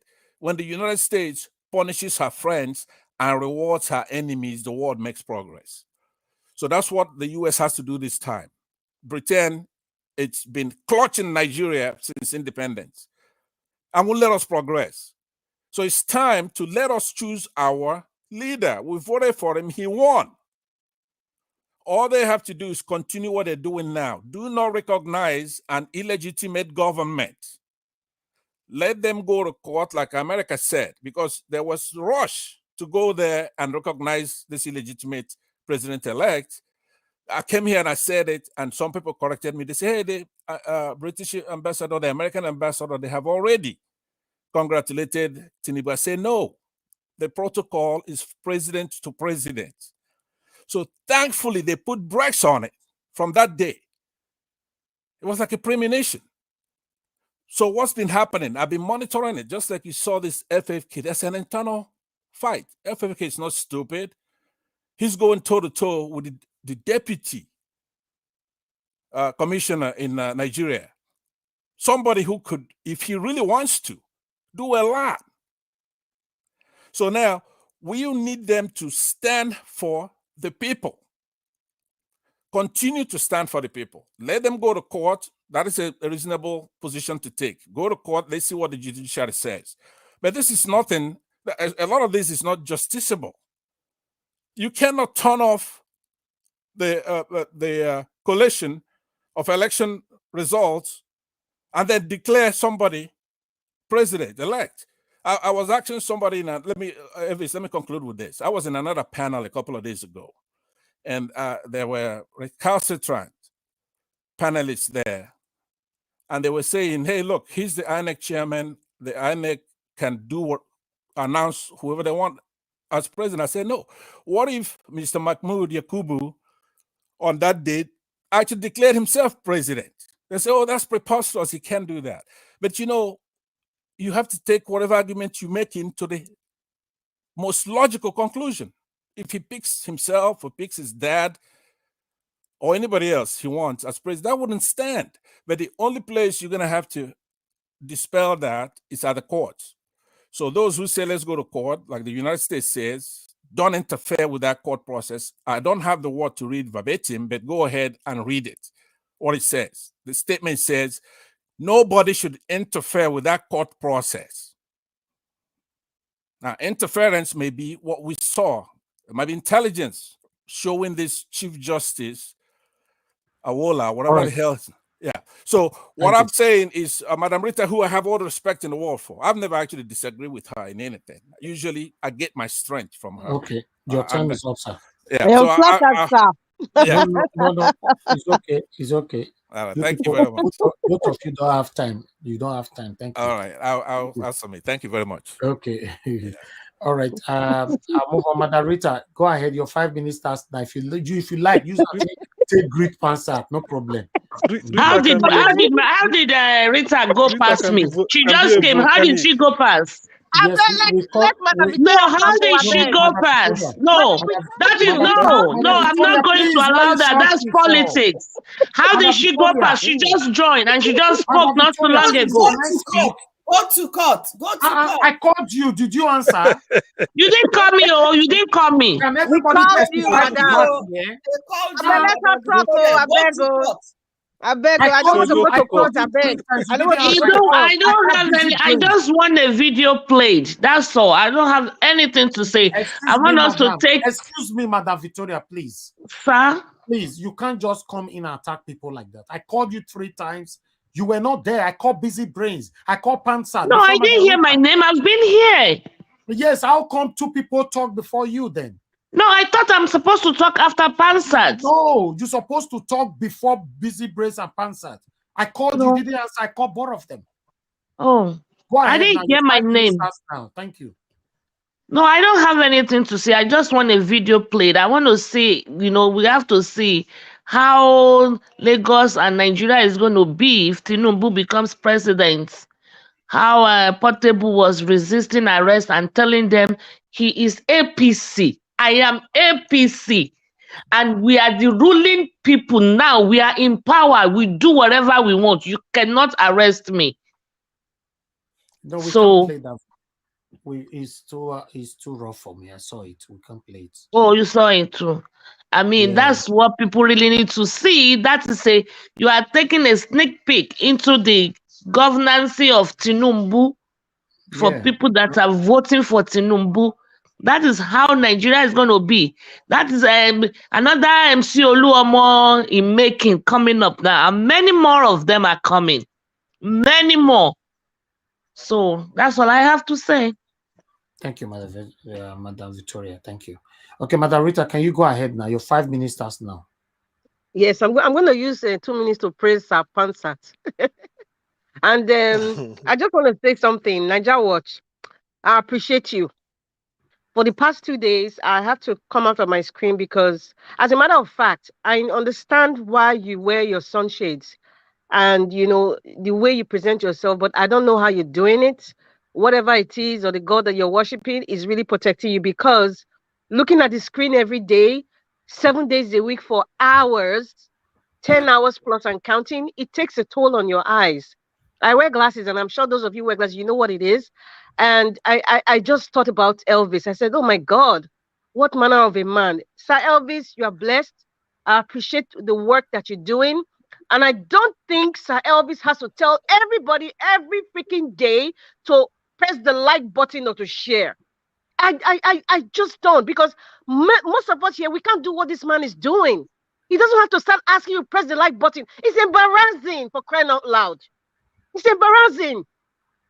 Elvis, thank you very much. I'm I pray happy for you every Thank day. you. Listen, I pray for you. I said, this man, because of what happened to my eyes, I was like, oh my goodness.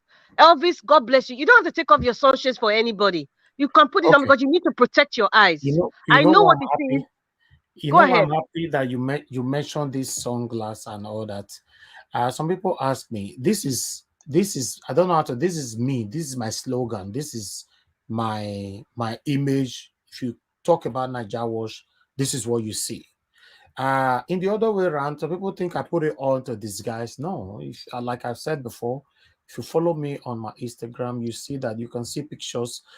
I can even put pictures on air now for you to see my eyes if you're looking for my eyes. But here, when it comes to Niger Wash, I must put these two things on to come on air. That's what represents. That's me.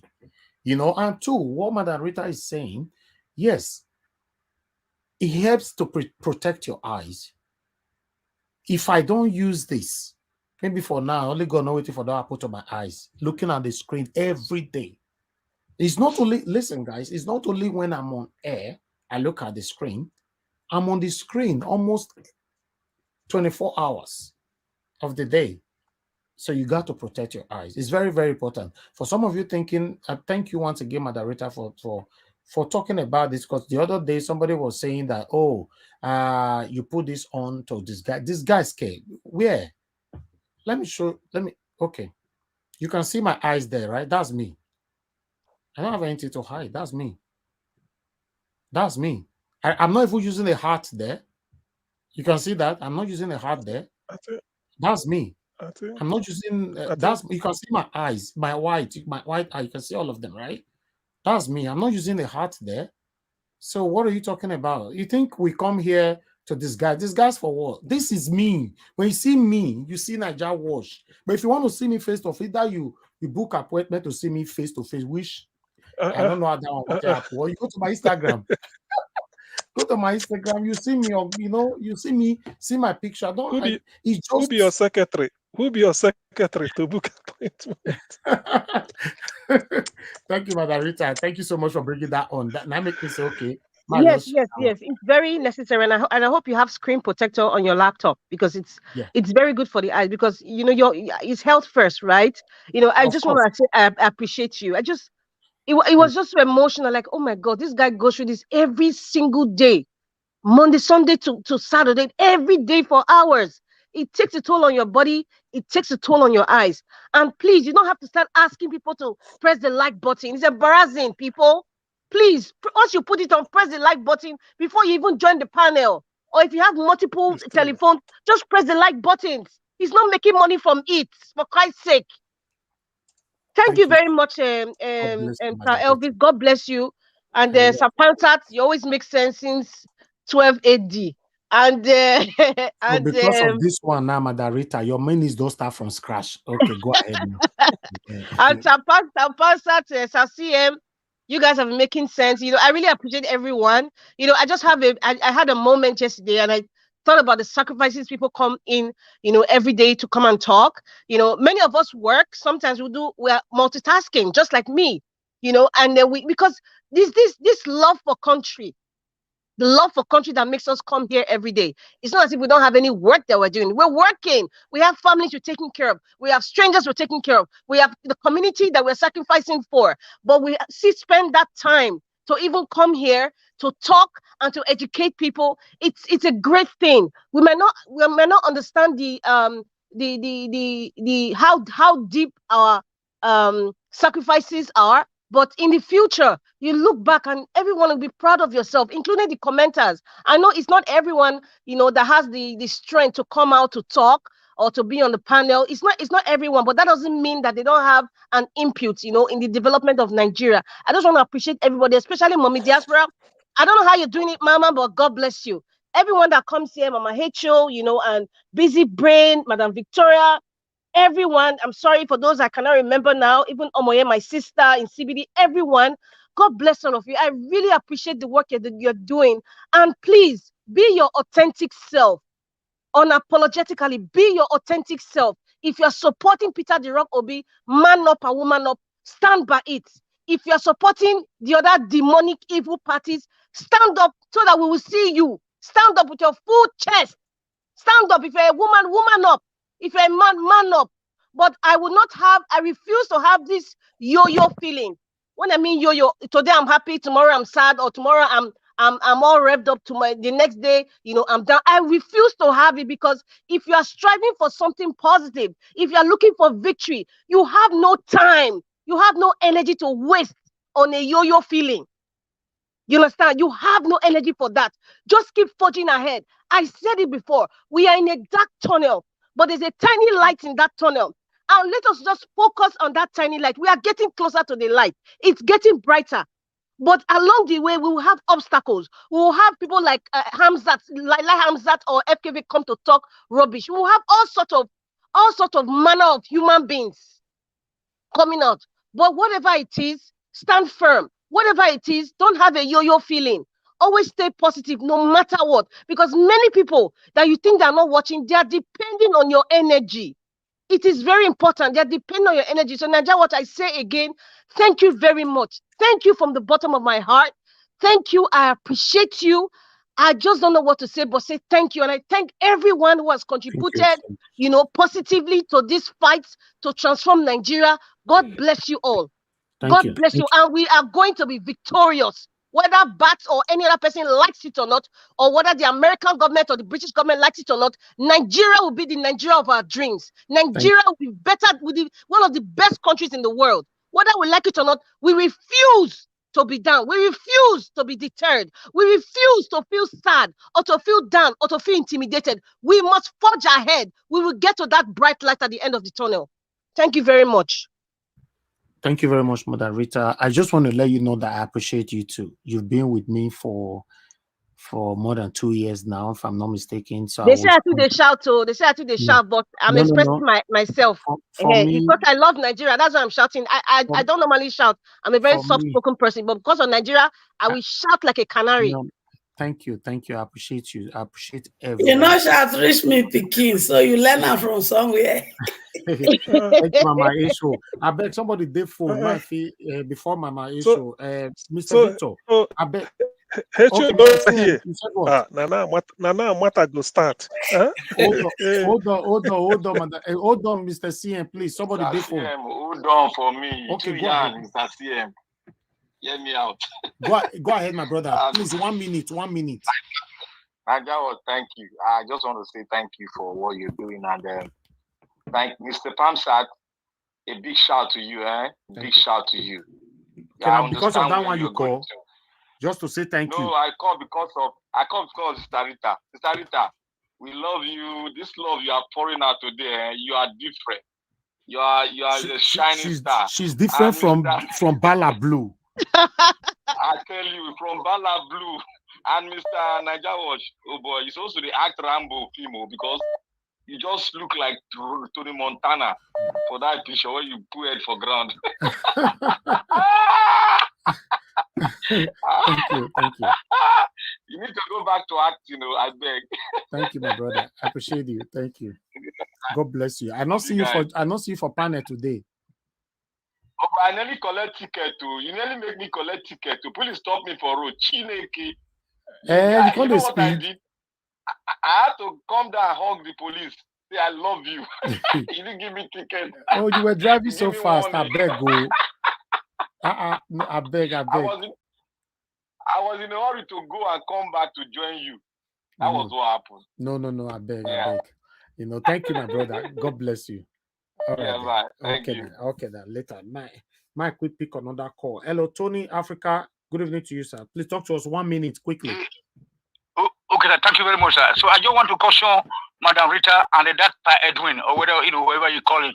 They shouldn't start No, Tony. I will call the phone on you when you refer to anybody, whatever you call him here. You don't talk down on people here. Okay, sorry. Okay, sorry. I think that is Mr. Edwin. That's why I want to beg them with Madam Rita to please try to make sure that we don't have any problem because we are Yoruba, we are historically related, and that's what I want to say tonight, sir. Okay. That we are Mr. Tony. I wasn't No, talking about Yoruba. Mr. Tony. Madam Rita, please, no time for those fights. Okay, no, go sleep. Okay, yesterday night I see that you work till exactly. Till Now they want to do now. No, you get that power at all. Thank you. I was telling you, say, go sleep. And people they post link, and people they call when they bounce them, bounce them. And you see that some engineers are there, some doctors are there. That they split with with the lecturers to get their certificates. They know the simple instruction. Okay. Thank you, sir. Thank you. Okay. I'm not picking no call anymore because I don't have the time. Okay, let me go to Mama H. Ho. Thank you very much, Mama, for joining us this evening. I'll still give you your 5 minutes to quickly talk to us. Thank you, Mama. I want to first of all say thank you to everyone. Thank you, Rita. Thank you for appreciating everyone that has been coming on board. Okri said time and money, so every time you come here with your time, you are indirectly spending money to discuss the betterment of our country, Nigeria. I'm very grateful because we have got to a point we are no longer dwelling on Yoruba, Igbo, Hausa. We've gotten to a point we are now seeing ourselves as Nigeria. Before, it is only football that used to bring us to this point where we unite as a Nigeria, or maybe a Nigeria who is bettered abroad and now win a prize or climb to a position. As at that point, we don't care whether the person is Yoruba or not. We celebrate the person as a Nigerian. During the election, a lot of permutation, a lot of fighting, a lot of languages that doesn't really describe us as human. We see some people, they are taking our land, they are this, they are that. I'm glad we are gradually coming out of that now, and we are seeing ourselves as a Nigerian. And when I listen to you guys behind the scenes sometime, I realize we are all getting to that point we are more united than when we are divided. We are beginning to see ourselves as a tribe of the oppressed that need to work together to fight the oppressors so that they can get out of our way, so that we can start competing with, get the right leadership in place and start competing with the global war. So, Niger Watch, thank you for driving us to this point. At least we now know we are one. At least we now know first we are human beings. At least we now begin to see. Mama, you know I always appreciate you now. Thank you, Mama. I know, thank you too, my dear. I know we now see for the first time. Sometimes when certain things happen before, we say, who did this to us? Nigeria, who did this to us? So we come to a point that we have identified the people behind who did this to us. It is the APC, the terrorist group. We've seen those who have been the mastermind of how Nigeria become the #1 poor capital of the world. Our enemies are now staring at our face. And because they know they are caught red-handed, people like Feni Kayode will come and talk rubbish. People like Kiyamu will spill rubbish. People like Fayose will talk nonsense.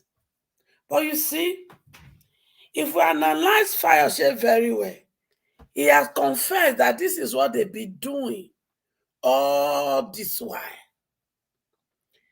There is a saying that says, every day for the thief, one day for the owner. And they're not the thief for since now. Today, now we get that. So no matter anything they are spilling out there, they are all evidence. So if Kiyamu come tomorrow, just know say wetin they talk na evidence. If Femi come tomorrow, just know that what they are saying is evidence. So do not let anything when they talk ever weigh you down. Not at all. See it as evidence. Either we use that to win the case in Nigeria, or we go use and win case in the International Court of Justice. So when they begin to spill all the evidence there, we need them to go to the White House as organization to say, look, is either you people step into this, or what they go come from Nigeria and not go like her. So we know what to say. So please, don't ever, if any day they talk, go carry your red wine or any drink when you know you sabi they drink, and put on the music when you sabi they dancer, because just tell yourself, say, another evidence has just been given to us to win and get our mandate back. Federal, we go get. State, we go get. If we can get one video when I get today from Mayegu, and I discover that the person when he prints our ballot paper, now one person when he contest for Adamawa, one woman when he contest for Adamawa printed our ballot paper, and it's APC. Where's the noise coming from? Where's the noise coming from? Sorry, now one year person they try to no, please turn it off, Mama. Thank you. Sorry. How can somebody who is in APC, who is contesting for election, print ballot paper? So all those places that they did not have LP in the ballot paper, this woman deliberately did that. As I say, good. I said, lawyer, we go file case against this woman. All of them will pay dearly. So make una not worry. Because I see no reason why a political party will print ballot paper, will print all those for one and they write, they sign. So that is why they have all these duplicate up and down. That empire, when he use that money to acquire, we go come for her. So this is a done deal. Now, when they go give us a mandate, now we don't know. But say they not go give us a mandate is a lie.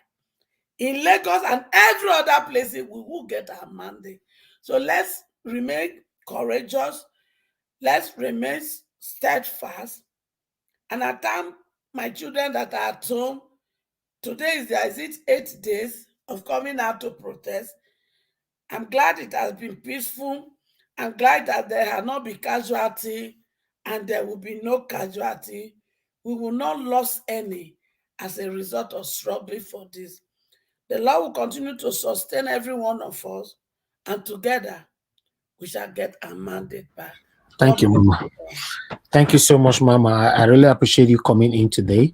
Thank you. Thanks for your wonderful submission. Okay, we have another new person that just joined us right now. Is the last person before we round up. Okay, yes, I guess. Okay, Ghost Power. Thanks very much for joining us. I think you're still gonna have your 5 minutes. Thank you. Mr. Niger Watch, are you Is it ignoring me or what? Oh, it's a bit know your verse. I know you know say you dey. I think say na invisible you be oh. Oh. I bet that was a 5 minutes. Okay, thank you. I understand. So, well, thank you for having me, and I appreciate everything that most of the panelists have spoken about. But I also just wanted to say something. Yesterday, I also tried to come in, but nobody was leaving, so I just had to give up.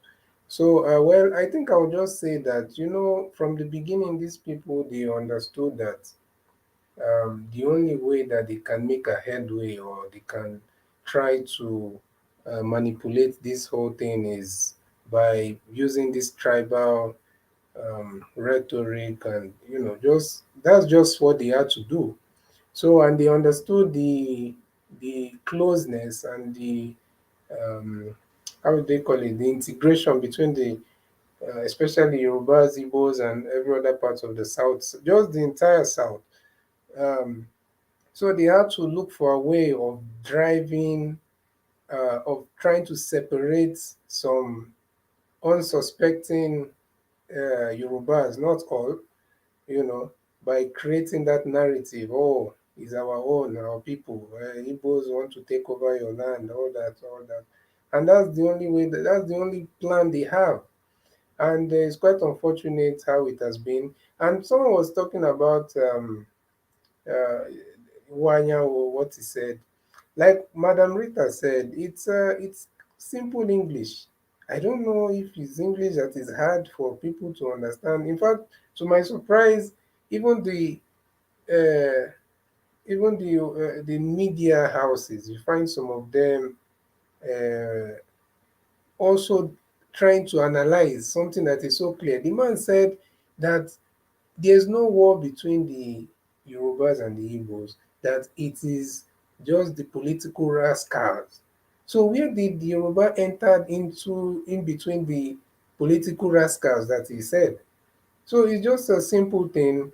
Obviously, it's not referring to the entire Yoruba. It cannot, from one sentence saying that there's no war between Yoruba and Igbo, now going saying that the Yorubas are rascals. Does it make any sense? So it's just that they want to try and also spin it and make it, transform it to that their narrative, just the same way they have been doing all through this election period. And it's quite unfortunate. And I think I wouldn't say too much, but it's just that it's quite unfortunate that people who, I'm not even referring to the entire Yoruba, because we have to be careful when we are talking about these people. We have to make sure that we are separating the group from those few elements that are being used to to push an agenda. So let us not make that mistake. So, but those elements that are feeling so much, what should I call it?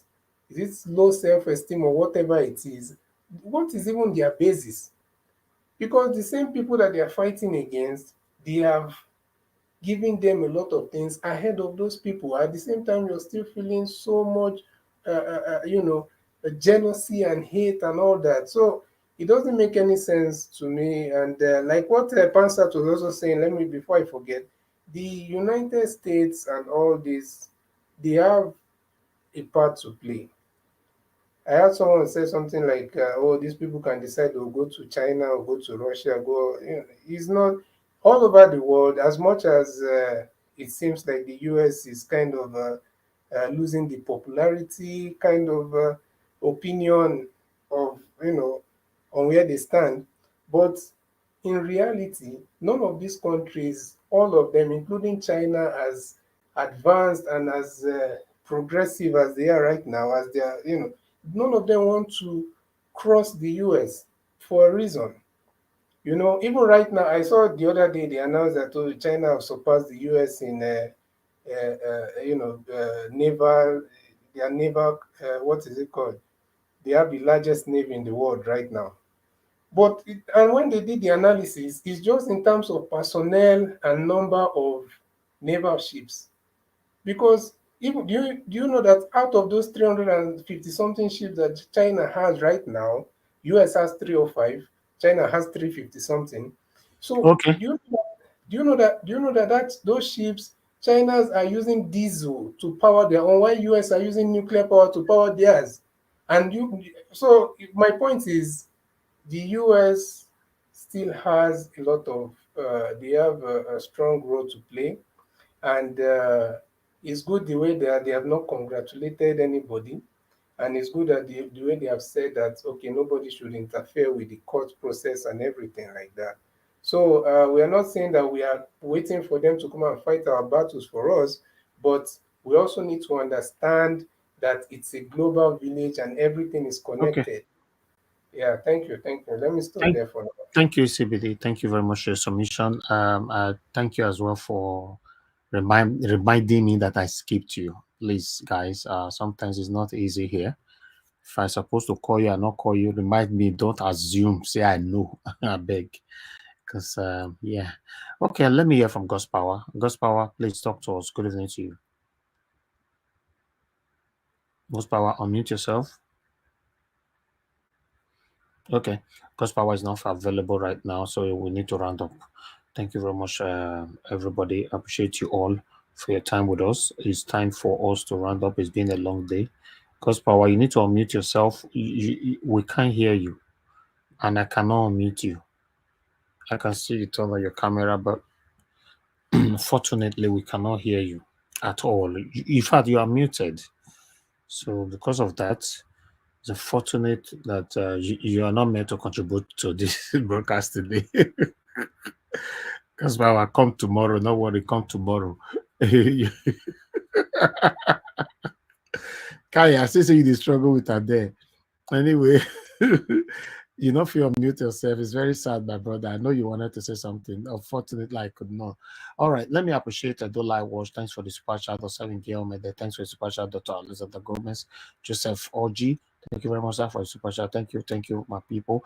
Blessing, Chokoka and Origin. Both of you ask for, the details of the protest in the UK and the US. At the moment, like I said, I don't have any at all, any, but they have started sending it to me now. I think somebody have already forwarded me the one for the US. I've not checked to, I'm not too sure if that's what it is, but I promise, fingers crossed, on a tomorrow 6 p.m. Broadcast, I will have enough details for these two countries on their protest, so I will pass it on here. But as for now, at this particular moment, I don't have any. This message is for Blessing Shukuka and Origins, because I saw your two messages there. So I just decided that I'll wait to the end and respond to that. Okay. Meanwhile, I would like to appreciate all my panelists that came in today. Thank you very much, my people. Now God bless you now. Thank you for you coming in. Without you guys, this movement will not be easy for us. So I want you guys to know, I appreciate every one of you. Madam Rita, I appreciate you, always appreciate you, Mr. CM, Madam Victoria, Busy Brains, Madam, appreciate you, Mr. Pansat, Prince Akwashi and God's Power. I appreciate every one of you. All my panelists that normally come here, now God will bless you now. My spectators, I appreciate every one of you. Some of you, I don't even know you yet, because you have not given me the opportunity to see you, talk with you, and all that. But I want to let you know that I appreciate you, at least for watching us. And for those of you that doesn't like us on this platform, I want you to know that I appreciate you. I love you. We are one Nigeria. We're fighting for a better Nigeria. Some of us are passionate about it, and I'm one of them. That's why you don't like me, but that's fine. I still love you. I just want a better Nigeria, and I'm not ready to support any satanic party for personal gain. That's why I'm starting alone. So if you vest more, you throw away your vest, make we join here together to carry Nigeria forward. And the comment section, my wonderful family right there on the comment section, mother of all, mommy diaspora, thank you so much. Yes, the poll, I'll bring up. Man, not go forget. Thank you very much, mommy diaspora. Thank you, Lady Eugenia. Appreciate you. God sent Cassava Junction. God bless every one of you. Atlantic, I can see you. Prophet, I can see you. Thank you to my people. Appreciate every one of you right there. Okay, let me bring the poll in. To be honest, I hope by the form for you. I be don't forget this poll. My your turn at the truth. I be don't forget again. So I felt it when I say, look, they help me. They remind me not too easy. Like as I forget to CBD just now. So more that they help me just say, okay, see you, draw my attention to it. I'm a human being, I'm bound to make mistake. I'm not a perfect person. I've never portrayed myself to be one. So yeah. Okay, let me bring the poll here. Although we didn't get enough votes on that poll today, but it's still okay. Let me just put it on the screen for you guys to know what we got on how many people that voted and how the vote went. Okay, this is it. God's power. Without the hear you, wait. No, you press anything again. No press. You remove your hand. Okay. Just stay there. Don't touch anything. I'll come to you shortly. Okay, this is the poll. My people. The questions is where will the final step of this whole INEC presidential selection case end? The first one goes in favor of Peter Obi. We got 76% vote on that. In favor of Tinubu, we got 8% vote. Interim government will take over. We got 10% vote. Have a fresh election, again, presidential election again, we got 5% vote. So most Nigerians don't believe we're going to have another election. And most Nigerians did not, that voted, people that voted, we got 679 votes. Most people that voted also believe there will not be interim government. And 8% of them also believe Tinubu cannot have it, while 76% said everything will end up in favor of Mr. Peter Obi. I think this is wonderful. We're going to put this poll more on air. Okay, God's power. I bet quick talk to us. Now, 3 minutes I can't give you because you don't waste time. You use 2 minutes to turn your mic on. Good evening to you, my brother. Talk to us. Okay. I want to say good evening to every one of us on this platform. This is my first time on this platform. I'm speaking on the way from Kuwait. It's an Arab country, which is unfortunately that protests cannot be made here. If not, I will have ginger or pioneer people here. But in this Arab country, well, let me quickly go to what I. First of all, I want to thank for these fights, and I know that the labor of our love will never be in vain. And Mr. Heavis, I want to say God bless you immensely, because it's not easy for this, your whole part that you're doing, because you really love your dear nation. Like they said, everything will be prayer. Most people prefer to pray than to do the work. I know that you also pray and you also do the work. And I want to also thank Sister Rita that she has for the country and every one of us, not only her, because it's not easy.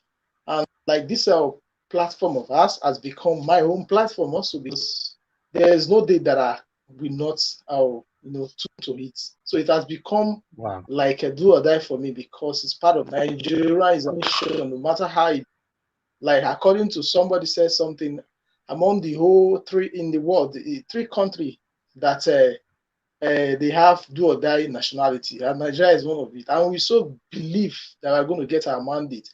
And for the deputy governor of Lagos, sometimes we don't blame such people because now them put them there. So he will not.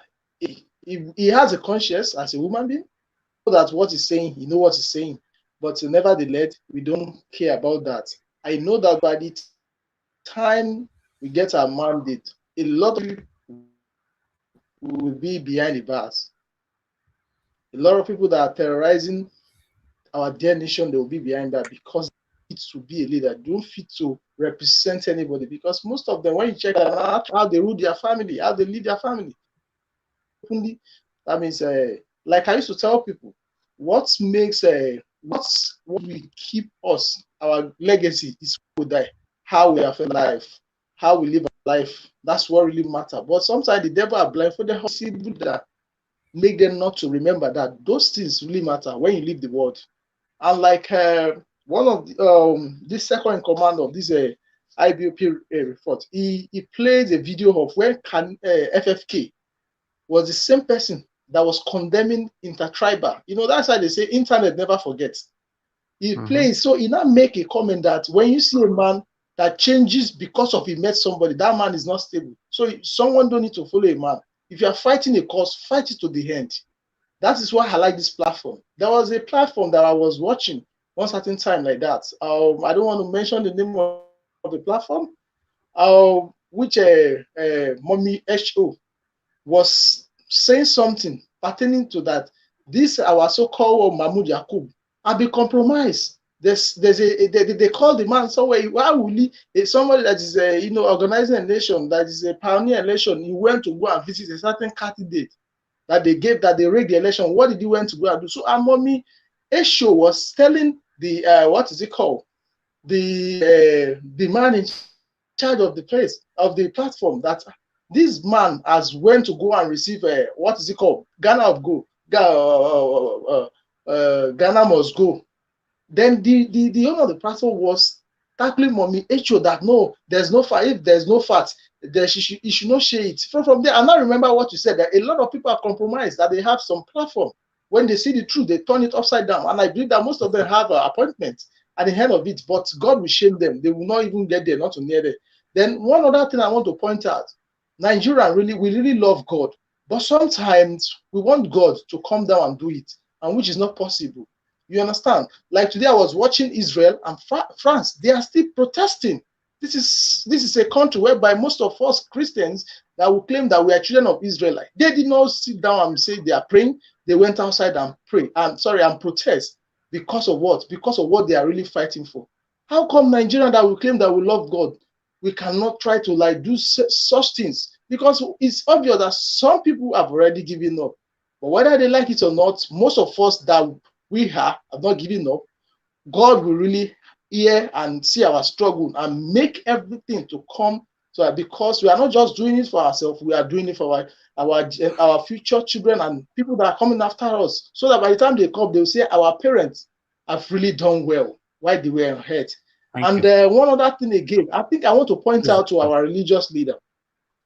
I want to point out to our religious leader. They are not even encouraging at all.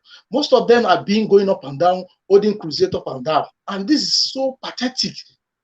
Like when I look at France, I asked somebody today, does it mean that there's no church in France? But everybody come outside, be protesting for the same common goal of every human being.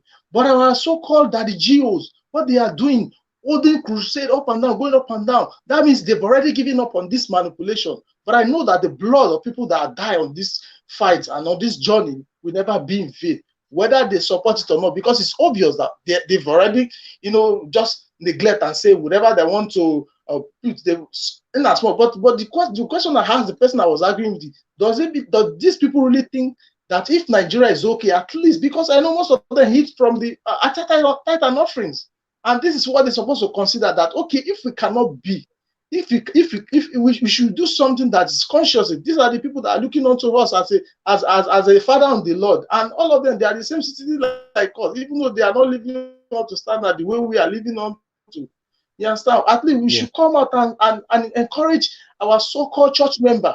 But it's unfortunate that most of them are not even supporting this movement, and they don't even care. They've already given up because they are living a large life, forgetting that there's some people that are living from hand to mouth. It's so unfortunate. But I know that we have it in our mind, and we are heading for the case that God will continue to be strengthening us and make sure, and we see at the end of the tunnel we are going to come out victorious. Thank you very much, Mr. Elvis. Thank you very much, my brother. I thought I should leave you to really express yourself. It's your first time here. So that's why you see I didn't interject or interrupt you at all.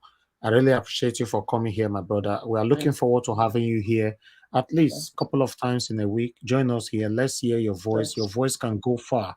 You know, a lot of people are listening to you. So one person cannot do this. We need to collectively put in the work, the effort, you know, to have a better country. So I appreciate you, sir, for coming in. Thank you very much. All right. I'll come back to everybody right down the comment section again. I appreciate you all, Innocent Oka, Creeper. I see you right there. Thank you very much. God bless you all, my people. And I can see Tony Africa, Bajulu. God bless you all, my people. Lady Eugenia, mother of all mommy diaspora, Mr. Pansat. Thank you. Blessing Chukuka. Thank you. Emmanuel Morning, Chisu. Thank you very much. God bless you all, my people. Origin, I see you right there. God bless you all. Thank you. Cassava Junction, I can see you. Maka E, I can see you as well. Thank you, Nelly. I can see you, Prophet Atlantic. Thank you, my people. Yes, here we will draw the curtain. Livingstone, Isaac TV. God bless you all. All right. I appreciate you all. Endeavor to join me tomorrow by 6 p.m. I'm gonna be here. We might randomly come out during the day. That's why if you have not subscribed to us, or if you are playing back this video later on, endeavor to subscribe with us and hit the notification bell to be notified whenever we come on air, you know, rather than being told. So I understand that many of you already know that yes, 6 p.m. will be on air, but yes, sometimes we do come out randomly. You know, you never know. For year breaking news by 12, we'll come out. I will not wait till 6. If I hear breaking news by 9 a.m. in the morning, certainly I'm going to come out and talk about it. So then, if you did not hit on the notification bell, or rather, if you did not subscribe at all, you might not be aware that we are here. Thank you very much, my people. Now, here we'll go draw the curtain. Thank you. Please help us to share and like. And let me, please, guys, I'll beg you guys for one thing. Before you go, please, can you press the like button? Let's have 500 before we go. We currently have 472. Just do this for me, at least, you know, make no, use that one, put smile for my face, I beg. Just press the like and let's have it to 500 before I leave. Currently, it's on 474. 474, please press it. Press the like button if you know you have not done so. Even though you don't do your duvet, just because of me, get up from your duvet, go press them for me and continue, you know, to sleep. Do it for me, you know, I beg. We have 475, you know, 475 right now, 476. I just want it to be 500. We can do this. Before I would turn on this the button, you know, of this live broadcast, I want it to be 500. I really want to wait for that. You know, we have 476, 477. God bless you. Press the like button, my people, if you have not done so. 478. God bless you, my people. Thank you. All we need is just 22. 479. 479. We still have about 400 people watching us across, so we can to hit that is not too hard. You know, thank you. 480, 20 to go. Where's the 20 people? Well, not day 483, 17 to go. Okay, that's good. We're gonna press my people. Press the like button, press it. We are here, you know, until they think of 500. I know they go anywhere, just there. You know, I'm gonna wait and let it, you know, before you leave, please press it. You know, yeah, Mr. Elvis. Yes, sir. As we're waiting for 500, I had an administrative suggestion I was going to make to you, even though it's unfair. Okay. I was going to say, anytime that we have 900 people or more, say 1,000, maybe 900, that we don't close the broadcast, no matter how tired we are. Maybe we'll have somebody like CM or somebody sitting there. Because yesterday we had an issue where we had to almost 900 people, and then we had to close there. Exactly. That's a lot of people to just shut down. Close up. You are right. You are right. But sometimes I'm tired, sir. I know. Thank you, sir. But is to maybe have somebody assist you, like Elvis or Madam Rita or somebody who's on the platform. Okay. Yeah. Thank you. Yes. Have to understand that you people in the US, when they get tired, down the morning they start. It's true. It's true. In California, it's true. Before you know, 900 people. 900 people is a lot of people. Good morning. Okay. Anyway, it's true. Mr. CM tried for me yesterday, Sha, but he did. We can't hand over around to the people in the America. You for just tell them say you are rounding up. You know, but nevertheless, Mr. Pansa, that is a wonderful suggestion. I will keep that in mind. Whenever I know I need to round up, I'll ask on the panel if anybody want to take over and leave the platform for them. You know, I'll do that. Yeah, thank you very much, my people. I appreciate you all. So much. Thank you. Thank you, busy brain. Busy brain. You know the inside. I appreciate you always, madam. I appreciate you always. The US Foreign Service. You know how it works. Yes. Please press the like button, my people. That's what is keeping me now. We are 489. Okay, I don't press for my end. I wish I could press 10 right away. You cannot. I only press. Yeah, because we deserve it. Okay, let's go. I'll just leave it like that. Nobody's pressing anymore. Let's leave it like that. Today the visibility was not much. Maybe people don't want to hear about Uzu Kalu. They are not interested about. People don't tire about that man, you know. So maybe that's why. Not be good man at all. Exactly. Not be good person. Well, the thing is, can you just see they are just bringing reformed criminals into power? I saw sorry. Can you picture Tinubu in Aso Rock with Shetima and then Ojo Zokalo as Senate President? Yeah. 3 of them. Yes. We don't finish. You might as well be looking for other countries to. Let me say we don't finish. That's what Ojo Zokalo is a very horrible person. If he gets that Senate, we don't finish. But it's not gonna happen. It's not gonna happen. Yeah. All right. Please, guys. I would like to have Mr. Pansat on panel tomorrow again. All right. Thank you, my people. Now, I'll be here. Thank you. Yeah. All right then. Good night, my people. Thank you, busy brains. Thank you, Mr. Pansat, CM, Cost Power. Appreciate every one of you that joined us today. Thanks for your support. Always. We are not perfect here, but just manage us the way we are. We're a human being. We are managing you. Also manage us, because we cannot promise you we are not going to offend you tomorrow. But when we offend you, bring our attention to it. We'll apologize. I promise. We'll apologize. Thank you. God bless you all, and have a good night. And I'll talk to you guys tomorrow. I know they do competition with anybody. If I offend you, forgive me. Show me love. Go to Biza. Kama bara walo ninu ife kan akanbi. I know they do competition with anybody. If I offend you, forgive me. Show me love. I go show you love. Kama bara walo ninu ife kan. Ebo mwangala mano. Ebo mwangala mati sinduwe. Ojo biobi ko ebo mwangala ma. Chika dibe ebo mwangala mamo. Ebo mwangala ma. Tisinduwe.